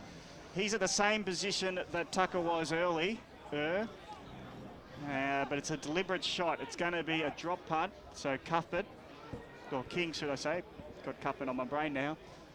So it's King. Right foot, cute angle, puts it over the left post, but it just moves a little bit too left from there, and it's a minus score. 6-4-40, 26-point advantage over Bayswater, 2-2-14, and nearly a coast-to-coast goal. 7 great pieces of individual play there with their run and spread. So, you know, this is the thing. Bayswater had it in their forward line and missed a simple handball, and away it went. So they've just got to be, we've talked about it a lot, they've got to control it when they've got it and be a bit more patient. They're just really, they're trying to create something out of nothing at the moment. So Jess Moore. 18-man zone. They've got a good disposal about him usually. Plays onto himself and then wobbles it up towards the half-back line. They've got the numbers at the fall here. Vanderlack got the handball away. Strong tackle there by Sewell. He did well, got to release the football. Snap around the body by Mallison, and he puts through his second goal of the afternoon. Well, he had no time to get boot to ball there, but he just had the awareness and where the goals were, and he put it through the big sticks. And South Croydon, well, they are well and truly in control of this game now in the second term. We've gone halfway, 14 and a half minutes gone on the Bendigo Bank scoreboard. 7-3. 45 to Bayswater 2-2-14. It's all doggies this quarter. That was purely the zone then, wasn't it? It was the zone. They squeezed them out of it. That's right. Squeezed them out of it. It's crossed down boundary side to Brett Beston. We talked about it at quarter time. Paul McCormack was calling for more composure from Bayswater, but they've been anything but composed. And of course, as we've just mentioned, the zone is just absolutely killing them in this quarter. Back into the middle of Bayswater Oval. Galvin. Bryce wins a hand pass forward. Trying to get onto it was O'Reilly, but the turnover ensues from the Dogs' pressure. They've got numbers to burst out through Zoma. Nice. Zoma hands it off to a running teammate in Cuthbert. Cuthbert drives it into the position where King punching late. Good defence. Well done by Galvin. This time it was Mitch Galvin in the last line. King had his name written all over it, and a late punch comes in from Galvin. David, how pleasing is it to a coach when you've got a guy like Zoma just runs through the middle of them and spreads them everywhere? Their run has been very good this quarter, South Croydon. Bryce Galvin do the rucking versus, and over the top goes King. He had a foot in extra height over him, and it pushes towards the boundary line where the players see it over again. 20 metres around from the right behind post, where South Croydon have added 5 goals in the first 16 minutes of this second term, to stretch out to a 31-point lead. Quick kick out of the pack, just to the right. And Doggies now 32 points in the lead. 46 plays 14 on the Bendigo Bank scoreboard. I think every team's going to be looking at Max King and thinking, how are we going to stop him? Because he's got everything. Yeah. He goes forward, he rucks well, he's mobile, and he's got a great hoof on him as well. Moore kicked it in. McInerney of the Scott variety took it in the back half, kick out towards the Searle direction. He's given away a free kick for a bit of a push there, so a little bit Tiggy Touchwood, but out on the full, I think. Umpire was right on the mark. Out on the full, was it, Soupy? I thought it was a push. Getting the thumbs up from Leroy Green.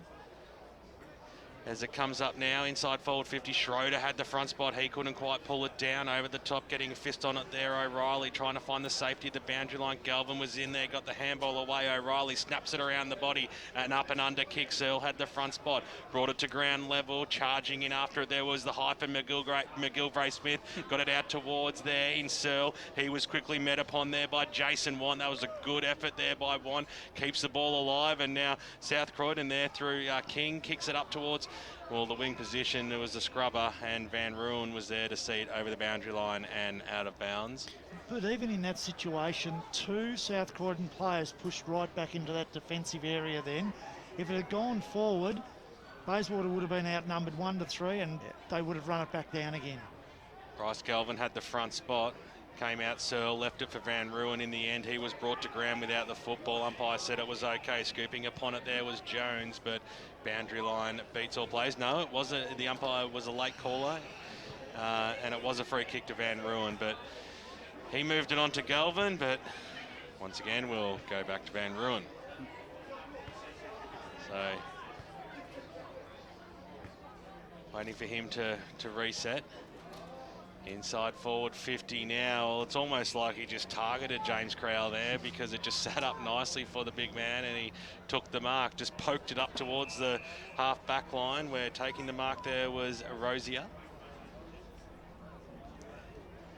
He's happy to take his time as well. They're using the wind to their advantage this quarter. Good mark there by Jess Moore with the flight of the football. Goes back and takes a strong mark on the left boot. Switches it into the middle of the ground. Schroeder on the right boot. Squeeze to kick. They've just got to hit targets moving forward now, Bayswater. That's where they've fallen down in this quarter. Take it slow, but at least hit the target as they go inside 50 now, up towards the forward pocket. It probably wasn't the highest percentage of play, looking for Callan, and over the top of him it goes. Lots of dogs around as we go to Grant Campbell, thanks to Choose Tap Match Stats. Inside 50s in the second quarter, 11-6 in favour of South Croydon, and their win, the clearance is 9-5. Trailing by 32 points.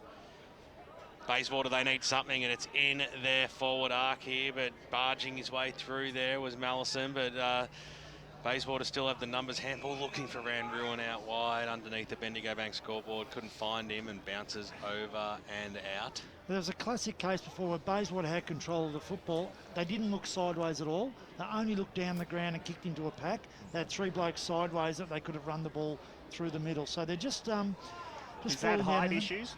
No, I think it's more the fact of a little bit of confidence at the moment. They've gone into not panic mode, but gone into their shell a bit. But they have gone into their shell, definitely. 2 stoppages in a row. This time Dan King at the fall of the ball, just got boot to ball, and he did everything he needed to. Dan King, the superstar, 200-game player today. Congratulations to him again, and over it goes. Gained a valuable 30 metres there. So when you're playing an opposition that's too tall and too quick, you've got to control the ball. That's right. Control the ball, deny them the football, you know, and they're not doing that at the moment. Oh. So Schuth versus King at the fall of ball. Here comes the doggies inside forward 50 looking for Zomer. He couldn't quite get it. Schroeder, little handball back to Moore. He's going to chip it over the top. This is handy. He's Stallion. He needs to get rid of it quickly. What a sensational run down by Paddy Rosier. And he's been absolutely pinged. And Rosier will be able to have a shot on goal here. He's about 45 metres out. Not the biggest kicker in the team, but I think with the wind behind him, he should be able to make the distance from here. I don't blame him, though, because he looked upfield and there was nobody there. There was 3 opposition players, so he had to go back inboard, and obviously he got caught out. But what a chase down, though. It was absolutely scintillating. He's been quite impressive, Rosier. Yeah. So Rosier comes in now to make it 6 in a row for the Dogs, and he's squeezed in a behind. So on the Bendigo Bank scoreboard, time on here in the second term, 21 minutes gone, and it is all South Croydon here in the second term. They lead by 33 points, 75-47 to Bayswater 2-2-14. Does he get the added advantage of having a brother that you could easily confuse him with? Yes. Gets double the possessions every time, both of them. Now the hand pass comes out as the Dogs lock it up at half forward. They get it to centre half forward with the numbers, and here he goes, Jones from 45 metres out, pushes it to the right. And I was gushing earlier as he dashed out of the pack at the middle of the ground, and I'm gushing now as he rushes towards goal, but he missed. Again, it's that zone. They just can't get it out. No. Now they've got it and control it. But have a look at that zone. It's kept its shape the whole time. Look, the shape hasn't changed. He could have switched, but he's got to be aware of it. They're not looking sideways at all. Bayswater try to clear the 60 metres out. This time they rove the drop mark from South Croydon, but the kick goes to 2-on-1, and the 2 through Marshall will win the day. As the Dogs, they've got the switch on. One short pass, it hits the target, opens up through Del Papa. It's sent half back. Here's the runner on wing. It's Jones. Matty Jones has time to drop the mark, gets onto his right foot, puts it nicely in position for Coughlin. Coughlin gets under the left. He's going for his teammate at full forward, but beautifully positioning was Moore, and he need to save the day. And one other can save the day for Bayswater. It's Galvin. One bounce goes Joel. Long 30-metre hand pass instead of a kick, but he puts his teammate under pressure because that's where the zone's set up. Here go the Dogs from 55. Unload a long kick. Just misses was King. So that was from 50, and suddenly it was a shot at goal. It was, but again, they had control of the football and they played on Bayswater and tried to rush. Where they'd looked down the ground and would have seen that South Croydon had pushed the zone back. So just missed the right, and the Doggies have a 35-point lead. McCluskey got it from Moore, back to Moore. So kicks it up towards the wing position, using his body there, O'Reilly. He gave a little bit of a shove, and it was quite evident. So disappointed asking the question, but it certainly was a free kick to Robbie Mallison, who's kicked 2 cracking goals in this first half. Wind around now on the left boot, sends the ball inside forward 50. Ooh. Galvin at the fuller ball, copped one over the shoulder or copped one on the scone. Either way, it's a high free kick. Reversal. Oh, pushes all over the place. Sorry to break in there. No, I'd explain it, Gav. Dog's got a turnover because Sewell's just been pushed over. He was standing about 2 metres off the ball, and Bayswater player, I'm not sure who did it, but he just shoved Sewell onto the ground. And if they're fair dinkum about it, which is fine, that's exactly what they should have done. But then that player then got put on his behind, so they should have just pulled it up. Luckily for him. Sewell's already kicked one, and just bark it down for a second there for Sewell. The Dogs have kicked 6 in a row in this second term. They are absolutely destroying Bayswater at the moment. They cannot putting a foot wrong. They're using the breeze to their advantage. They're riding the confidence bandwagon as we speak. Bendigo Bank scoreboard, 24 and a half minutes gone in this second term. 8-7-55 to Bayswater, 2-2-14. Bayswater haven't scored in this second term. No, 1 point. 1 point they have. But they've had a lot of the football. You have a look, I reckon they've had 40% of the football for the quarter so far, but they haven't used it, and as we said, they haven't tried to control the game.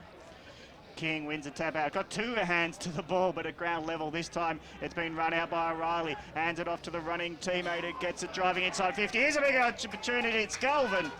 And Bryce Galvin, who's kicked 30 goals last year, is going to try for his first for 2017. That's a quick ball out of the middle. O'Reilly, strong body, gets it over the running player in McGilvray Smith and drives it to Galvin, who had body position to stand tall 30 metres out. So it's wonder how many centre clearances they've won this quarter, Supu. We'll wait for that answer after this kick from Galvin. Left flank, not much of an angle. Right boot, puts it to the right post and just gets it inside. And that's a relief for the Bayswater faithful. It's now Bayswater 3-2-20, trailing by 35 points late in the second term. The visitors, South Croydon, are 8-7-55. Centre clearances have been okay for Bayswater. South Croydon only leading at 4-3. Overall clearances for the quarter 11-7 in favour of the Bulldogs. Inside 50 camp 16-7 is probably the most telling stat for the quarter. So boys, in special comments, that was a good breakaway that time. Yeah, well, they got the ball out of the middle, and when the kick was very controlled kick, and Bryce Galvin, well, he's gone back and done the job. Ball back in the middle now. Can Bayswater get on some sort of a roll? It doesn't look that way. As a look away handball found Cuthbert. Hasn't he been good? Trusty left foot inside forward 50. Umpire's blown his whistle. It'll be a free kick to Jess Moore. He's really standing up, Jess Moore, in this. They're getting hammered down in the back line, but he's been one of the players to stand up as he kicks it out wide to O'Reilly. Ray? Yeah, I was going to say in the AFL that would have gone to the free kick to the forward rather than the full back. Luckily, we're not watching AFL. Vanderlark got the handball back away. Handball over the top now. McLeod just kicks it up towards the half-forward line. It was a 2-on-1 situation. Fantastic smother coming in. No fear, Groves. And over the boundary line it goes, right in front of the Bayswater faithful. How's the effects mic on that one? To have Giggles back on board in season 2017. Pye throws it in. Dan King, as always, at the fall of the ball. We'll hand it back to the umpire.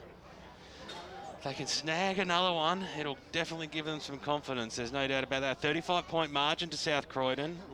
Deep into this second term. Little handball over the top. This is looking more promising. Here's Hall up towards the half-forward line. He didn't mean it, but it doesn't matter. Groves takes a mark. He's 55 out. He's got players aplenty inside. Gives it to McLeod. McLeod puts it through. Fantastic play there by Bayswater. They did it in bits and pieces, but that's 2 in a row for them now. And on the Bendigo Bank scoreboard, as we cross the 27.5-minute mark of this second term, they move to 4-2-26, back under 5-goal margin.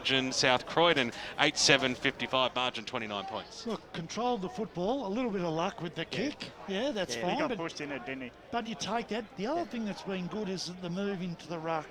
Shoot's gone into the ruck, and at least he's been able to compete in the air, because that's where the South Croydon have just been able to get their hands on the football all the time. King wins it down. Jones sharks it from the centre circle. He just kicks it as long as he can. Inside 50, Daniel King drops it to the ground. The umpire says he held his opponent trying to get to the ball. And it's a free kick going to Schroeder, who was in good body position as King tried to get in front of him. So the switch is on, and it goes over the head of Mitch Galvin, and even the switches, the short passes aren't working. Well, it wasn't a good switch, because even if he'd have got it, you look upfield, he had nothing to go to. It's no good switching if there's nothing upfield. You know, it's got to look at the second and third option after you switch. So set up now for the Dogs as they trap the ball inside the forward 50. Normally a goal comes from such a setup, because this kick for Moore has to be good. As he rove the ball, that's good. That's good vision. He found his short there in Groves.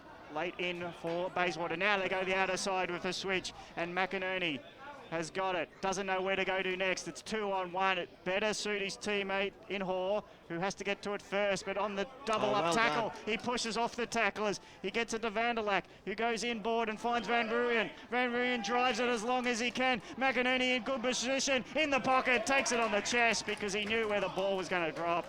And McInerney, scoreboard pocket, right side of Bayswater Oval. He's going to try to put them within a sniff, which they haven't been for a while. It was even at quarter time. Doggies have got 6 goals this quarter. The Bayswater fight back late in this term as we tick towards 30 minutes gone, second term. Wayne McInerney from the pocket doesn't make the umpire move at all. He said, thanks very much. That's a goal. Well done, Wayne. Wayne McInerney puts his first goal on the day. He had 58 last year. Such an important player for Bayswater. Yes, that was fantastic play out there because they were outnumbered. They won it, but they controlled the football again, and that was the key to it. I really like the fact that they've been a little bit smarter with some of their structures and setups. They've still got to be careful not to just play on and kick wildly. Because South Croydon are pushing players back, and we could see them covering it.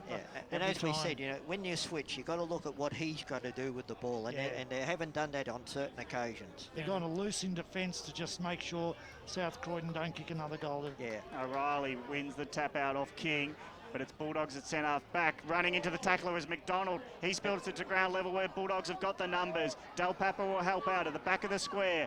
He uses a teammate just to get it out wider. Grandstand side, nice leading effort there. And Mark on the lead by Rosier.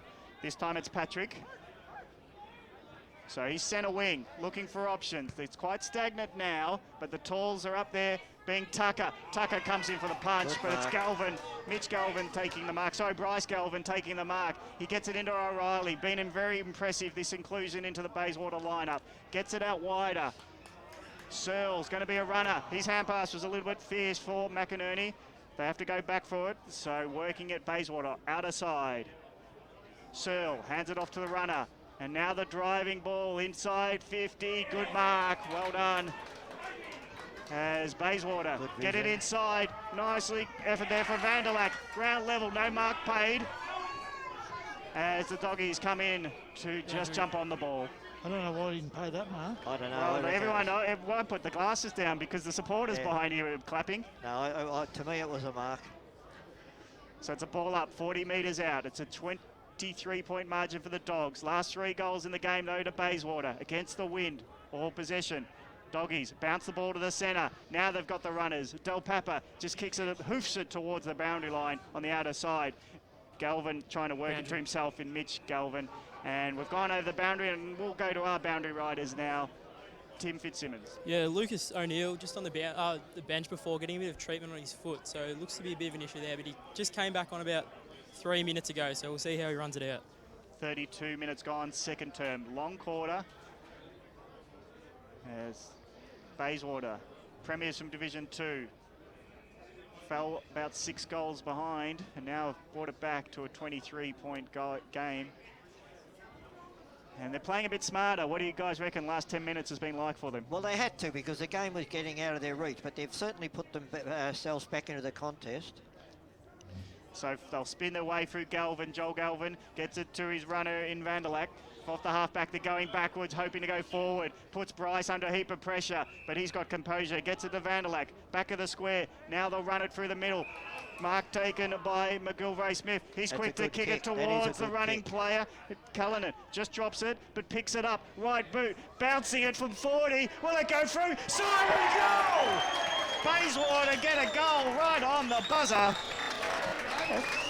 And Cullinan, just a hopeful ball from 45 metres, 45-degree angle, put it to the goal square and it rolls in. Bayswater close the gap. Half time, Bayswater 6-2-38. South Croydon 8-7-55. And I'll just quick comments before we wrap up on the goals. Davo, football is a game of momentum, and when you've got the momentum, you've got to score. And in the last 5-6 minutes of that quarter, Bayswater gained momentum, they played smarter football, and they hit the scoreboard. And that's because they got their hands on the football a little bit better in the middle then. They started to win the clearances. They got some nice clearance handballs. I thought Galvin going back, his 2 or 3 touches with the football really set him up, so I thought that was And also he got a goal as well late in that quarter. Yeah, so I thought that was better. Look, I think South Croydon went to sleep, to be honest. I think they thought they were 6 goals up. It was going pretty easy, and they went to sleep, and they've just allowed Bayswater to scrap their way through, but now it's all square because in some ways they've got the win. If they can use the breeze this quarter, who knows what'll happen. So let's just cap before we go to our half-time break. It's Bayswater back in Division 1, 14 years without Division 1 football, but they're back. Bayswater 6-2-38, trailing South Croydon 8-7-55. Goal kickers for Bayswater, Van Ruyen, McLeod, McInerney, Wayne McInerney, Jack Cullinan on the siren, Bryce Galvin and Craig O'Reilly. For the visitors, Mallison has kicked 2, Max King and the Rucks kicked 1, Tucker, Jones, Sewell has also kicked 2, as well as Zoma adding 1 for their 8 goals. We'll go to a break and then we'll come back for a half-time show. So just repeating the scoreline here at Bayswater Oval. It's Bayswater trailing by 17. South Croydon 8-7-55. Bayswater 6-2-38. Keep it locked on 98.1 Radio Eastern. Hey, man. Yeah, man. Hope we win this weekend. I hope we win too. Because I want to kick some weekend goals at Pancake Parlour after the game. Because if your AFL team wins, you can go in and get a free sweet pancake with any savoury menu item purchase. Oh, free pancake. First your team wins and then your belly wins. It's win-win, man. Claim your free sweet pancake with any savoury item purchase just by showing your winning team's colours. Or your team membership. At any Pancake Parlour this weekend. Oh, and don't forget, check out Facebook for this week's offer. Lovely. Program sponsor. And his mates are flying to the Gold Coast to watch their team play the Suns. Do they B, pay too much for a taxi, C, hope for an airport rail link this century, or D, get a lift from a mate and hope for the best when they fly home? What about A, for A1 Air? Get 2 days for $25, 3 days for $34, or get 7 days parking for just $69. And at just 5 minutes from the airport, they'll get you there in time for your flight and pick you up when you get home. Show your footy or sporting club membership anytime you park and get 10% off. a1airportparking.com.au. Program sponsor. Bigger and better in season 2016, Netball EFL is back. The fastest growing competition in the eastern suburbs continues to expand. It's the fast-paced action every Friday night across multiple venues. For more information or to get involved, head to efl.org.au. Up the Mitcham Tigers! Let's go, Panthers. What a mark! Let's go, doggies. Tobin Brothers Funerals, serving all supporters in the Eastern Football League since 1934. Tobin Brothers Funerals, celebrating lives. Program sponsor.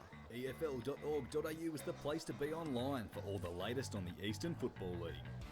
Keep up to date by checking out the latest news and feature articles. Have your say in the EFL poll. All the latest EFL videos, and best of all, you can listen back to any EFL radio program at any time. Head to EFL.org.au. The Eastern Football League. Local footy at its best. How would you...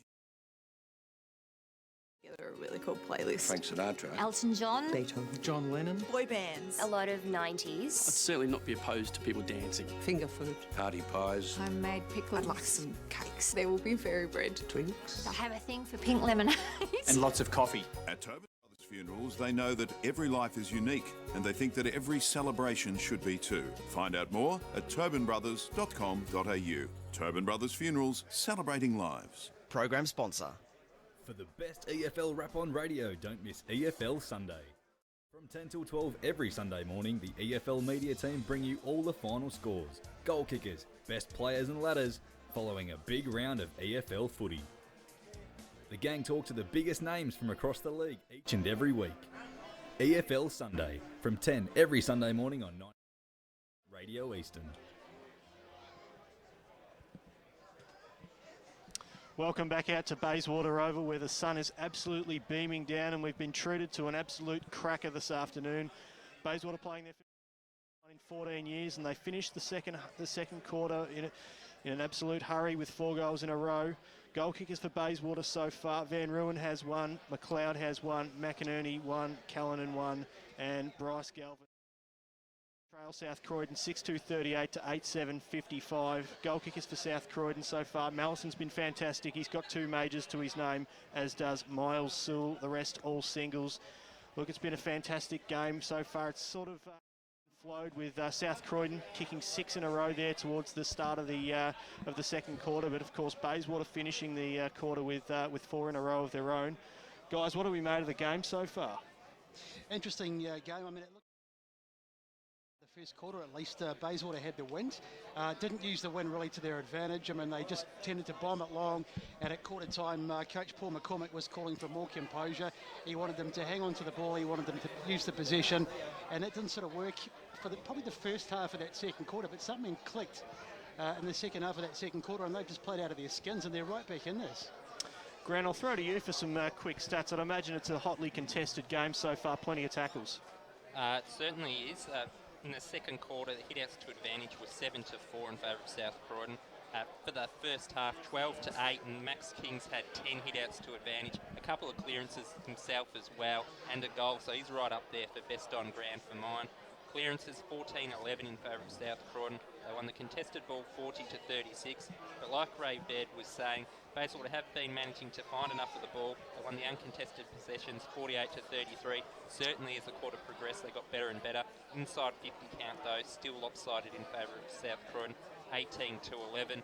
And for mine, I've really liked the game more in defence for Bayswater. Sewell in the midfield, and King's hit-outs, the advantage they give South Croydon is enormous because his midfielders can rove to him, so they're sort of more meaningful, whereas for Bayswater, they're almost expecting to lose their hit-out.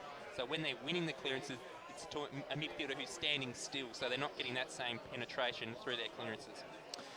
Well, it's a hotly contested game so far, but one man who needs no introduction is Barry Kotz, who's joined us around the grounds this year with the Score Centre. It's a brand new initiative that you've brought on this year, and you're doing an absolutely fantastic job of it, mate. It's great to see you out of the studio. Thanks very much. It's nice to be at this end of the microphone for a change of being in a studio, but it's very pleasant day. A very gusty day, I noticed there. Teams have taken advantage early in the game. I noticed that I suspect the breeze has dropped off a little bit, so probably a bit more accurate, more direct football in this game here. Plenty of rippers going on around all 4 divisions in the Eastern Football League. There certainly is, and some scores. We'll start off with Division 1, and the big game today is Bourne and Vermont. A bit of a grudge match, the grand final replay, all that. 2 sides that don't like each other. Yes, you could say that in probably very subtle terms, maybe. But at half-time, well, it's Vermont 6-6-42, leading Bourne 3-3-21. Well, we might just throw out to Wayne Brasher, who is out there covering the Bourne and Vermont clash. Brash, are you there, mate? Yes, g'day guys, welcome back. Brash, it's a huge game out there today. The grand final rematch. As a staunch Vermont man, you'd be happy with the way the game's gone so far. 21-point leaders over the Tigers. Yeah, Vermont 6-6-42, Bourne 3-3-28. Major goal kicker on the ground, Kirby McConnell with 2. Actually, it's a really good contest. Vermont look a lot fitter than what they did last year, winning a lot of contested and uncontested football around the ground, controlling the midfield, opened up with a 5-goal breeze in the first quarter, kicked their 5 goals. Probably should have had another 2 in the second quarter. They were against the breeze, defensively dropped the player back, but they've really been able to put Bourne right under the hammer. Bourne unable to get their running game going, and they're turning over the ball constantly.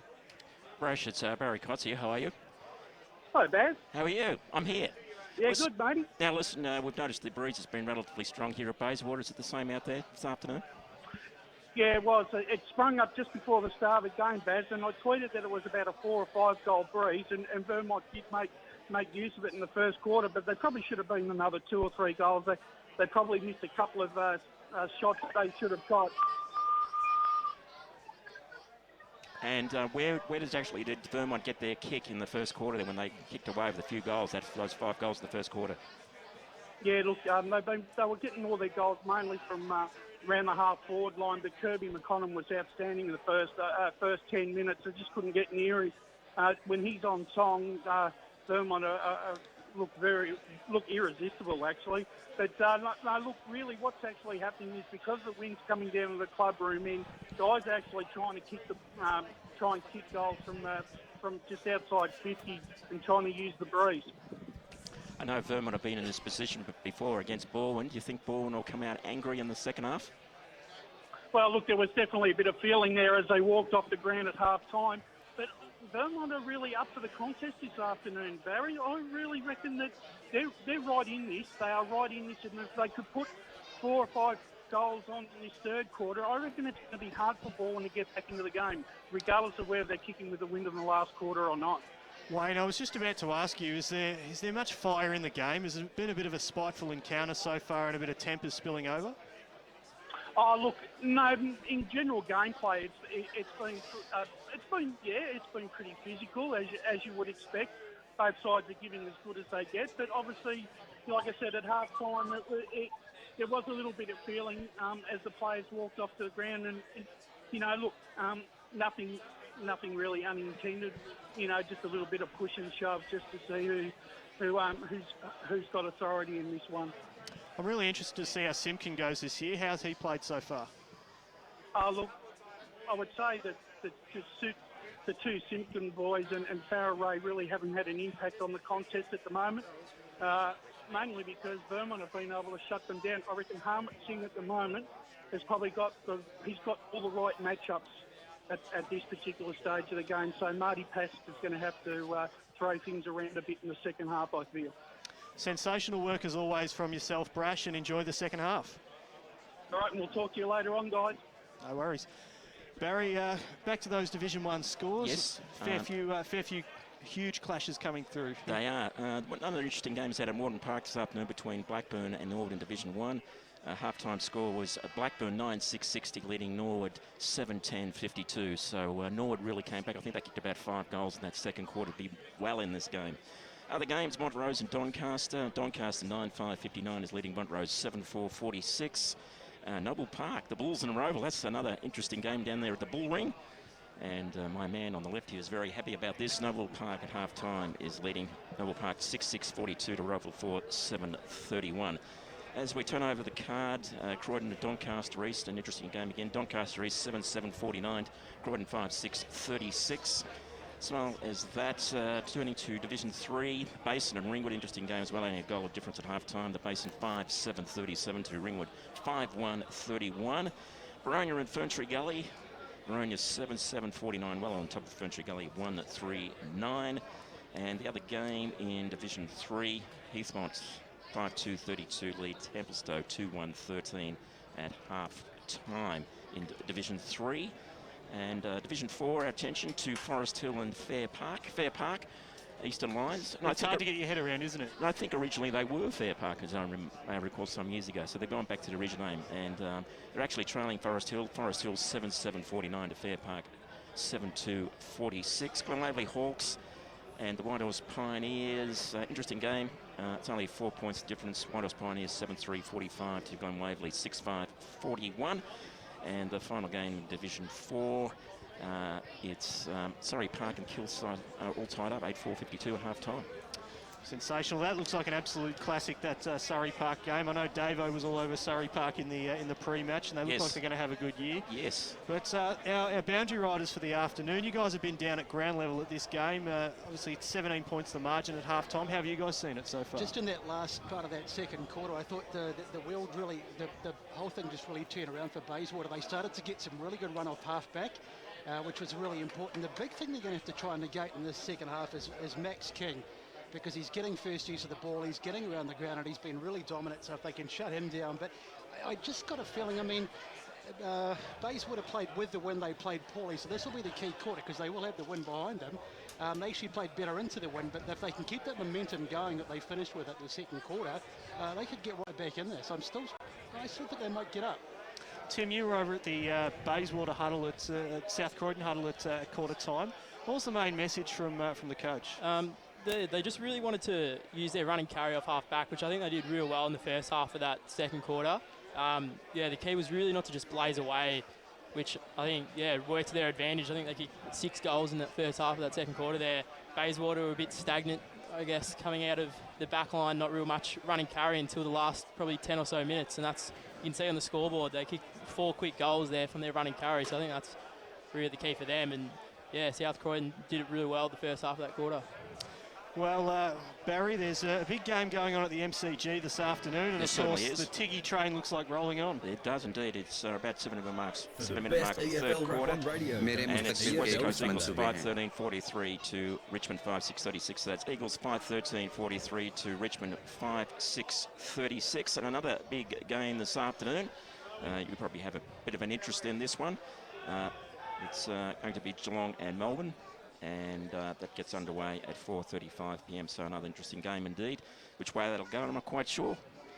Cats easily. Cats easily. I think so too. And mate. the other game, North Melbourne and GWS. It's the 28-minute mark of the third quarter, and it's GWS 9-15-69 to North Melbourne 8-6-54. So a 15-point lead to GWS coming up to three-quarter time.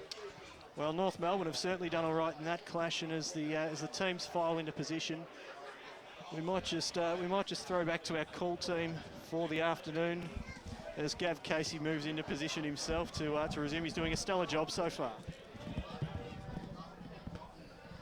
Thanks to Daniel and the team. Great half-time, a wrap-up of all the scores around the league. And the players are back on the field at Bayswater Oval. And what was going to be a bit of a lesson for the new boys in Division 1 has turned around late with 4 goals in the last 8 to 10 minutes, has closed this game up to a 17-point margin. And we'll get our special comments to bring us back with Bayswater 17 points trailing South Croydon. Brett Davidson, what's the status of the game now? Oh, look, I think it evened up a fair bit in that last 10 minutes. And we talked about the fact that Bayswater started to control the football, and that's what they needed to do.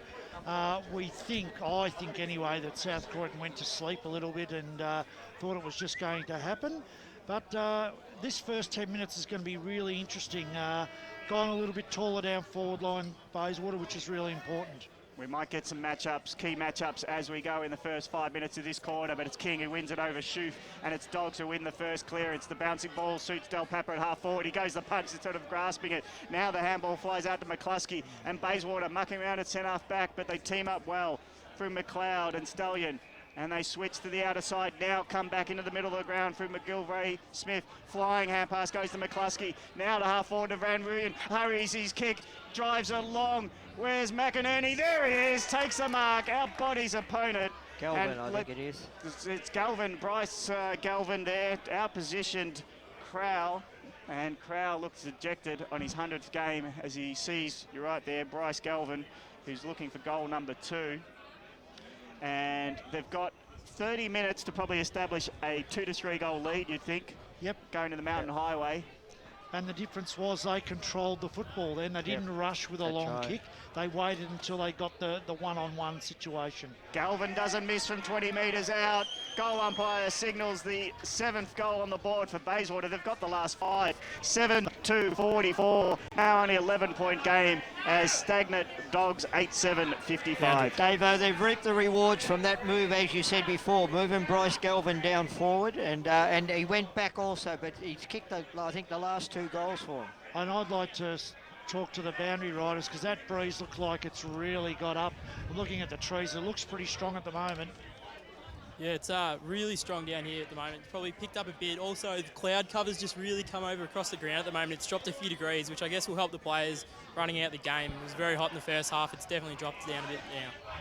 Great stuff. Tim Fitzsimmons there on the boundary line as the Dogs go forward now. King got a little boot looking out for his teammate there in Dal Papa. Palmed it down nicely. King went after it again. He dropped the pill. Should have been pinged up. I said play on as the Waters go forward this time through Vanderlack up towards the half-forward line, but the kick went straight down the throat there of his opponent in Eric Stone. Goes backwards. That's okay, Marshall. Wants to switch the play.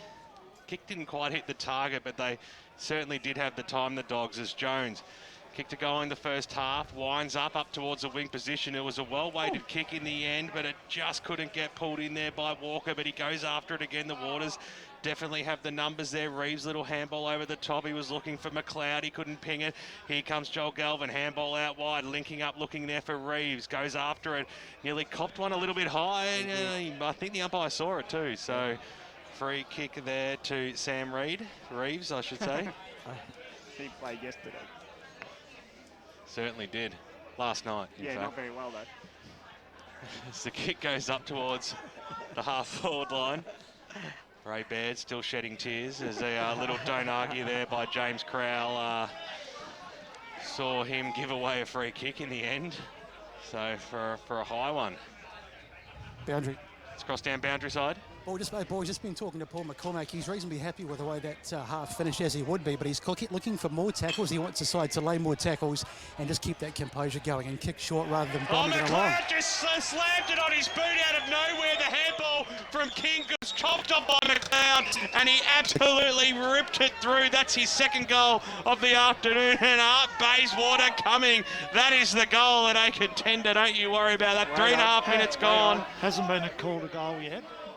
Goal line conference. Oh, it's got to be a goal. You've got to give the two-finger salute and listen to the crowd get around that one. Eventually, it is paid, and Bayswater well and truly back within this game. 5 points is the margin. 8-7-55 South Croydon to 8-2-50 Bayswater. Fantastic. What a fantastic goal. A 6-goal turnaround. What do you believe it is? The lifting and the better controlled play of Bayswater, or do you think that South Croydon are going to sleep a bit? Oh no, I think Bayswater, especially this quarter, they've got their hands on the football. They haven't kicked it long, quickly into the forward line, held it up a little bit more, waited until they got the right mix-ups there. This is the worry though. They've got that's 3 clearances in a row that I think South Croydon have had in the middle in this quarter.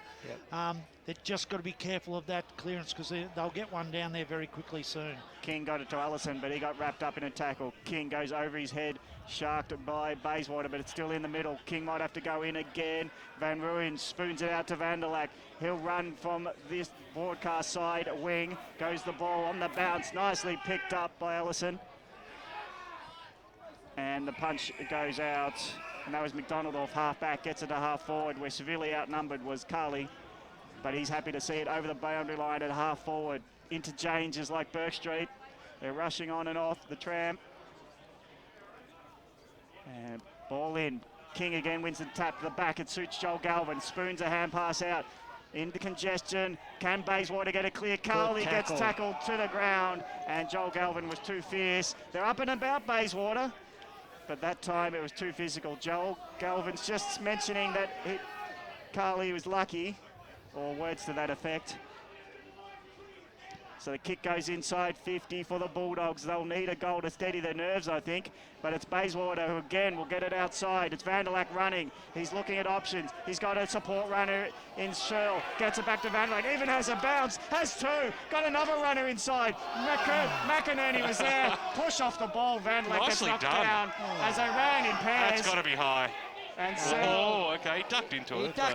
He ducked into it. I'll tell you what, though. But I thought the one should have been after the guy got rid of the ball. Yeah, Vanderlack got taken down as he was going to do support running to McInerney. And McInerney tried to get it on the outside to him, but he was on his backside. Oh, nice. Here comes the tackles. Bayswater are back in town. And Joe Galwood, here comes the fight. It's more than just fight in terms of application. Their fair dinkum is a dust-up. On the boundary line they are. Joel Galvin picks up the ball and says, I'll have a free kick. I don't think the umpire even gave him a free kick. He just said, I'll have it. And he's got a short on. And this is a fierce encounter now.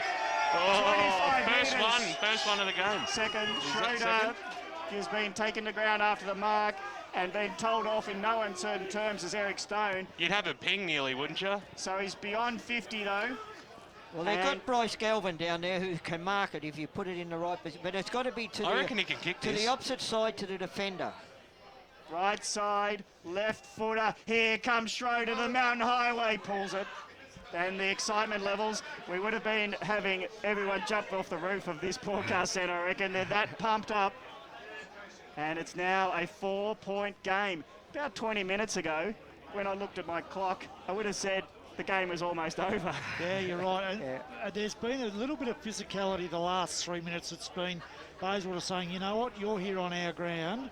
You're going to win this game, and we're going to do everything we can to take it away from you. So, ball's in the arms of Shink. Just pops it up to the half-back line. And I think Jess Moore's taken the mark there. He has. So he's really lifted, hasn't he? Yeah, he really has. It's short passes on and put the moz on him next time, Davo, as he coughs it straight up to Carly. Gets a handball away to Jones, who arched the back, got the handball over the top. This is promising. Here's Allison. He's quickly met, but had enough poise to get the handball away. And the umpire will come in and bounce this. True centre wing position, far side of Bayswater Oval. A 4-point ball game, 8 minutes into the third term. They call it the Premiership quarter. It's only round one, but it's it is a term used quite frequently. Comes down, shoots, roved his own football, got the handball away, got it to his opponent there in King, who should be pinged for holding the ball there because he disposed of it incorrectly and the umpire saw it. So I see Hayden Schroeder down behind the play. I think he might have got winded there. Little handball from McGilvray Smith. Got the handball away here to Pritchard. Arch the back. Dumped the ball inside forward 50 over the back. The duck! Which way will he go? No, he got boot to ball, but he kicked it out of bounds on the full. And James Crowell is going to waste no time either. He's in the back pocket and to bring it back in for the Dogs. Yeah, McInerney, if he had a yard of pace, he probably would have ran into an open goal. But he... we got excited and had a flying shot, missed everything.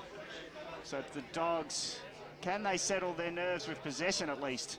A good mark, well taken there by Stone, who kept his front position, hands it off. Del Papa having a wrestle with his opponent on the wing, gets it to the boundary side, and he sees off Stallion, and the ball goes out of bounds, out of wing. Grant Campbell, thanks to Choose Tap Match Stats. Contested possessions this quarter, Bayswater 20, South Croydon just 6. Ooh, that's huge. Doing a great job as always, Grant Subi Campbell. Boundary throw in, rucks go at it, ball goes straight down to the ground. Tackles come over the top. As the ball's handed back to the umpire. Direct centre wing, outer side, Bayswater Oval. It's a great game now, only a 4-point contest. Bayswater would need to establish a lead going into three-quarter time. We've gone 10 minutes only though, and they've already kicked 2 goals. Ball spills out to Bayswater. They've got runners. In the middle they go. Vandelak's been very impressive. He loves a gallop. He'll spear the ball in, and it's all Dogs. He couldn't spot one of the 2 players on open. The 4 or 5 doggies had the guarded space, and the kick goes out wide and finds Rosier. This time it's Patrick. So Rosier goes back. Gav Casey loves calling it when it's all Dogs. So they'll use the broadcast side this time. It was a sloppy kick looking for Walker. He had the front spot, went after it again. The big man somehow got boot to ball. That was okay, but kicked it straight into the knackers of McInerney. So he's going to be feeling that for the next 30 seconds or so. McInerney. He got McInerney'd. I love it, Gav. Good work. Coming out, Zoma got the easy tap down there, but to no avail. A high tackle has been paid, and no, holding the ball. So quick decision there. Interesting. So South Croydon, they need a lift from somewhere, and it's Sewell who'll try and start the approach. Kick goes across the face, and he finds Shink. So he'll move around now on the right boot. They'll do it in bits and pieces. They've blocked them up a bit better, Bayswater, now with that situation, and not allowing Jason that Watt. runner go out. Yeah, you're right, Davo. former skipper of the Eastern Lions, drives it up towards the wing position. Ball being kept alive. That was good play. South Croydon now go up towards the Coghlan direction. He had the front spot, knocked it down nicely. Now the runners are there. Here's Sewell. Handball over the top. He was looking for his teammate there in Coghlan again. Had to double back on hands and knees. Gets a handball away. The kick goes up towards the top of the goal square. And when you play in front, you will take the mark. And they've got a shot on goal about 25 metres out in front from the big man, Max King, who has certainly delivered well. It was Carley who got the boot to ball to the top of the goal square. And, well, don't they need this one? If ever they needed a goal, it is now. King, he comes in. He's kicked one so far, and you can just put that down as two because the goal up high does not move. Lead stretched out to 10 points here for South Croydon. 12 minutes gone here in the third term of EFL Game Day. 9-7-61. Bayswater 8-3-51. Let's cross down boundary side, Brett Beston. That's what you call a coach killer, boys. We were just saying before about how Max King needs to be contained. He had such a big first half, and there he is in the square taking an uncontested mark, and it's just gone completely against the run of play. And boys, just on the boundary, can you tell us about the wind? Is it dropping off a little bit? Look, it's probably has, but the big worry now, we just looked at the rain radar, there's a lot of rain coming this way, so we may get some rain late in the quarter. It's got quite overcast, some nasty big dark black clouds, so we'll probably get through most of the game, but we could get a spot or two just towards the end. Oh, that's good. My car needs a wash. As it's now centre forward for the Dogs. Hope you brought your brolly, Brett. Needed a settler, didn't they, Brett and Ray? Yeah, they did, and it was just that disappointing over in that far side on the wing. They just gave the ball up too easily, and then they just got it out with their runners. So they just switched off a little bit, Bayswater, around the contest. Numbers around the contest suit the Bulldogs. Zoma winning the ruck. Kings forward, drops the mark to ground level. Tucker gives it to Papa, loses ground, but they keep possession. In the board goes the kick. Mark would have been paid if the late infringement didn't come, and Mitch Galvin goes, who, me? Yes, you. Couldn't be. As the Dogs will shake off their woes and have another shot at goal. Just waiting on who's the kicker going to be. And again, it was just that run from the back of the contest, wasn't it? Yeah. They just haven't matched up well enough. They did it early. They've just gone back thinking that they would try and attack from the contest. They've got to be a bit more defensive in that area. Lucas O'Neill was an emergency as of Thursday, but has been a late inclusion. Denellen Anderson came out of the side, and O'Neill looking to put his stamp on his round one game. Well, that's not a great kick, and he's just drifted it out wide, and he kicked it as high as he kicked it in long. And as wide. Saw a few female fans run for their life there in the background. Boundary. Cross down boundary side to Tim Fitzsimmons. Yeah, Josh Allison there just from South Croydon just came off with, it looks like a pretty bad blood nose. Must have copped a knock, so he'll get that worked on and should be out back soon. So the Bulldogs take the mark from the kick out. Here's King, sets himself forward, he grabs it!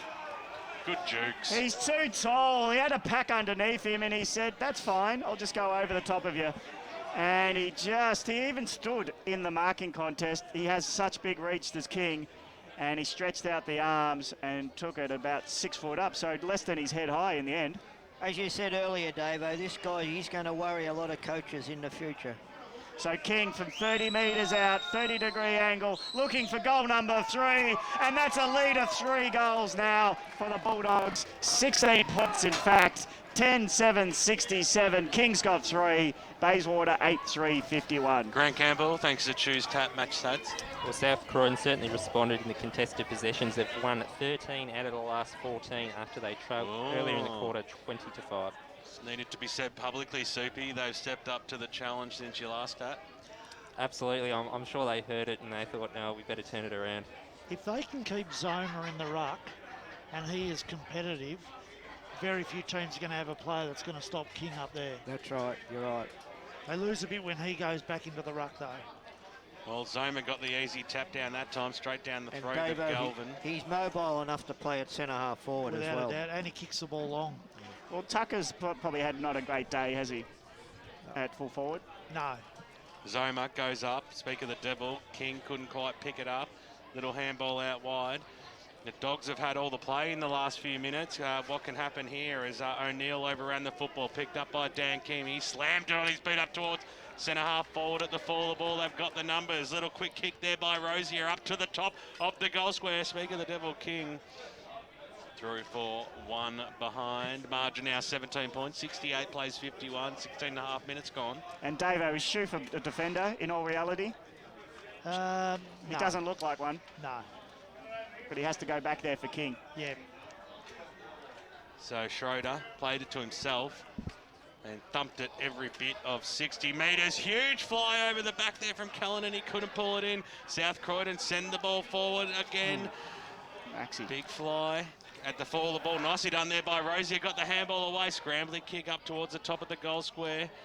Nicely done there by Moore. He took the ball and he took the players on as he got the handball away. That was risky business. Up towards the defensive 50 now. Good tackle there by Mallison to hold the ball up at that line, and we'll have a bounce 50 metres out from the doggy goal line. The difference is that South Croydon are going at the same pace, and Bayswater have just dropped it off a little bit, haven't they? Just dropped off the last 5. Galvin got the knockdown, but it went straight into the arms there of O'Neill. Kick to the top of the goal square. They do have the numbers, and the captain stands strong for Bayswater. Joel Galvin gets it away to Jess Moore. On the left boot now, sends it out wide, creates a foot race out there for Pritchard, who was able to trap it and arch the back. He just got boot to ball, but scrambled a very valuable 30 metres, but Crow was there to chop it off there for the doggy squeeze to kick back inside to McDonald, who took it just in the nick of time. So up towards the centre wing position there, a kick up there. There's Dan King on the right boot. He sends the ball inside forward 50. That's an absolute cracker of a kick, and an even better mark there by Paddy Rosier. What courage was shown there against the flight of the football. Going back, kept his eyes on it. It was absolutely magnificent, and he'll go back and have a shot on goal. Daniel King has run 45 metres to lay the last-minute tackle on the kicker over the far side. The ball's then got rebounded, and then he's been able to push down, grab the ball, and then put it in there. I thought it was sensational captain's work then from Daniel King. No doubt it won't go unnoticed either as Rosier comes in.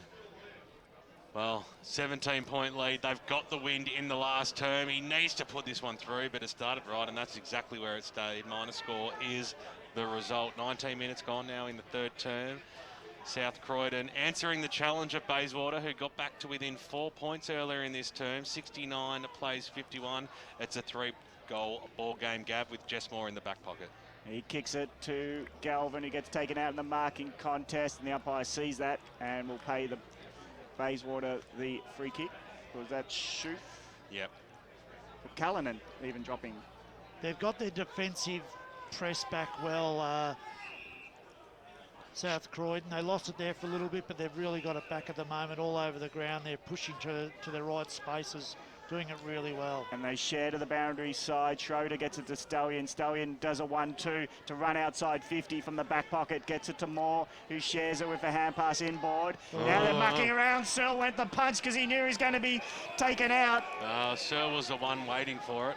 So that was the high pressure of the Bulldogs. Just closed the clamps on the run forward on the wing. Davo, when you've got a guy running out of defence, it's pointless handballing to somebody who's flat-footed. Yeah, exactly. So the tap won by Zoma, but it goes forward. Nice. And now they'll go for O'Reilly. Tries to share the hand pass forward for Bayswater. O'Reilly gets it back at half forward. Right boot, puts a high up and under. A lot of dogs there. Flyer comes from the side, and Bayswater have got it, and Callanan has got it. What a ripper mark that was. Came in from the side, 2-on-1 situation, read magnificently. Well, they were completely out of it then, weren't they, Bayswater? They looked like a 3-on-1, and he's come from nowhere. That's right. No, great mark. So from 40 metres out, only a slight angle. It's an interesting kick with this swirly breeze. Start at left. Yeah, it's got to be left goal post. He's going to probably try to drive it. He puts it to the right post and it never recovers. It's a minor score. 8-4-52. It's a 17-point game at the 21-minute mark of the third term. South Croydon at 10-9-69. They've got to press up and don't let them get the ball out easy here. Been under massive pressure, and Bayswater in the last 5 to 10 minutes, that one would have couldn't have been more handy, but nonetheless, Cuthbert takes the mark in the defensive arc. What can the doggies do? Can they get the quick, can they get it coast to coast and just really stamp their authority? And Maxi King, well, just put it towards this guy. It doesn't matter where he is on the ground. He's absolutely having a cracker, the big man.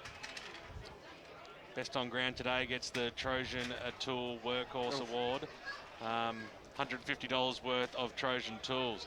As the kick goes up towards 7.5 forward now, there's Zoma at the back spot, got knocked away from him, but Dogs had the numbers at the fall of the ball. The kick goes inside forward, 50. Coughlin in a foot race goes after it. He had to beat two. He did very well there. McCluskey was there. Coughlin goes back after it, as does Moore. Eventually, boundary line beats all players. A little bit of argy-bargy happening after the fact. Umpire said everything's okay, just settle, just cool your jets.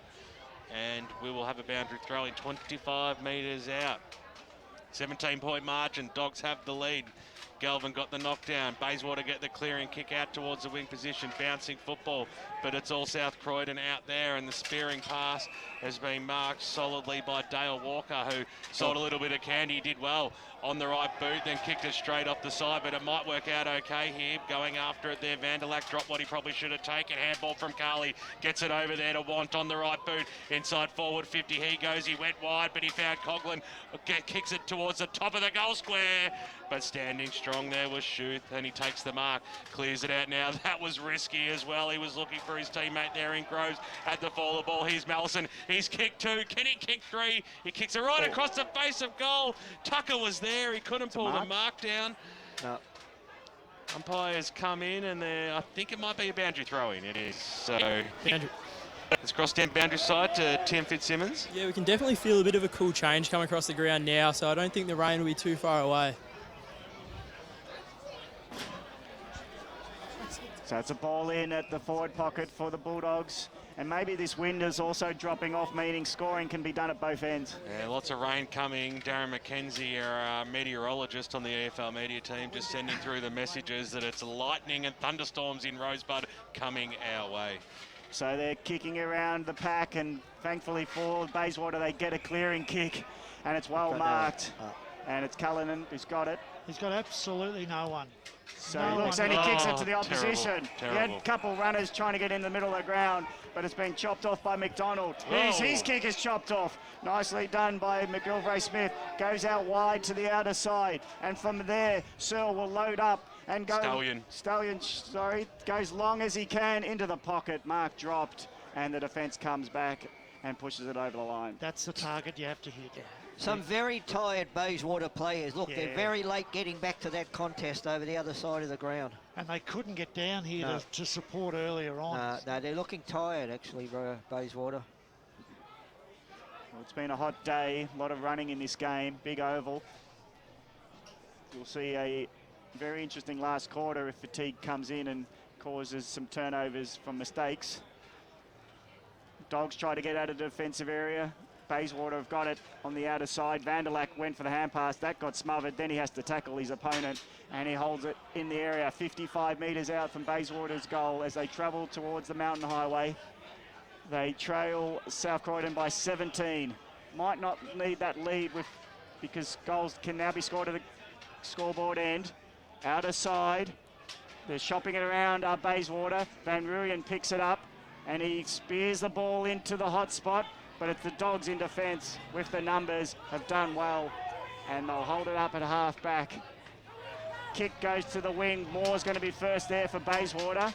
Pressure comes on from Del Papa. Moore uses Schroeder, comes back to Moore. He hands it over the top to Searle. Searle on the left foot manufactures a nice pass. And it's been marked, but the kick's been smothered by Groves, should I say, and the Doggies get themselves out of trouble. Carley sharing it one or two opponents. Numbers might win out, but eventually it bobbles out to Vanderlack, who uses Searle as some help. Doggies tacklers because they got the numbers, and it holds up at half forward. I'll tell you what, one thing you can't question Bayswater is their intensity at the football when they have to get there. Oh, yeah. It's been fantastic. Yeah, no, that's been excellent.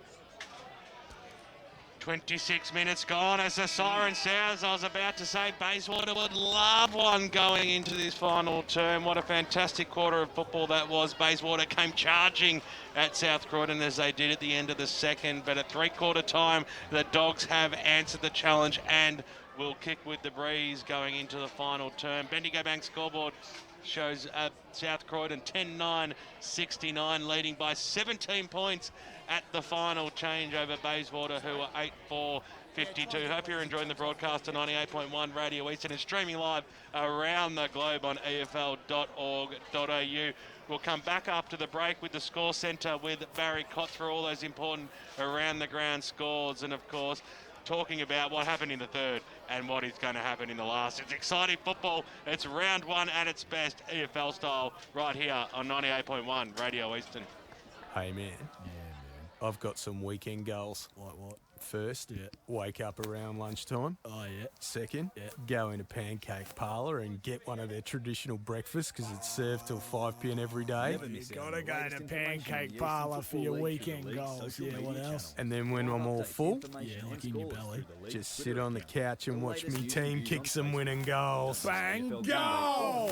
Oh, Pancake Parlour's weekend goals. Up and about and lovely. Program sponsor. Join the EFL media team for unrivaled coverage of the Eastern Football League in 2016. The Huddle takes a light-hearted look at the league for 2 hours from 4:30 every Friday evening. From 1 p.m. Saturdays, EFL Game Day gives you play-by-play from the game of the round, as well as all the latest live scores from around the East. Then a full wrap of all games from 10 a.m. to 12 p.m. every weekend on EFL Sunday. The EFL media team have it covered as you love it local in 2016.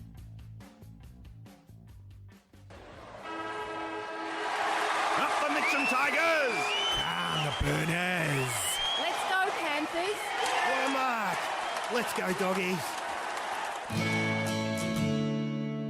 Tobin Brothers Funerals, serving all supporters in the Eastern Football League since 1934. Tobin Brothers Funerals, celebrating lives. Program sponsor. A new time and a new team, driving you home in 2016. Join a brand new lineup for The Huddle as the gang take a light-hearted look at the Eastern Football League every Friday night. More importantly, the team will reveal the ins and outs for this week's round of matches.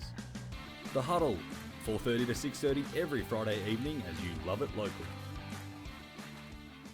Dave and his mates are flying to the Gold Coast to watch their team play the Suns. Do they B, pay too much for a taxi, C, hope for an airport rail link this century, or D, get a lift from a mate and hope for the best when they fly home? What about A for A1 Airport Parking? At A1 Airport Parking, get 2 days for $25, 3 days for $34, or get 7 days parking for just $69. And at just 5 minutes from the airport, they'll get you there in time for your flight and pick you up when you get home. Show your footy or sporting club membership anytime you park and get 10% off. A1airportparking.com.au. Program sponsor. Real people, real stories. Whether I'm driving the morning coach to the service or whether I'm actually doing the transfer from my family home is very rewarding. It's heavy lifting, it's emotional, it's uplifting, it's rewarding, and it's a vocation. It's not a job, and I love it. Watch the A Day in the Life video series now at tobinbrothersfunerals.com.au for an insight into the specialised work they do. Tobin Brothers Funerals, celebrating 80 years of service. Program sponsor. Radio Eastern 98.1, EFL Game Day, three-quarter time here at the Bayswater Oval, and it's South Croydon 10-9-69 leading Bayswater 8-4-52 is an exciting last quarter coming up. We're at the EFL Game Day Scores Centre. Barry Cotts with you. Let's check some scores, some other games being played.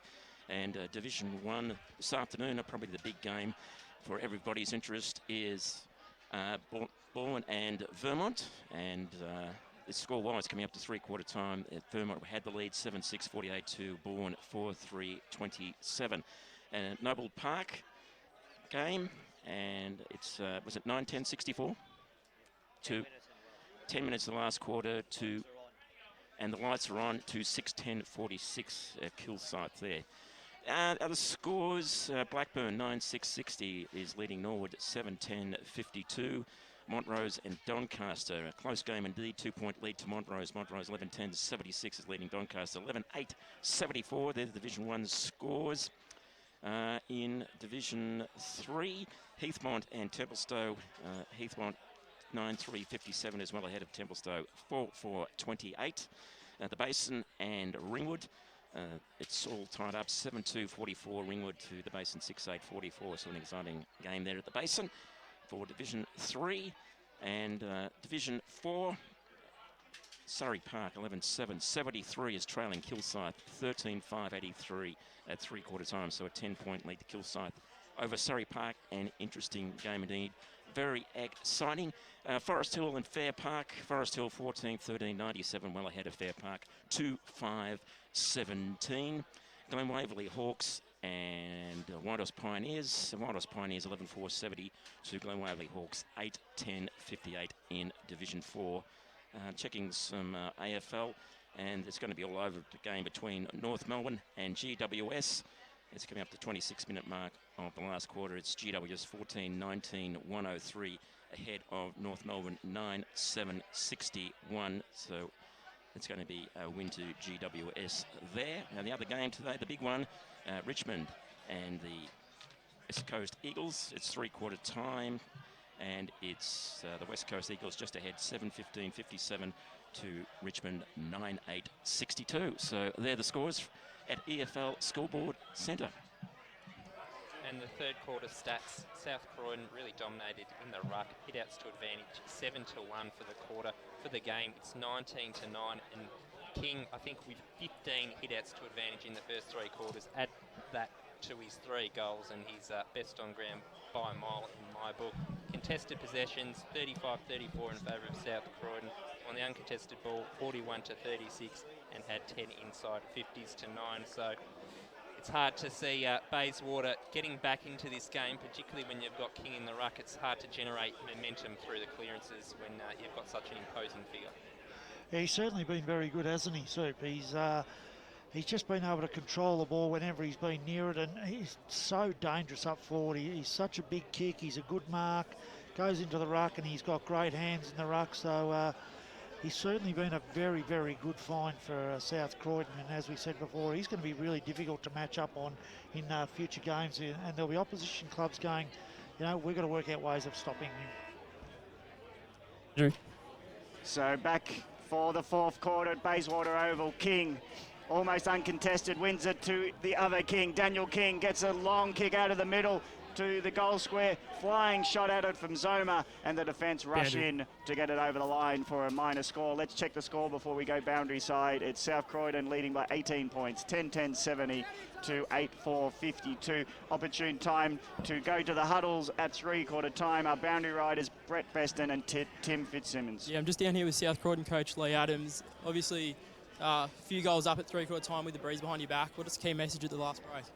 Oh, look, we just think that we just need to work hard over the contest here. We think that we've run the game out really well. We're fit enough. If we can keep the ball up in our forward line, keep the pressure on them to bomb it back to us, our structure should hold up pretty well. Yeah, and we saw Max King down forward quite a bit that start of that third quarter. Will we see that again this last quarter? Yeah, I think we will, mate. If we can start getting our hands on around the footy, we'll start to throw him forward. But he's so good in the ruck as well, so makes it hard. We'd love two of him. All right, thanks for that.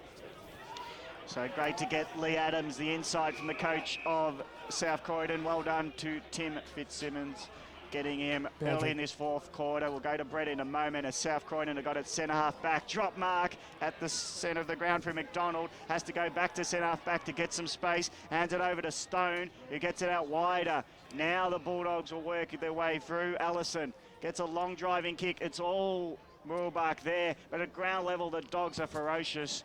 They sort of interrupted themselves, did Bayswater, and eventually their numbers will win out. A sweeping hand pass across goal. Gets to Stallion, whose short pass is too high for Galvin, allows King to come over the top. The spoil goes to ground level though, where Bayswater keep it again. O'Reilly been a great addition to the lineup. Hands it back to a teammate, Vanderlack, Van Ruyen, O'Reilly. Sharing it, but not getting anywhere. Finally, does Bryce Galvin, pushes his opponent out of the way, takes the mark, and the General's looking for options. Gets it to McLeod, who just runs onto his left side, runs down the wing, spears a pass in. And it's a good mark taken on chest by Wayne McInerney, looking for an option. Beautiful pass, and the lead honours it on the chest, the leading option. And here's Bayswater with a shot at goal from the brother, Scott McInerney, taking the mark 45 metres out. And this is a much-needed goal. We might be in darkness in about 20 minutes. Yeah, it is rather ugly to our right-hand side at the moment. Well, I just had a report from Noble Park. The lights are on at the Bull Ring, I know that, so we could have them on here shortly as well. Well, I'll tell everyone my car is, and I'll give them the keys. We'll put the headlights on. As Scott McInerney from 45 metres out. The contest needs this, and here's Bayswater closing the gap to 12 at the 3-minute mark. Bayswater 9-4-58, still in the contest as South Croydon a 10-10-70. A word from our special comments before we go boundary. Well, have a look at those flags. That wind has completely changed now. Bayswater are kicking with the wind in this last quarter. And they controlled the ball then. No, I thought they were going to rush it out, and when they looked down the ground, they were outnumbered about 6-2 because South Croydon had pushed back. But they held the football and worked it up nicely until players have worked up to the forward line, which is what they did in that first start of the third quarter. Quickly from Brett Preston on boundary side. Just a word from Paul McCormack at three-quarter time. Very happy with the tackling pressure. He wants better ball use and look for the free player, even if it means going lateral, and looking for McInerney to create a target. Dogs win the centre clearance, but on the bounce, the leading options come at the ball. Carley spills it, but he's got a teammate to help him, and working nicely is Cuthbert, gets it out of the congestion. Quick kick forward for the Bulldogs with the numbers for Bayswater. Moore is always smart, hands it to Searle, who gets it to a runner. Boundary side, they hug, but the inboard kick was not smart. Keep it boundary side, because the man all on his own was McDonald. And McDonald on his left boot goes even wider to the outside to Allison. Allison, the loping player, hands it inboard to Matty Jones. He's got legs. He'll short pass it this time, and the mark's taken on the lead, 45 metres out. Well done. Leading option, beautifully marked by Zoma. Gavin, get your car keys back, mate. The lights are on. Oh, beautiful. I can see Zoma, the big beard, the yellow boots. Can't miss him. Tell you what, the yellow boots are shining out, aren't Yeah, they? aren't There, they? And even I'm getting tipped out of my chair. BWS is the storm, and the wind comes up. Boundary. Zoma from 50. This could be a Biggest game kick of the clincher. game. Look at that hold Line up. it goes. Look at that. Marking options, King. Oh, tell you what, this guy. I don't He actually. stood up. It's not No, King, it's it's not Stone, King. is it? Let's Definitely wait. not King. No, it's 16. 16. Tucker. Jake Tucker, sorry, getting excited. King standing behind him, I soon realised that. So Tucker puts his second on the board, and that's now an 18-point lead again early in this fourth term. And the boundary riders are going to have to give us something special because it's getting nasty now. Boys, it's officially it's like a night game. Those lights are shining so brightly now. It is as black as the proverbial down at the right-hand side of the ground, and it is going to absolutely hose. So there was a couple of flashes of lightning over the back as well. This is going to get nasty. Davo, that kick that Tucker marked, then, if that was in the second quarter, that would have gone over into your car, BWS. It would have been kicked out of the ground. It's the wind. certainly The got pump back, across the didn't road. It pulled up. Umpire throws the ball up now. The Doggies got the quick answer. Can Bayswater answer once again? Galvin came charging through, as did Dan King. Just somehow got boot to ball. It was good. It was nearly taken on the second bite by Jones. Quick kick inside forward, 50. Charging out of it, there was Moore. He couldn't quite trap it. Chasing after it, there was Allison. Got the little handball away. This is okay. Can Jones put one through from the impossible angle? He certainly can. That is one of the goals of the day. Fantastic play by South Croydon. They worked the ball forward. That's his second. And on the Bendigo Bank scoreboard, 6.5 minutes into this final term, which has turned very, very gloomy. 12-10-82 the Doggies, and the Waters are 9-4-58. Exactly the start of the second quarter, isn't it? They're is. just there, run the whole time. And Yep. Basie, you've just got to get their hands on the footy. That's the key at the moment. Yep. Must get their hands on the football and then control, because it looks like it's starting to rain. Yeah, an interesting stat is that when Bayswater went to the Mountain Highway, they've only equalled what South Croydon did in both those first and third term, whereas South Croydon established the 17-point half-time, even conceding the last 4 goals of that second term. So they just the way they move the ball, South Croydon is probably their edge. The middle, it hasn't moved too much. from the first centre bounce only a moment ago. Now we're going to have a ball up, centre of Bayswater Oval. The bright lights of the scoreboard say 7 minutes gone, fourth term. South Croydon 12-10-82, who've been in Division 1 for about 8 years. And Bayswater returning to Division 1 football at 9-4-58. Kick goes into the forward line. I'm going to have to watch the TV. That's bright as anything. It's dark as ground. And the ball goes to full forward for Bayswater, but the defence holds up through Crowell. Crowell kicks it out wide. And mark on the defensive 50 arc is Mallison, who's kicked 2 goals in the first half. He's got a short on. Good player in Ben McDonald across half-back. He's going to find another short, and they go in the centre corridor, finding Crowell again. Crowell happy to keep possession. Back it goes to McDonald. McDonald's got another short. He keeps it boundary side this time, and he finds Mallison. So those 3 players have had 2 possessions each in the last minute. The kick on the bounce doesn't quite suit Stone. Stone throws it out as he's tackled. Now the kick goes literally off the side of the boot, and it allows McGilvray Smith to get in on the ball, but he was one and only for Bayswater, and as he crosses the 50-metre arc, he allows it to go out of bounds, and they'll set up. Bayswater need the next goal, and they need it soon. They trail by 24 points. They were really lucky then, Bayswater, because they were quite slack in the forward half then. They didn't want to chase, but the ball got turned over and they put them back into the contest. Here's McGilvray Smith bursting through the pack, takes on all tacklers. The umpire will penalise him because he never got rid of it. Well, I disagree. He got the handball away then. Yeah, so do I. I think they've been a little bit hard done by Bayswater at times. So it'll be Dan King, the recipient, 200 gamer today. Kick up towards the wing position, one-on-one contest. King just went, yeah, no problem. Maxie got the hold 1-2, then handball back over the top. Oh, this is a perfect link-up. Rosier, that is coast to coast at its best. Fantastic play by South Croydon. You can give them the 4 points now. They're running away with this game. 5-goal margin at the 9.5-minute mark of the final term. 13-10-88 on the Bendigo Bank scoreboard. They lead Bayswater 9-4-58. And it just wasn't the fact that he took a nice mark. That handball then, he went over the top of 3 players. The South Croydon player did not break stride when he got that ball then. It was magnificent play from a big player. David, what I'd say about AFL listed players, they learn game sense. And they come back to local footy and they bring other players in the game. Oh, look, he's certainly been outstanding today. Everything he's done. That's one of the rare hit-outs going the way of Bayswater as they get the inside 50. Bulldogs do well in defence at ground level, trying to mop up his shink. He gets through the pack and he has time to throw it on the boot, and the spiral goes to centre forward. The little man gets knocked down. And everything's going right. Coughlin will get up rather gingerly, but he's good enough to hand it to Jones. He gets it off to a speedster on the wing. They're actually full of confidence. They're taking on every player, do the Bulldogs. And here's King to the max, and he gets it in the pocket. And you can't play from behind because he's too big. Yep. You can't play in front because he's too big. Well, look, no one's going to stop that delivery either. That was beautiful kick. It was. Took it on a chest in stride. So, yeah, they've just spread too well in the last 5 minutes here. From the pocket, they've kicked goals all day from that pocket, and South Croydon, it didn't make the goal umpire work at all. He signals a goal, and that's his 4th for the day. What a debut for South Croydon. Max kick. What does he get for best on ground? Let's give it to him now. He moves the goal score on to 14-10-94. It's a 6-goal lead as Bayswater are 9-4-58.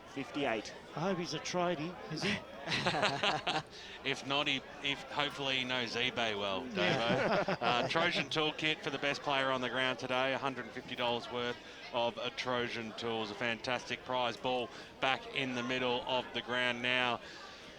Game sort of soured, hasn't it, as Bayswater kicked the first, but the Doggies have come charging through, barking at every contest. And we'll have another bounce right in the middle here of Bayswater Oval. The rain has come. Zoma had the front spot, got the knockdown. Joel Galvin was there, he trapped it and quickly held up. So handball back to the umpire and we'll have another bounce. Plenty of great games as you go local for your football this afternoon. Barry Cotts will be jumping back on very shortly with the scores from around the ground with the score centre. And we're on air right through till 6 o'clock tonight, keeping you right up to date with what's happened around the Eastern Football League in round 1, season 2017. Follow the ball. Little handball backwards looking for Searle, but it was stolen there by Rosier. He's been very good today on the left boot, kicks it inside forward 50, almost stolen there by Tucker. Comes out the back. Schroeder was there to mop up though for the Waters, kicks it out wide. Almost trapped there by Mitch Galvin. He couldn't keep it alive. King was there to lay the tackle. He might just do something miraculous if he hasn't already done it so many times today, but out of bounds on the full. It goes, that's his side of the ground as well. Big Maxi King, But I mean, 4 goals. his mobility allowed him then to wait and allow his opponent to pick the ball up, then tackle and dispossess him. You know, he's a fairly impressive player in that he's got lots of upside in all the areas. The worst thing for Bayswater is Mitch Galvin was out of the contest as soon as he lost the ball. Yeah. Comes back in now, floating football. Galvin, the Joel variety, handball over the top. He'll go with the old 1-2 from McLeod, who's going back looking for that. It was chopped off nicely though there by Sewell, got the handball away. They're looking up forward here. The Dogs, a short passes. Oh, good jukes there by Cuthbert. And he'll go back and have a shot on goal. He's yet to kick a goal today. But on the left boot, you'd almost like put this one down for him. I think he deserves a goal as well for the effort that he's put in. He's played well, and look, in the second quarter, he'd put this over the cars. Hopefully he makes the distance, because that breeze is pretty strong. Comes in now just inside the arc. Distance is not a problem, but the accuracy is it wafted and pofted to the left. So it goes through for a minor score. 14 minutes gone on the Bendigo Bank scoreboard. I'm glad that amused you, Gav. 94 plays 58. Let's go to Grant Campbell. Thanks to our Choose Tap match stats. Inside 50s this final quarter, 10-3 in favour of South Croydon. Might use poffed more often. As the ball poffs its way to half-back. Much more deliberation in that. I won't go on with it, but the Doggies again have got it through Tucker. Tucker goes long and direct. King's going to get there, and he marks it. He wasn't inside until the end, and he took a chest mark. Well, actually, that's... we're watching a replay. That's confusing. With this new technology, it's confusing. No, you're spot on. It's King. I was watching Tucker kick it to him. This replay's brilliant, isn't it, for our broadcast? Leroy Green. King goes inboard, not going to take the shot that he speared through the goals only 2 minutes ago, but playing a team game, and Jones will be on the end of the short pass. May have only just travelled 10 metres, but Jones will get up and kick from 40 metres out, left flank, and the Dogs have been quite deadly from set shots. Yeah, they've been good and moved the ball well, and if he kicks this, is this his third? It is. So Correct. King's kick 4? Yes. Correct. Keep naming them, we'll say correct or not. As he goes down and kicks it to the minor side. I just mean that their recruits have suddenly, their 2 key recruits have kicked 6 between us. Yeah, absolutely. Yeah. It's a pretty good return, isn't it? And the other one, Walker's been good off half-back. Yep. So the margin is 38 points. Comes out now. What can Basie do? Little look away tap there by Hall. Wanted to link up and did well. So now Bayswater go forward. Here's Galvin. He was there. It was a fantastic spoil over the back. I think that was Allison who created that spoil. And over she goes for a boundary throw in. Umbrellas up. It's definitely got very, very dark out here. I think it was Jason Wan, in fact, who laid that spoil. He's been pretty good for him as well. Yeah, I think he's a great pick. He's been a super player for a number of years. I'm glad that he's decided to take the step up to a higher division and see how he can go in that. As the kick goes out to Matty Jones, takes the mark, then takes off as well. Well, Dan King was there to mop up. I don't think it was intended for him, but he created a nice little switch nonetheless. It came out to Stone, bounced it. On the right boot now, just pokes it up towards centre half forward. Really weighted the wind up beautifully there as Allison takes the mark. So they're 2 kicks from home. Short passes on inside forward 50, but the umpires paid a free kick to South Croydon inside the 50, I think, here for a bit of holding, potentially. He's either held or blocked off the ball. Yeah. So Zoma. the free kick's going to go to Zoma. It was no, it wasn't even going in his direction. It's the sad part. was going straight down the throat of Bayswater. Zoma, he comes in now and he makes no mistake, does Zoma. That's his second goal of the afternoon. And South Croydon, well, kicking 15 goals in a game. They've hit the 100 mark, Ray. We haven't seen that a lot of times from South Croydon over recent seasons. So this is a very promising start to 2017 for them, isn't it? It is, but when you look at them, they're a different side to what they've been over the last couple of years. They've picked up the tools that they need. They've got options down forward. Those big guys, as we've said, you know, King and Zoma, they can move them into the ruck. They can move them down half back, and that's the difference with South Croydon this year. They add Danil into this side with his pace on the wing. Yep. You know, they're going to be better than what we may have thought. And with a good draw. Absolutely. They're running on top of the ground now. O'Neill has got time. Shares it to a teammate on the bounce. It suits Want, who's come from the Eastern Lions. He's going to play a roll off half back. Gets it to Del Papa. Max gets it again. So King from centre half forward will drive the ball along. If the wind wasn't going into his face, he'd get the distance from 60. He goes out wide. Saul centres it to the goal square. Late punch comes in. Bayswater are scrambling, but the Dogs are still there. Here's a kick around the corner, over the goal umpire's hat. Just to the left it goes. Rosier, Patrick nearly got his second. 14-point win to Doncaster East over Croydon this afternoon. Just thought I'd throw that one in for you, Ray, as we cross down boundary side. Yes, Matt Rossier is on the bench at the moment. He's got ice on his ankle, so he'll be done for the day. Is it Matt or Matt? But you got to say his French name, don't you? Mathieu. Mathieu. We could call him the Frenchman from now on. Better than Lacroix. So the ball eventually got to the outer wing, and the rain's even heavier. It's made our boundary riders scramble to shelter. In my day, when I did boundary, toughed it out. But it's on the outer side. Happy to swap with you, Gav. Yeah. All right. See you in a moment.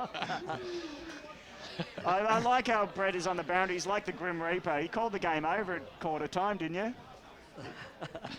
Not quite there, really.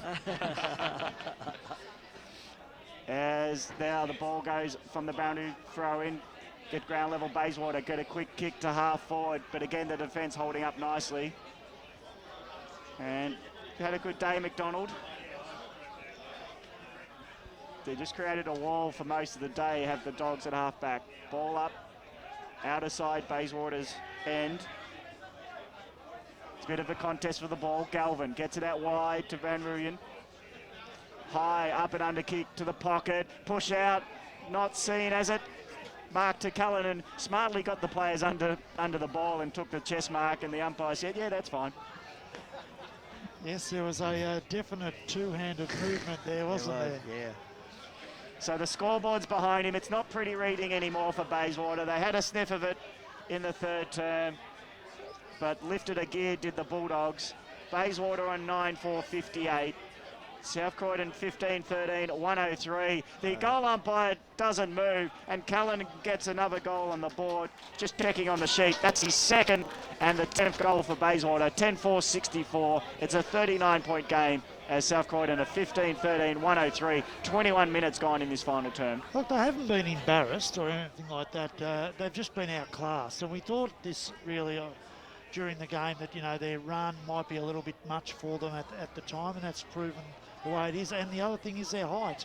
Yeah. They haven't had the height to combat those big forwards of South Croydon's, but otherwise at the contest and when they've got it forward, they've been quite good. So 39-point margin here. Certainly been an entertaining game. Comes up now.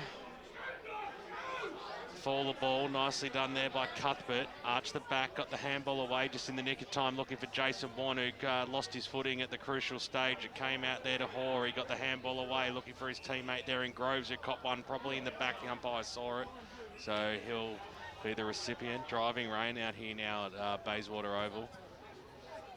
Kick goes inside forward, 50, looking for Galvin. It was knocked away from him at the back of the pack there. James Crow was there to mop up. Nicely done. Got the old 1-2. Little handball over the top. This is okay. Series of handballs sees the Bulldogs go out wide now, and Jason Wan on the right foot. It was a neat kick, finds Miles Sewell. He's kicked 2 goals. He's been a handy player today.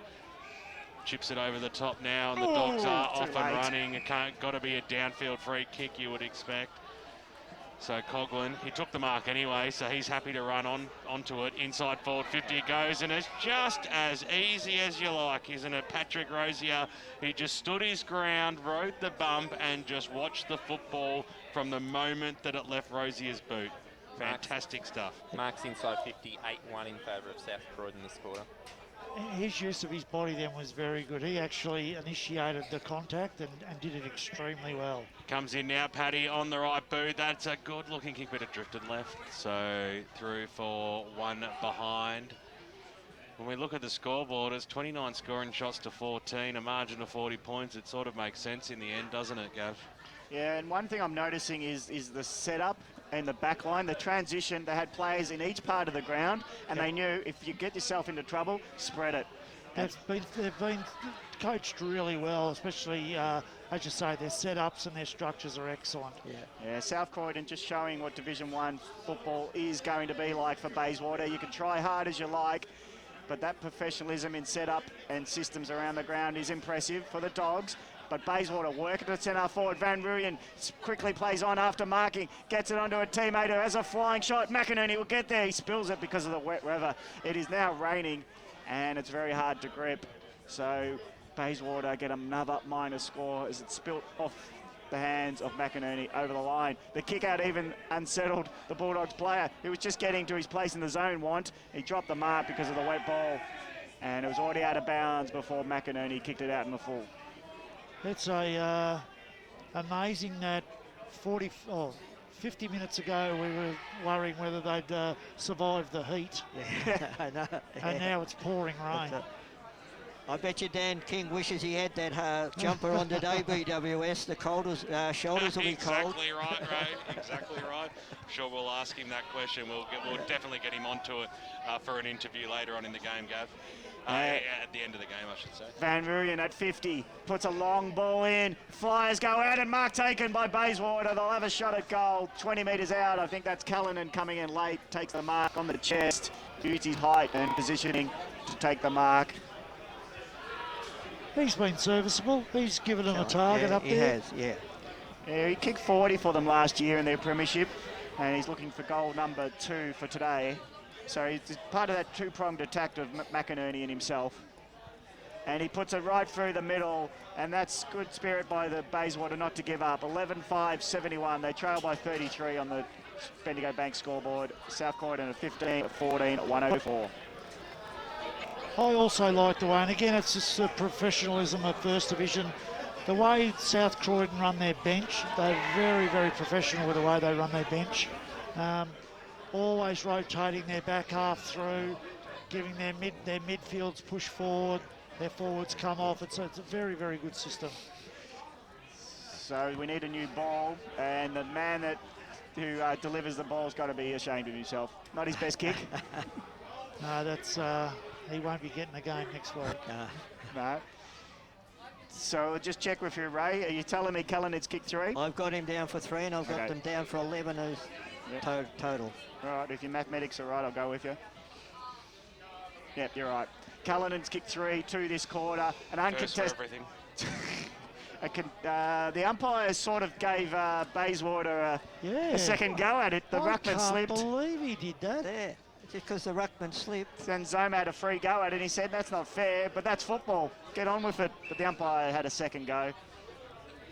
Can you have sympathy? Oh, I suppose umpires are human. Well, no, because he threw it up. It's not like he bounced it. He threw it up. Yeah.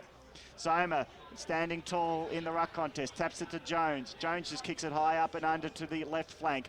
Carley's got into the game in the second half. On the bounce, he picks it up and hands it to a teammate. The hand pass is errant from the Bulldogs, and the turnover on outer side through Van Ruyen. Gets it long into the 50 of Bayswater. Ground level, it's mostly Dogs. They've got time to spill the red ball into the pack, and it's going to be held up at half forward for Bayswater. Finally comes up. It was bobbling around under feet. Eventually it'll suit the Dogs, who looked in a bit of trouble there for a moment. Ben McDonald kicks it as long as he can, not to a teammate though. And on the wing, it's the Waters getting it to Vanderlack, who's had a good game. One of the South Croydon boys is down with cramp. He Hasn't got up after his disposal. He's been down there the whole time. Yeah. So Vanderlek from the centre of Bayswater Oval. Good mark in the conditions. In deep in defence, it's Tucker. Or is it Crowell? Is it Crowell? Crowell, I think. Is it? No, you're right, it's Tucker. So playing both ends are the talls for South Croydon, doing it nicely. The pass was a bit fierce and low for his teammate. Allows Bayswater to come in and hold it up at half forward. So I think they're sharing the ruck duties with Zoma and Tucker. Tucker's playing in defence now, actually, on McInerney, just to get some experience, knowing they've got the win under the belt, maybe. But he's got that forward nous of knowing when to take a mark, so he did it nicely before. And this is going to be a contest finish for the game with the conditions deteriorating. Wet ball, 28 minutes, tired bodies around it. Getting onto the ball was O'Neill. But Bayswater, fly kick out of the pack. There goes Tucker again, spills it off the chest. Ground level, it's Bayswater through Galvin. Gets it to Vanderlek, being chopped off though by Jones. And the Doggies, good numbers at the back of the pack.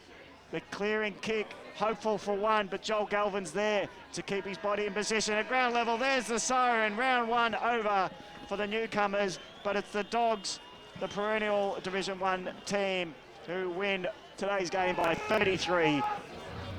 South Croydon 15-14, 104, defeated Bayswater 11-5, 71. Major goal kickers for the winners. Max King has kicked 4 on debut for South Croydon. 2 each to Mallison, Tucker, Jones and Zoma, as well as Miles Sewell. Rosier Patrick has also kicked a single goal for the victors. For Bayswater in their first game back in Division 1, Cullinan has kicked 3, McLeod 2, Bryce Galvin 2, O'Reilly 1, Wayne McInerney and Scott McInerney 1 each, and Van Ruyen also getting 1 of the 11 goals today. Let's get our special comments, and then the stats will be ready for the wrap-up of this game. Well, look, I was very impressed with over the whole 4 quarters of South Croydon. They've certainly picked up the type of players that they've been lacking, in my opinion, in the last 2 or 3 seasons. And I'll tell you what, those players that they've picked up, those players can all play in several positions. They're not just a one-position player, and they look very good today, and they'll certainly worry a lot of sides. On the other side of the ledger, Bayswater, look, I think that they've got a lot to take out of this game. I think it's been a learning process for them. One of the main things I think they've got to adapt to is that in second division, you can go to sleep for 10 minutes in a quarter. You can't do that in first division. You've got to be switched on the whole time. Look, as you said earlier, Davo, look, their endeavour and their tackling and everything was good. Sometimes their disposal let them down. They've just, in my opinion, got to play a little bit smarter football. Yeah, look, I think a couple of things. One, they've got to get their disposal right. They've got to hit targets a little bit more than what they did. When they controlled the football, they looked all right. I think they're okay up in the forward line. They've kicked 11 goals. It's not like they only kicked 4 or 5. You know, they've still got Cunningham to come back. He'll help them out. Sean Leach will come back. Their ruckman will come in. So they'll get a few players back, which will help them. But you're right. South Croydon, very impressive. I like the way they run the football. I like the way they spread. They've got definite targets down forward, which are going to be very, very important for them. So, Dave, can I get the boundary riders to get in there and get an interview before they come off? It'd be nice. I know it's raining. Dave, I might go back to you. Sorry to interrupt. No, that's fine. Look, I was really impressed. As I say, they're a very good team unit. They're defensively quite good. They set up extremely well. And now, as we just said, now that they've got that versatility of a good, big, tall up forward, they're going to be even better. And their midfield, I thought Sewell was very good today. Daniel King was very good. Excellent work by those boys. Are you ready for the stats there, Sue? Yeah, in that final quarter, South Croydon won the clearances 11-6. They had 56 kicks to 31. They won contested ball by 9 and uncontested possessions by 24, having 8 marks inside 50 to 3. And for the match, the big hit-outs to advantage, 27-13 in favour of South Croydon. King, 18 hit-outs to advantage along with his 4 goals. They had 59 more kicks, winning the contested ball by 15, uncontested possessions by 34, and inside 56. The boys on the boundary, if you can get your mic in there, we'll love to get the round one joy from the in the rooms with South Croydon. And as we all coming to grips with the new season. We're all a bit rusty up. Look, today, what do you think, reckon, Ray? It was a. I thought I didn't think they win by that much. I thought they'd win. I thought they would be a little bit too classy with their outside run. But you know, if we have a look at the draw, I'm not sure who they played. But I think they've got the Anzac Day. Yeah, they've got to game. have 17-day gap for the next game, and then they're playing Blackburn in local rivals. And if they're playing that at South Croydon, yeah, let's well, go. You know, that could be a very, very good game.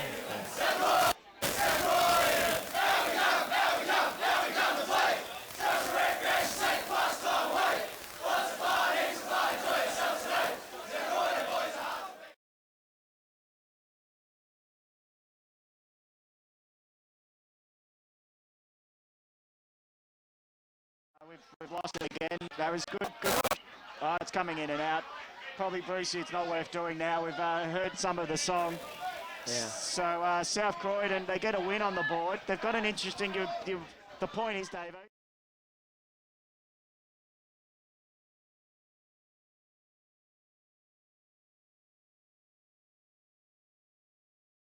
Lee Patch Adams manages the scenario of fitness and selection. They come up in that round 3 against East Ringwood at South Croydon also. And then they got North Ringwood, I think. And they want to win these games. We were talking before the broadcast about wins versus these teams to get above the pack.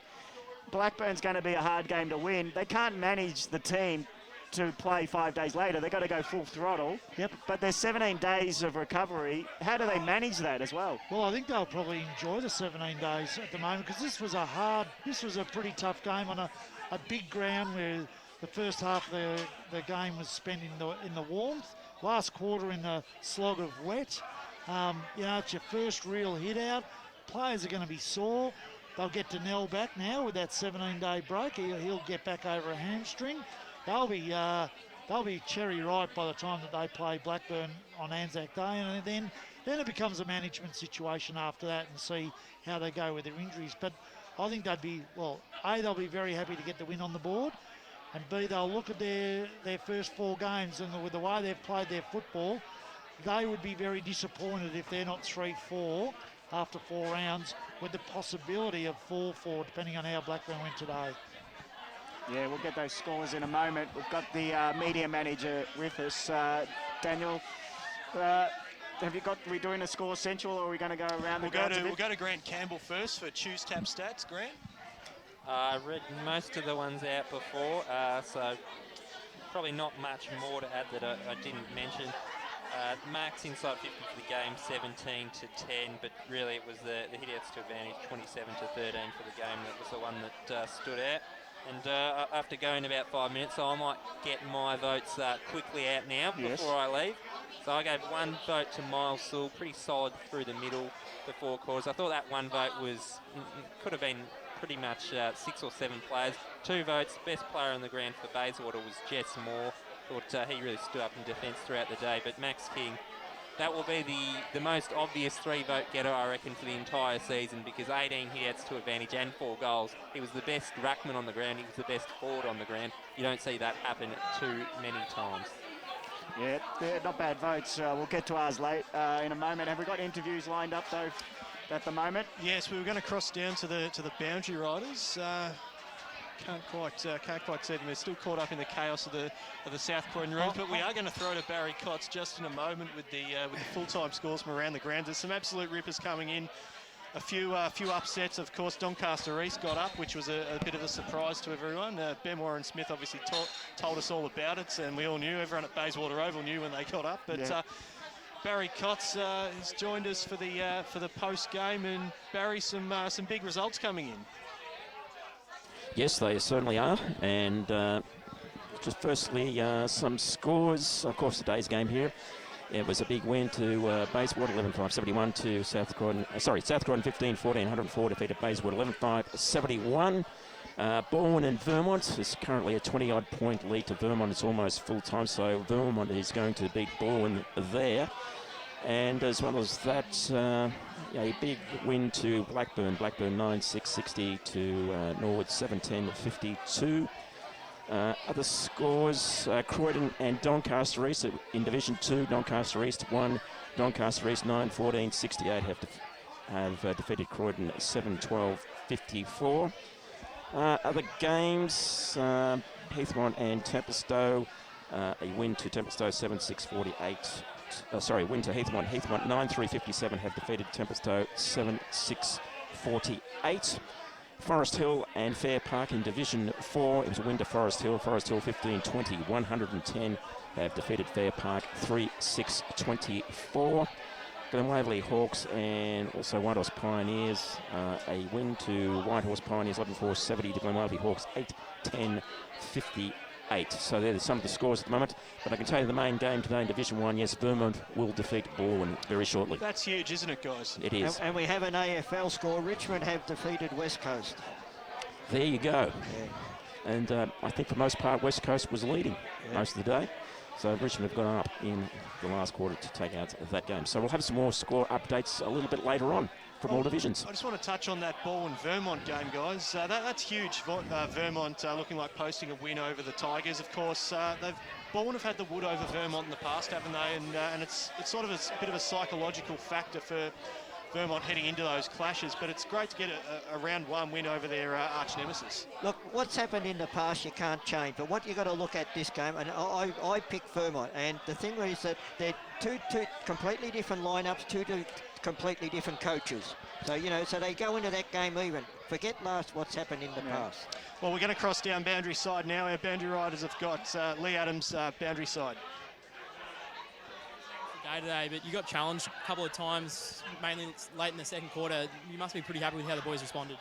Yeah, our main message after the game today was that, out of the 120 minutes today, we probably played 90, 95 really good minutes, the way we want to play, and we just had really poor laps in that end of second quarter, start of third quarter, and just let them back in the game. So overall, really pleased with the win, but there's still a few things to work on. You spoke before the game about the slow start you boys had last year, so how important is that first up win? Yeah, really important. Obviously, I think Bayswater are going to be a pretty quality side. As I said in the pre-game, that you play those Division 2 teams at the start, they're always come up firing, ready to roll. So, yeah, we're wrapped to walk away with a 5-goal win and move on with 1-0 to start the season. Lee, Ray up here, mate, on the balcony. You mentioned that lapse in that late in that second quarter. What do you put that down to? Just lack of concentration because you had a bit of a lead then? Yeah, I think we just got outworked a little bit around the clearances. They started to take a few risks running a little bit forward, and their clearance work picked up, and we knew they were a pretty good clearance team, and we just didn't match them in that intensity towards the last end of that second quarter and then the start of the third. And their mids just transitioned a little bit better than ours. We got caught out a few times and really hurt us. Lee, it's Gavin in the broadcast box. Just one surprise for me was the fact that Zoma, who's probably a forward who's not that tall, was able to come into the middle and give you that option of using Max King in the forward line. Yeah, we've been trying to get Zom up the ground a little bit more. Last year he got a 2-on-1 teamed up a lot and wasn't able to sort of get any room and space, and he's got himself a lot fitter this year. And although he's not as tall as a Maxi King, he's got a really good leap on him, and he competes really good at ground level. So to be able to chuck him in the ruck in that third quarter and chuck Maxi forward, you can see how dangerous he is when he's up there. And yeah, I thought they were both really good for us today. Yeah, obviously, how do you rate King's game? Because for us, that's a standout. Yeah, I think early on his tap work was brilliant, and then to be able to go forward and kick 4 or 5 like he did, and just took some real crucial grabs at crucial times for us, and went back and kicked the goals like good players do. Lee, it's Davo up here, mate. Let's just look at the other recruits you got, because I think they all had really good games. Well, I thought Jason Want on that half-back line, he's come up from a 4th Division club and he seemed to really hold his own there. He's a good user of the football, runs the ball well, seems to have some good leadership quality up there. And also Rosier, the Rosier boys, they seem pretty good pickups as well.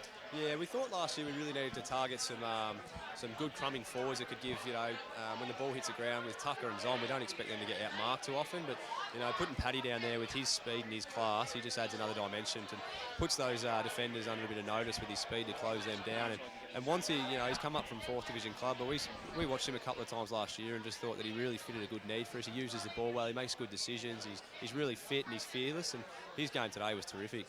Lee, just one for me again. Look, you've got a bit of a break now. I think it's 15 days to your Anzac Day game, and then after that you've got only a 4-day break. How do you manage your players in the next 2 games? Yeah, we'll have a pretty light week this week, obviously on the track, and the first big hit out of 30-minute quarters. So the boys will have a really rest up this week, and we'll get some bit of work into them next week.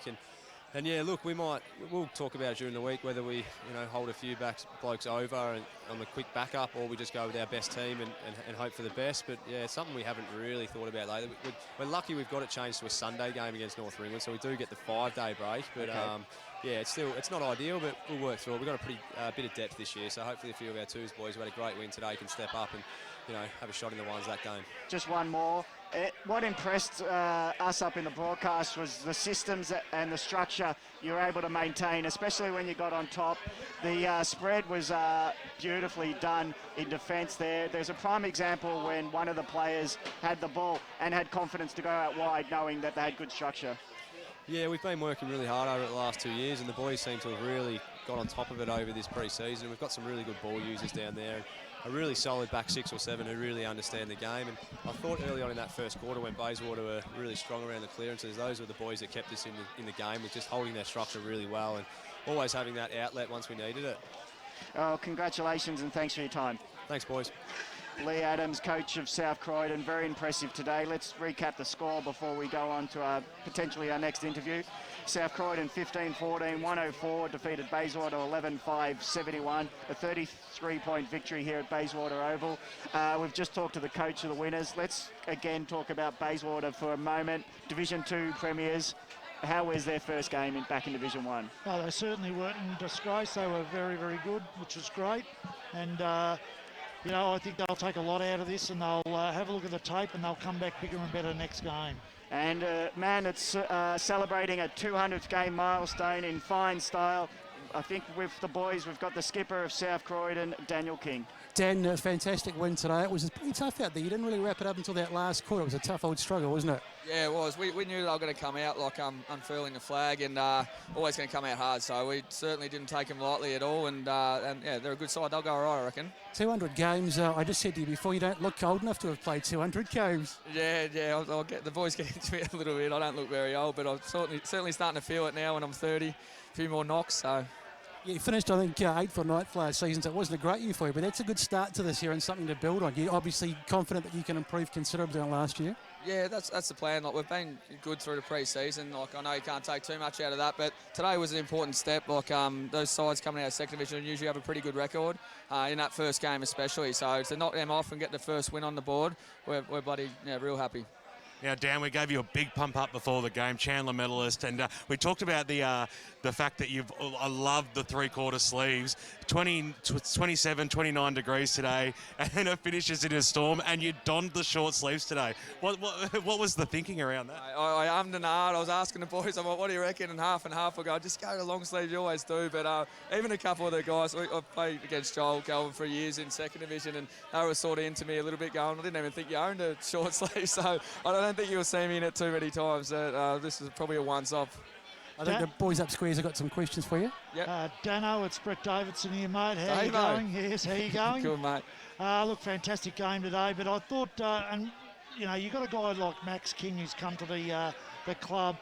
He's certainly pretty good to rove to, and he's even better when he goes down forward, although he doesn't really drop too many marks. So it's been a fantastic inclusion to the club. Yeah, he's been huge. He's his ruck work today was great. We probably didn't in our clearance stats. I don't know what you guys had, but we had him pretty even. I think even them on top. So as the year goes on, we'll learn to sort of ruck to him better and better because he certainly gets his hand on it.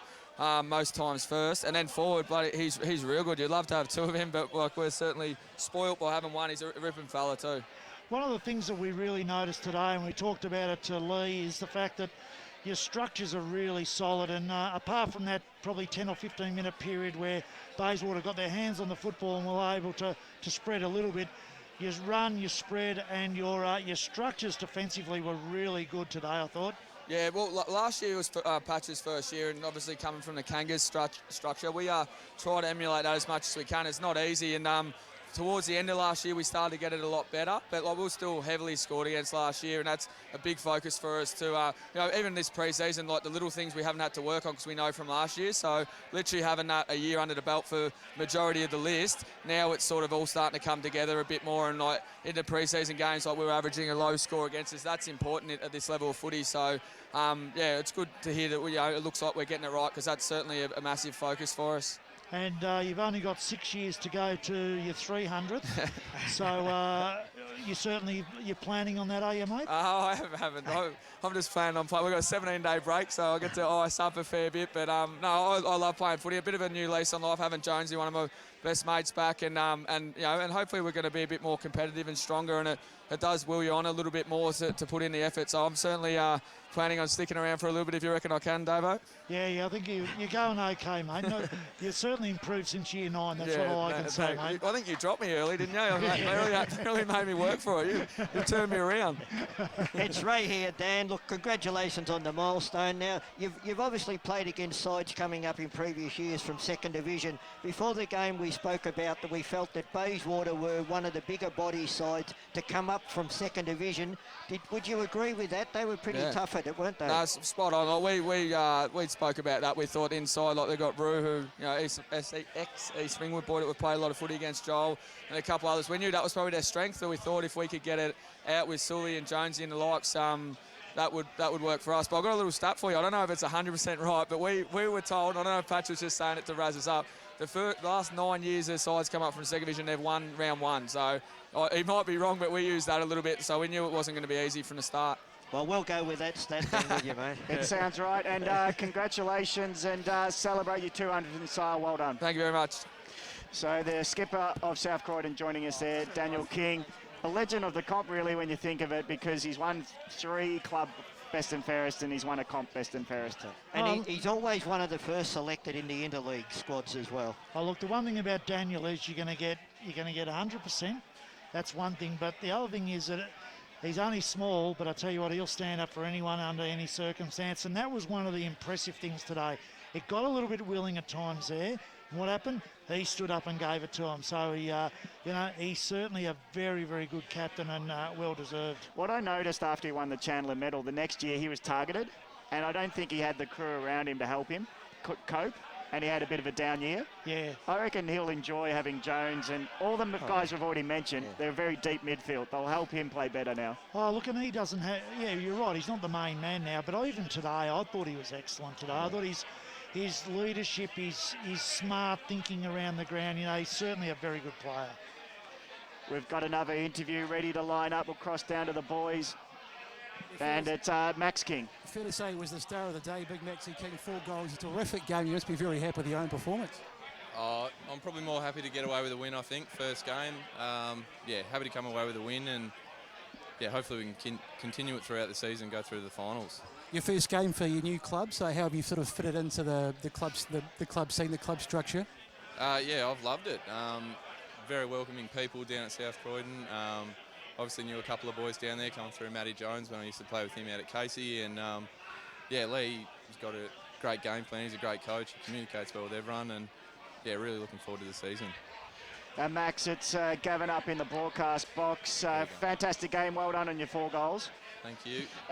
You mentioned Casey and the fact that you're in the Melbourne system. You've worked with Jonesy. What does AFL/VFL systems help you in your development? What have they done that's made you such a great ruckman go forward?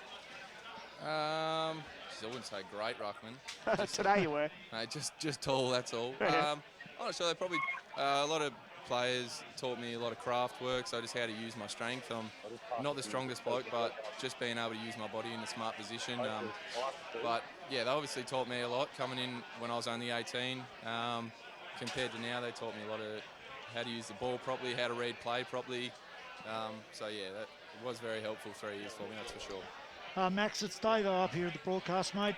Congratulations on a great game, but how have you found the transition to First Division football here? Obviously, you've come from higher levels and you've worked down into this area. What did you think of the standard of the footy today? I thought the standard was very good. I played a lot of KC2s last year, so it wasn't as high quality as a VFL, obviously, but it's very quick. There's a lot of very skilled blokes out there. Bayswater had some very bigger bodies, probably that I'm not more used to around the ball. But I mean, the standard's very high. It's on from word go. It's like a final in the first couple of quarter and a half. So yeah, I haven't found it to be a massive drop off, to be honest. But yeah, it's probably just the bigger bodies you've got to get used to. And Max, if you keep playing like this, you'll have a full wardrobe of prizes coming your way. So expect a prize, because I'm sure we're giving you best on ground today. Oh, thanks very much, mate. And thanks for joining us on the interview after the game. Go and celebrate again with the boys. It's a great start for South Croydon. No worries, fellas. Cheers, boys. Max King, number one on the day, I reckon. Yes, I think it's going to be pretty hard to, well, I mean, I've seen people give some unusual votes in the past, but I don't think, and Ray, yes, even Ray couldn't give a vote, not give him best on ground, but I'll give my votes today. I'm giving one vote to Daniel King. I thought he was a great captain, played really well. And I think when it got really physical in that third quarter, he came in and he stood up for his team and really showed the way. And I really like the way he went about it. For his 200th game, sometimes he can be quiet. He stood up and played really well. I'm giving 2 votes to Miles Sewell. I thought he was the class player on the ground as far as use of the football, and right from first minute he gets his hands on the ball and he does something with it every single time. And I'd love to know if we had a stat of, you know, metres forward, carried forward and effective possessions, because I think he'd be outstanding. And we've talked enough about Max King. He is easily the best player on the ground, and I'm so looking forward to seeing him through this year, because I think he's going to be a superstar of the competition.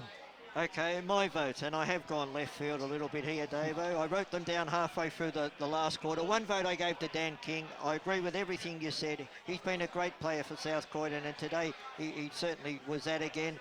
2 votes I gave, and I go along with everything you say about Max King. I gave him 2 votes. Okay, he was fantastic. There's no doubt about that. But for the reason he had so many opportunities to be fantastic was the work by James Crowell on the back line. He just repelled so many forward thrusts from the Bayswater over a 4-quarter period, and I just thought he was, to mine, the player who was instrumental in giving Max King so many opportunities to get those 3 votes that all you guys are going to give him. Yeah, definitely. I don't necessarily, I found it hard to give votes today. Yeah, I agree. And I struggled with this, and I thought, who did I like watching? And I'm a bit of a sucker for the flair, and I gave Matt Jones 1 vote. I just thought he opens up the game and gives other people confidence. So it might be a perceived good game that he had, but I reckon he had not a bad start to returning Matt Jones. And the other guy who helped Max King dominate when he went forward was Zoma. I felt like he actually beat his opponent everywhere he went as well. So the 2 biggest guys, Zoma got 2 votes and Max King got 3. So the total votes, we've got Daniel adding them up for us. Clearly, the best on ground will go to Max King, the number 1, with 4 goals for South Croydon. Yeah, certainly he was my best on ground as well, but we'll throw to the boundary riders now, guys.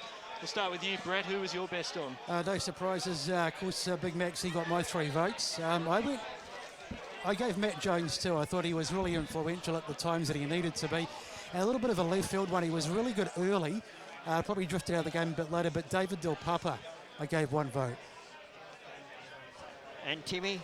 Yeah, I think pretty unanimous. Gave 3 to Max King today. Real dominant all throughout the game, really. I gave 2 votes to Pat Rossi. I thought he was really lively. Was a bit of a high half forward. Did a few good things. One that stands out was the chase down tackle to get holding the ball in the forward 50 in the second quarter. And I gave 1 vote to Jess Moore from Bayswater. I thought he was real strong down back for them, especially early. So there's no doubt about it, Gav. Max King has certainly taken the trophy off today. Yeah, now there's a big opportunity for us to get around the grounds, and looking forward to this review. A man who might be excited doing the review is Josh Dorr. And as we cross down to Doncaster East having a great victory, Josh, are you there, mate? I am, boys. Can you hear me? Yes, we can. Go ahead, Josh. Beautiful, mate. Yeah, it was a very impressive win. We've found a nice little spot tucked away from the rain that's pouring down at Croydon Oval, and I'm joined by a very relieved Tom Gordon. in a 14-point victory, mate. First of all, congratulations. Your first game in the Eastern Football League. How'd you feel, mate? Yeah, mate, look, it was a pretty tough contest. Obviously, Croydon was going to be probably the outfit, and you coming into the game were pretty strong. And, yeah, look, a bit different to what I'm used to, but we've had the whole pre-season this time where in the past I've played a couple of games just off the back of buys in the VFL. So, look, we're have to get away with the win and move on to Upper Gully in 2 weeks.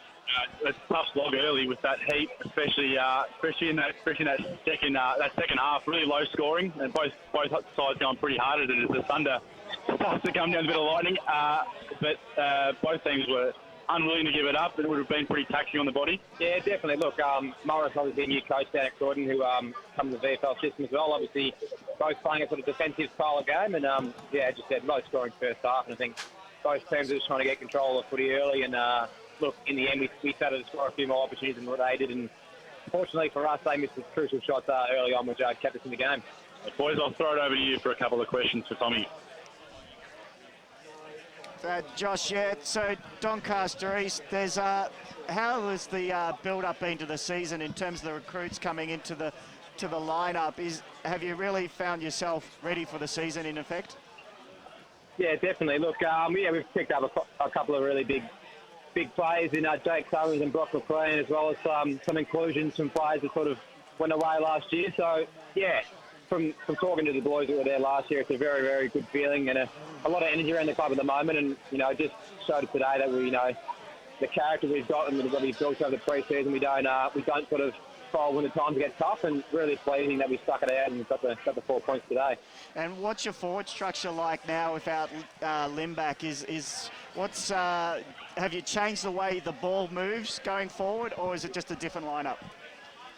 Yeah, look, it's obviously Dogger was a very stay-at-home full forward, and myself and Jake, you know, we can play deep, but we're trying to get up the ground more and give us some more options up when we're coming out of defence. So structurally-wise, we've changed it a little bit. We didn't want to change too much early on, and I guess just building up through the year, we'll sort of put a few things into place. But yeah, more hit-ups and giving our backs an options coming out of defence.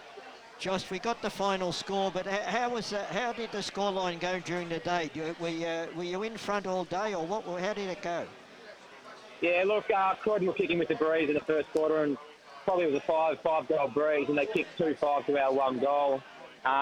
Second quarter, we got up by 11 points at half-time, and managed to keep them to only 1 goal in the third, and we were 5 points heading into the last quarter. And unfortunately for us, the wind changed halfway through the last, but managed to kick 2 quick early goals in that fourth quarter, which held us in good stead for the rest of the game. You spoke last night on the huddle about having Whitty back into your side. He played today? Was that Whitty, was it? Yeah. No, he's out injured at the moment. Unfortunately, hurt himself during a pre-season training session.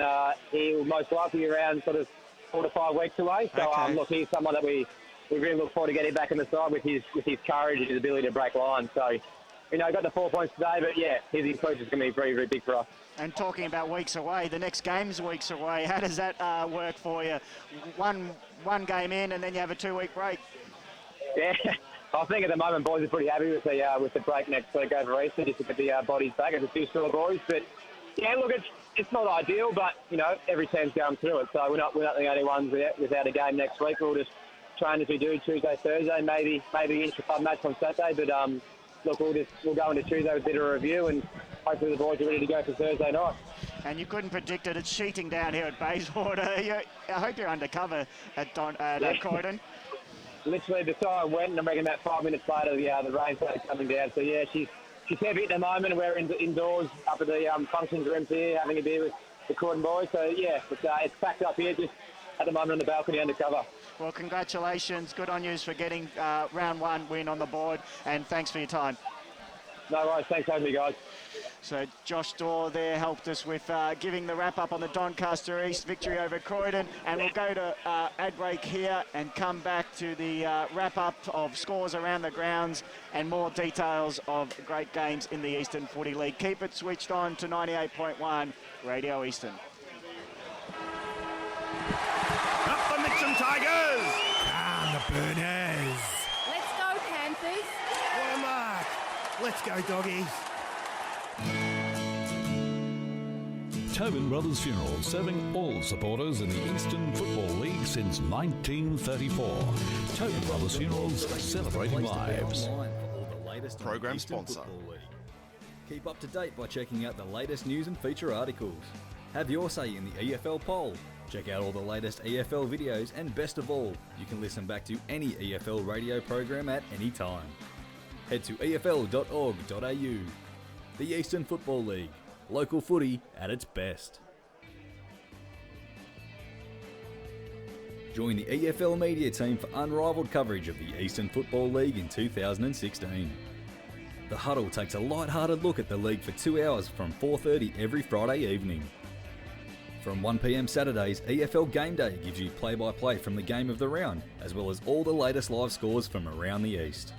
Then a full wrap of all games from 10 AM to 12 PM every weekend on EFL Sunday.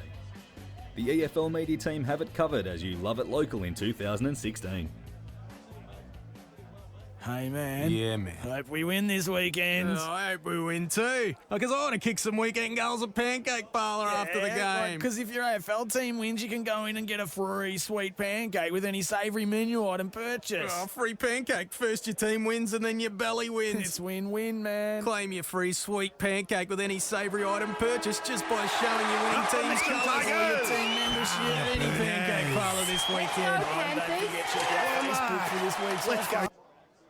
Dave and his mates are flying to the Gold Coast to watch their team play the Suns. Do they B, pay too much for a taxi, C, hope for an airport rail link this century, or D, get a lift from a mate and hope for the best when they fly home? What about A, for A1 airport parking? At A1 Airport Parking, get 2 days for $25, 3 days for $34, or get 7 days parking for just $69. And at just 5 minutes from the airport, they'll get you there in time for your flight and pick you up when you get home. Show your footy or sporting club membership anytime you park and get 10% off. A1airportparking.com.au. Program sponsor. Join the EFL media team for unrivaled coverage of Eastern Football League in 2016. The Huddle takes a light-hearted look at the league for 2 hours from 4:30 every Friday evening. From 1 PM Saturdays, EFL Game Day play-by-play from the game of the round, as well as all the latest live scores from around the East. Then a full wrap of all games from 10 AM to 12 PM every weekend on EFL Sunday. The EFL media team have it covered as you love it local in 2016. Barry was a great guy, a real larrikin. He loved his footy, was a loyal Carlton supporter. This year's our year, he'd say. He always had Slim Dusty blaring through the speakers. So, at Barry's send-off, his coffin was painted navy blue, and Slim Dusty's looking forward, looking back filled the room. At Tobin Brothers Funerals, their motto is, if it's legal, it's possible. Visit tobinbrothers.com.au. Tobin Brothers Funerals, celebrating lives. Program sponsor. Welcome back to Bayswater Oval for EFL Game Day. It's Radio Eastern 98.1 and the lights are on. It's raining very heavily, lightning in the background. It's the mood to bring you the scores from around the East and now across to Barry Cotts with scores around all 4 divisions of the Eastern Football League. Yes, certainly indeed. And I guess the big one today that we're keeping very, very big interest on was the game between Vermont and Balwyn. The final score was Vermont 11-10-76 have defeated Balwyn at 6-6-42. So a 34-point win to Vermont over Balwyn at Balwyn. And the other game, Division 1, Doncaster 16-11-107 have defeated Montrose 11-9-75. As well as that, Noble Park and Rowville, Noble Park 11-13-79 have defeated Rowville 8-11-59. Still waiting a score on the North Ringwood, East Ringwood game. So there's the Division 1 score. So the big one out of that, gentlemen, Vermont beating Balwyn. Yeah, we're just about to get around the grounds report there from Wayne Brasher, who will be very happy if we divulge allegiances. Brasher's going to be very up well, and actually, Brasher, I think, selected Balwyn to win that. Okay. Yeah. Can't imagine that. Yeah. So we'll just might get some. Is there any more scores we can get off you, Barry, before we cross the Brash? Well, we'll get to Lilydale and Waverley Blues in Division 2. It was Lilydale 12-18-90. defeated Wavy Blues 11-8-74. Mulgrave and Moorbark 12-10-82 have defeated Mulgrave 11-12-78. And the other game, Knox over Wanturna South. It was Knox 11-9-75, Wanturna South 7-5-47. So they're the scores in Division 2. Well, that's an interesting result because we saw Division 1 team that normally wins, Division 2 Premiers normally wins first round. That was the team relegated last year, defeating the grand finalists. Yeah, that's right. So yeah, I thought Wanturna South would win that. I really did, but well, they're actually 250 metres apart geographically. That's right, they could be the closest neighbours, not probably the fiercest. I think they're actually friendly rivals when you consider some of the ugly rivalries you get around here. You might have Nunawading and Whitehorse Pioneers are pretty close too. Yeah. A couple of other games, Croydon and Doncaster East. There was a win to Doncaster East. Doncaster East 9-14-68 have defeated Croydon 7-12-54. And Upper Ferntree Gully and Mitcham, and it was a close one. Mitcham 7-9-51 have defeated Upper Ferntree Gully 6-4-40. So there's scores for those in Division 2. Yeah, always interesting Division 2. They swap results, they're very competitive, but let's go back to Division 1 because on the line to talk about the big game, and you can hear the thunder roar. It's magnificent out here at Bayswater Oval. And Brash, could you have a better introduction than the thunder? Oh yeah, it's been a wonderful day. It's absolutely pouring down here at Bowen, and the heavens have opened up and the skies are real yucky yellow, I can tell you that now. Happy days for Vermont in their victory over Bowen. Yeah, Vermont 11-10-76, kicked the last three goals to hold off Bowen 6-6-42. Goal kickers for Vermont, 3 to Best, 2 to Kirby McConnon, singles to McComb, Ellis, Parker, Davis, Howard and Minchin, whilst for Baldwin, 2 to Chivers, singles to the Simpson brothers, Tom and Jonathan, Hughes and Bain were the other single goal kickers. As I said to you at half time, guys, I just thought it was Vermont's game in the first half. They dominated the centre clearances. They were winning contested and uncontested ball. And you thought at one stage, though, I thought that they probably were 2 or 3 goals shy of where they should have been. They probably should have been further in front at half-time. Bowen needed to do something in the second half. In a nutshell, they had to lift their intensity. They did in the third quarter. Unfortunately, the wind died down and changed direction, and they never really got the benefit of that wind in the third quarter. But credit to Vermont's backline. They really stood tall in that third quarter, only to restrict it to 2 goals, even though they were unable to only score 1 against the Breeze. And then, obviously, as the conditions sort of settled in the last quarter, it was like chess for the first 15, 20 minutes as both sides were trying to struggle for that, that killer blow. But around the 25-minute mark, Vermont with 3 kick goals to Parker, McComb and Ellis basically sealed the deal. Brash, how did Jonathan Simpkin go? He's obviously one of the new recruits at Bowen. How did he play today? Well, he had a very quiet first half, but I think he started to work his way into the game in the second half. His third quarter, I think he probably had about 8 or 9 kicks and about 5 handballs. So he had 14 disposals, and he was probably one of their very few players in the second half that was able to run the game out. Brash, I know it's only round 1, mate, and we can't get too carried away, but what has the new coach brought to Vermont this year that wasn't there last year?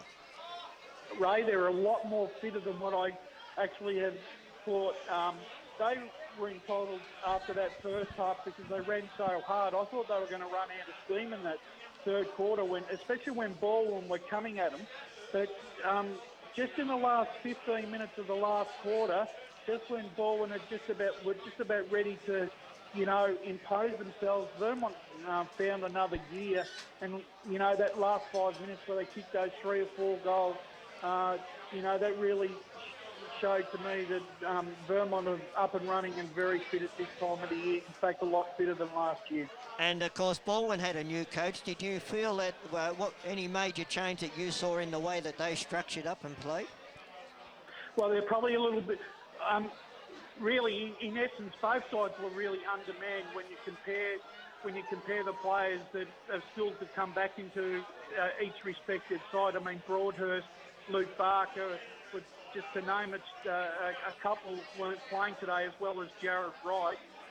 So, look, I think Marty Pass was probably a little bit hamstrung with some of his movements. He was using his fence a lot to try and keep some run in his players' legs, as much as what Harmit Singh was doing. But I actually think that, as I said at half-time, I thought Harmit probably had all the right matchups for the right players today. Brash, you have got some new returns coming back. I'm not sure if they played today, but Lachlan Johns has come back. Rory Lehman, they're back after stints in the VFL, and Jake Best is back from injury. Did they play today? Yeah, Jake Best kicked 3 goals in the seniors. I watched Lockie Johns. They played him in the reserves, and they just eased him into it. He kicked a couple of goals, and you could tell his class. You know, when he gets some match fitness, he'll be slotting straight back in. I just thought, Rory Lehman, you know, in a game where I found it really hard to find a 4-quarter performance from either side, I thought Rory Lehman's job on Jeff Goebbels today was outstanding, keeping goalless, and Jeff Goebbels really had no influence on the game this afternoon. But I thought the back line was really led well by Joel Perry. He really sort of stepped up to the plate, especially in the third quarter when Baldwin was starting to challenge. And a quick one just to wrap up, before you give us the score again, why was the score so low out there today? 11 goals to 6, was it? Very low scoring. Yeah, 11-10 to 6-6. But I think, in all fairness, the pressure that both sides were putting on each other, I mean, really, I think that was probably the reason why the game was such a low-scoring affair. Then take into consideration that the conditions of the ground changed after half-time. You had hot, windy conditions in the first half, and then in the second half, when the rain came down, the surface got a little bit slippery, and the players were really struggling to keep their feet. But, you know, look, at the end of the day, Vermont really set up the victory in the first quarter with, as I said, it was a 4 or 5 goal breeze, which they took advantage of it, and really they dictated the terms for the rest of the afternoon. Well, Brash, thanks for your time out there, and it was a good victory for Vermont. Well done. No worries. See you on EFL Sunday. Yeah, Brash, such a stalwart of the media team, winning the Clinton Gribus a couple of years back. Hey, man. So let's go to the ad I've got break. some weekend goals. Like what? First, wake up around lunchtime. Oh, yeah. Second, go into Pancake Parlour and get one of their traditional breakfasts because it's served till 5 p.m. every day. Oh, you got to go to Pancake Parlour for your weekend goals. Yeah, what else? And then when I'm all full, Yeah, like in your belly. just sit on the couch and watch me team kick some winning goals. Bang, goal! Oh, Pancake Parlour's weekend goals. Up and about and lovely. Program sponsor. Up the Mitcham Tigers! Ah, the Burners. Let's go, Panthers. What a mark! Let's go, doggies. Tobin Brothers Funerals, serving all supporters in the Eastern Football League since 1934. Tobin Brothers Funerals, celebrating lives. Program sponsor. Welcome back to EFL Saturday's Game Day broadcast at Bayswater Oval, where we'll just recap. South Croydon 15-14, 104, defeated newcomers to Division 1, Bayswater 11-5-71. A 33-point victory for South Croydon. Best on ground, according to us here in the broadcast, was Max King, the new ruckman who's been listed with Melbourne and played at Casey Scorpions. He kicked 4 goals going forward after doing very well in the ruck early on. So now let's get more scores from Division 3 and Division 4. Thank you to Barry Cotts. Yes, that's right. Back here in the score centre, Division 3, the Basin and Ringwood. And it was the Basin 7-12-54. 1 point winners over Ringwood 8-5-53. The other game, a big blowout, in fact, for Parker Orchard and South Belgrave. Parker Orchard's 23-24, 162 have defeated South Belgrave 9-15-69. Ferntree Gully and Baronia, a big win to Baronia. Baronia 7-7-49 to Ferntree Gully 1-3-9. Heathmont 13-4-70 to Templestowe 7-6-48. And Scoresby and East Burwood, it was a big win to Scoresby by the tune of 82 points over East Burwood, 135-53. So there is your Division 3 results. Turning the card over, we'll have a look at Division 4 games played today in the EFL. and Forest Hill and Fair Park. It was a big win to Forest Hill, 10-20-110 to Fair Park, 3-6-24. Coldstream blitzed Nuttawading. Coldstream 30-27, 207 to Nuttawading, 3-5-23. Surrey Park and Kilsyth, big win to Kilsyth, 14-8-122 to Surrey Park, 80 points, so a big 42-point win to Kilsyth today. And still waiting for a score for the Sylvan and Donvale. So there's the Division 4 results. Yeah, interesting start to the season in Division 4, but let's cross back to a review of a Division 1 game. At Blackburn, we've got Gus McLeod, who saw the big clash out at Blackburn. Gus, you there, How mate? you going, boys? We're going well. How was the game that you saw? Apart from the weather, boys, it was a cracking game of footy. We saw Blackburn get off to a really hot start. They led by 50 points at quarter time with a really big breeze going towards the car park end at Blackburn before Norwood came back and really struck some form with big Leroy Williams kicking 4 goals in the second quarter, and that really got Norwood back into the game. So the wind played a massive factor here at Blackburn, but Blackburn ended up getting the Chocolates by 32 points in the end. Just give you a review now, including the best players and the goals. Thanks, Gus. Yeah, well, Jake Hammond was excellent for Blackburn. He kicked 6 goals straight. Mitch Thorpe was also really good for Blackburn as well. Paddy Compton, the step-in captain today, he was superb as well. And for Norwood, similar sort of faces. Brett Johnson was absolutely awesome. Leroy Williams was just a typical good player. And I thought Trent Shinners had a cracking game. New centre-half forward for Norwood. He was absolutely excellent. So keep your eyes peeled for Trent Shinners in days to come in Norwood Football Club's action. Sorry, Gus, did Ryan Bathy play today for Blackburn? Yeah, Ryan Bathy played today, played a cracking game of footy, kicked 2 goals for Blackburn. Spent a fair bit of time in the ruck as well. He's a really good swing player, so look out for Ryan Bathy. He'll be really critical for Blackburn this season. And Xavier Murphy, how did he go today? Xavier Murphy was excellent, in and under all day, copped so many whacks, but he just keeps up and lives to see another day. Xavier Murphy, he's going to be absolutely awesome for the Burners this year, so he's another good player that you should keep your eyes peeled out for. Matt Tuminelli, who's been in the league's best team before, he's returned to the club from his country venture out. How did he play today? Is that Tamanalo? Yeah, Tamanalo, yep. Yeah, Tamanalo is actually away, mate. Didn't actually get on the park today. Okay. He's away with work, so he's back for Anzac Day against South Croydon, so Tamanalo is going to be a huge in for the Burners come Anzac Day. And how do Norwood look going forward, do you reckon, Gus, in terms of they have recruited and they were hopeful that they, like Blackburn, would make the finals? Yeah, look, Norwood are going to be a really good side this year. There's no doubting that. I just think they got quite unstuck. They were unlucky not to have the wind going with them in the fourth quarter. The only problem is they're quite predictable, Norwood. They know they're going to go to Lee Williams all the time, but that's why they've brought in Trent Shinners to be that second option.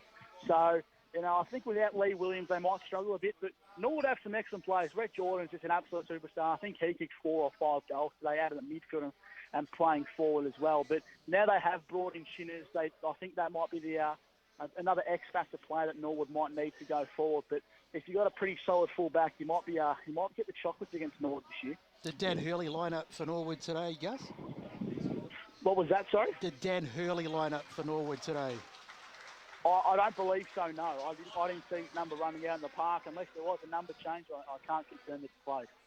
And what about Zach Carroll and David Johnson returning to Mullum Reserve? They'll probably have a very good midfield this year. They had a really solid midfield. I thought that their depth in the midfield was quite strong. They managed to always have 3 quality mids at all times. I thought they were excellent through the midfield. They're lacking a bit of ruck stock this year, I think. So that might be an issue where they can come unstuck. But apart from that, Norwood are going to be a seriously good team, and I'd have them penciled in for finals footy already. And what about the game? Did the conditions change, or how did the game develop in that Blackburn held off Norwood? Yeah, conditions changed at half-time. We saw the thunder come out, the rain started, the heavens opened up, and that really played into Blackburn's favour, having a 3-goal lead at half-time. They managed to get a few goals ahead in the third quarter, which Norwood pegged back, having the wind in the last, but it was just enough for the Burners to get across the line with a 6-goal win. But, yeah, the conditions certainly played into Blackburn's favour in the second half. And have you got any more comments before we can get the goals and the best players from you? I actually don't have the goals in front of me. Apologies, boys. They've been taken away and I can't find them, but I can give you best. For Blackburn, Xavier Murphy, Jake Hammond, Patrick Compton, and Jake Hammond. And for Norwood, I could only come up with 3 players: Lee Williams, Rhett Jordan, and Trent Shinners. So it sounded like you had a good day out. It was a good calibre game, a definite finalist, these two, you potentially at least. I think these two could be meeting off in a prelim final. I rate these teams both very highly. Dennis Knight's a quality coach at Norwood, and I think he's got the capability to take this team all the way. We saw him do it in 2014. Don't be surprised if Norwood come out on the day, start playing quality footage. They can make their way to the big dance this year, and I think that Blackburn and both Norwood are 2 teams that Division 1 teams should be getting quite nervous about facing up in weeks to come. And do you have the fixture ahead of them? Because Blackburn's next game will be versus Baldwin. Baldwin on Friday, Good Friday. If you are in the eastern suburbs, get on down to Morton Park, I believe it's that, for the Good Friday clash, the first Eastern Footy League Good Friday clash between Blackburn and Baldwin. 2 quality teams this season going head-to-head and what should be an absolute cracking game of footy. And I believe Norwood venturing out to the foot of the mountains to take on Montrose next week, I believe. Yeah, it's an interesting fixture with all these Good Friday and Anzac Day fixtures. So Norwood, I think they've got Noble Park at home in about 2 weeks' time, actually. Yeah, so massive games for both clubs coming up. So if you're a Blackburn or Norwood supporter, it's going to be a very exciting year of footy. Yeah, excellent. And thanks for your time and sticking around in tough conditions to tell us about Blackburn's victory over Norwood. All good, boys. The big media coat kept me warm. So thanks for the coverage, boys, and we'll chat soon. Thank you to Gus McLeod, who's doing some great work around the media traps, and fantastic review there at Blackburn. We'll go to another ad break before we'll come back with more scores from Barry Cotts. Let's get around the Eastern Football League, but stick it to 98.1. Hey, man. Yeah, man. Hope we win this weekend. I hope we win too. Because I want to kick some weekend goals at Pancake Parlour after the game. Because if your AFL team wins, you can go in and get a free sweet pancake with any savoury menu item purchase. Oh, free pancake. First your team wins and then your belly wins. It's win-win, man. Claim your free sweet pancake with any savoury item purchase just by showing your winning team's colours. Or your team membership. At any Pancake Parlour this weekend. Oh, and don't forget, check out Facebook for this week's offer. Lovely. Program sponsor. Up the Mitcham Tigers! Ah, the Burners. Let's go, Panthers. What a mark! Let's go, doggies. Tobin Brothers Funerals, serving all supporters in the Eastern Football League since 1934. Tobin Brothers Funerals, celebrating lives. Program sponsor. Dave and his mates are flying to the Gold Coast to watch their team play the Suns. Do they B, pay too much for a taxi, C, hope for an airport rail link this century, or D, get a lift from a mate and hope for the best when they fly home? What about A for A1 Airport Parking? At A1 Airport Parking, get 2 days for $25, 3 days for $34, or get 7 days parking for just $69. And at just 5 minutes from the airport, they'll get you there in time for your flight and pick you up when you get home. Show your footy or sporting club membership anytime you park and get 10% off. A1airportparking.com.au. Program sponsor. Welcome back to Bayswater Oval. You're tuned to Radio Eastern 98.1. Round 1 Eastern Football League Division 1. Bayswater came up a division, but South Croydon were victors here. 15-14-104 defeated Bayswater 11-5-71. 33-point victory to the Dogs. It's now 5:45, so it's about time just to try to get as many scores as we can, just so that you know who the winners and losers are in all 4 divisions of the Eastern Football League. Some big results, some interesting results at all divisions, and we might hopefully cross the barrier who can go through his list if he's ready. I certainly am ready here at the Score Centre. Thank you to Barry Cotts. We'll get all the scores we can through 4 divisions. Let's go to Division 1 and the big game today between Vermont and Baldwin, and in the end it was a win to Vermont to the tune of 34 points. Vermont 11-10-76 have defeated Baldwin 6-6-42. The other game today, Doncaster and Montrose. Doncaster 16-11-107. That's 16-11-107 have beaten Montrose 11-9-75. And Blackburn and Norwood. Blackburn 15-11-101. Defeated Norwood 9-14-68. Noble Park 11-13-79 with 20-point winners over Rowville 8-11-59. So there's your Division 1. Turning over the card now, let's take a look at some Division 2 scores for matches played today. And Liddydale and the Waverley Blues. Waverley Blues went down to Liddydale. It was 12-18-90 Liddydale. The Waverley Blues 11-8-74. Mulgrave and Mooralbark. Mooralbark in a close one to the tune of 4 points. Mooralbark 12-10-82 have defeated Mulgrave 11-12-78. And Wanturna South and Knox 11-9-75 have beaten Wanturna South 7-5-47. Turning our attention now to Division 3 and games played today. The Basin and Ringwood, it was a thriller in the end, a 1-point win to the Basin. The Basin 7-12-54 had defeated Ringwood 8-5-53. Big straight win to Park Orchards today in round 1. Park Orchards 23-24, 162. Easily beat South Belgrave 9-15-69. Baronia 17-11, 113 beat Ferntree Gully 4-8-32. Heathmont 11-4-70 have defeated Templestowe 7-6-48. So they're the scores we've currently got for Division 3. And yep. Sorry about that. Heathmont's a big result over Templestowe there. It certainly is. I wouldn't have picked that one. I don't think any of us picked it here. Do we today? No, I don't think so. No. I do believe I did, boys. Oh, okay. I'm sorry I didn't ask you. Division 4, Baz. All right, let's go to Division 4 and see what we got here. Some games played today in Division 4. And firstly, the game Forest Hill and Fair Park. It was a win to Forest Hill. Forest Hills 10-20, 110 to Fair Park, 8-3-6-24. Coldstream big winners over Nuttawading. Coldstream 30-27, 270, easily beat Nuttawading 3-5-23. And Surrey Park and Kilsyth, it was a big win to Kilsyth in the end, 128 to Surrey Park, 80. So, so Morris Pioneers defeated Glenravy Hawks today as well. So that's what we've got in Division 4.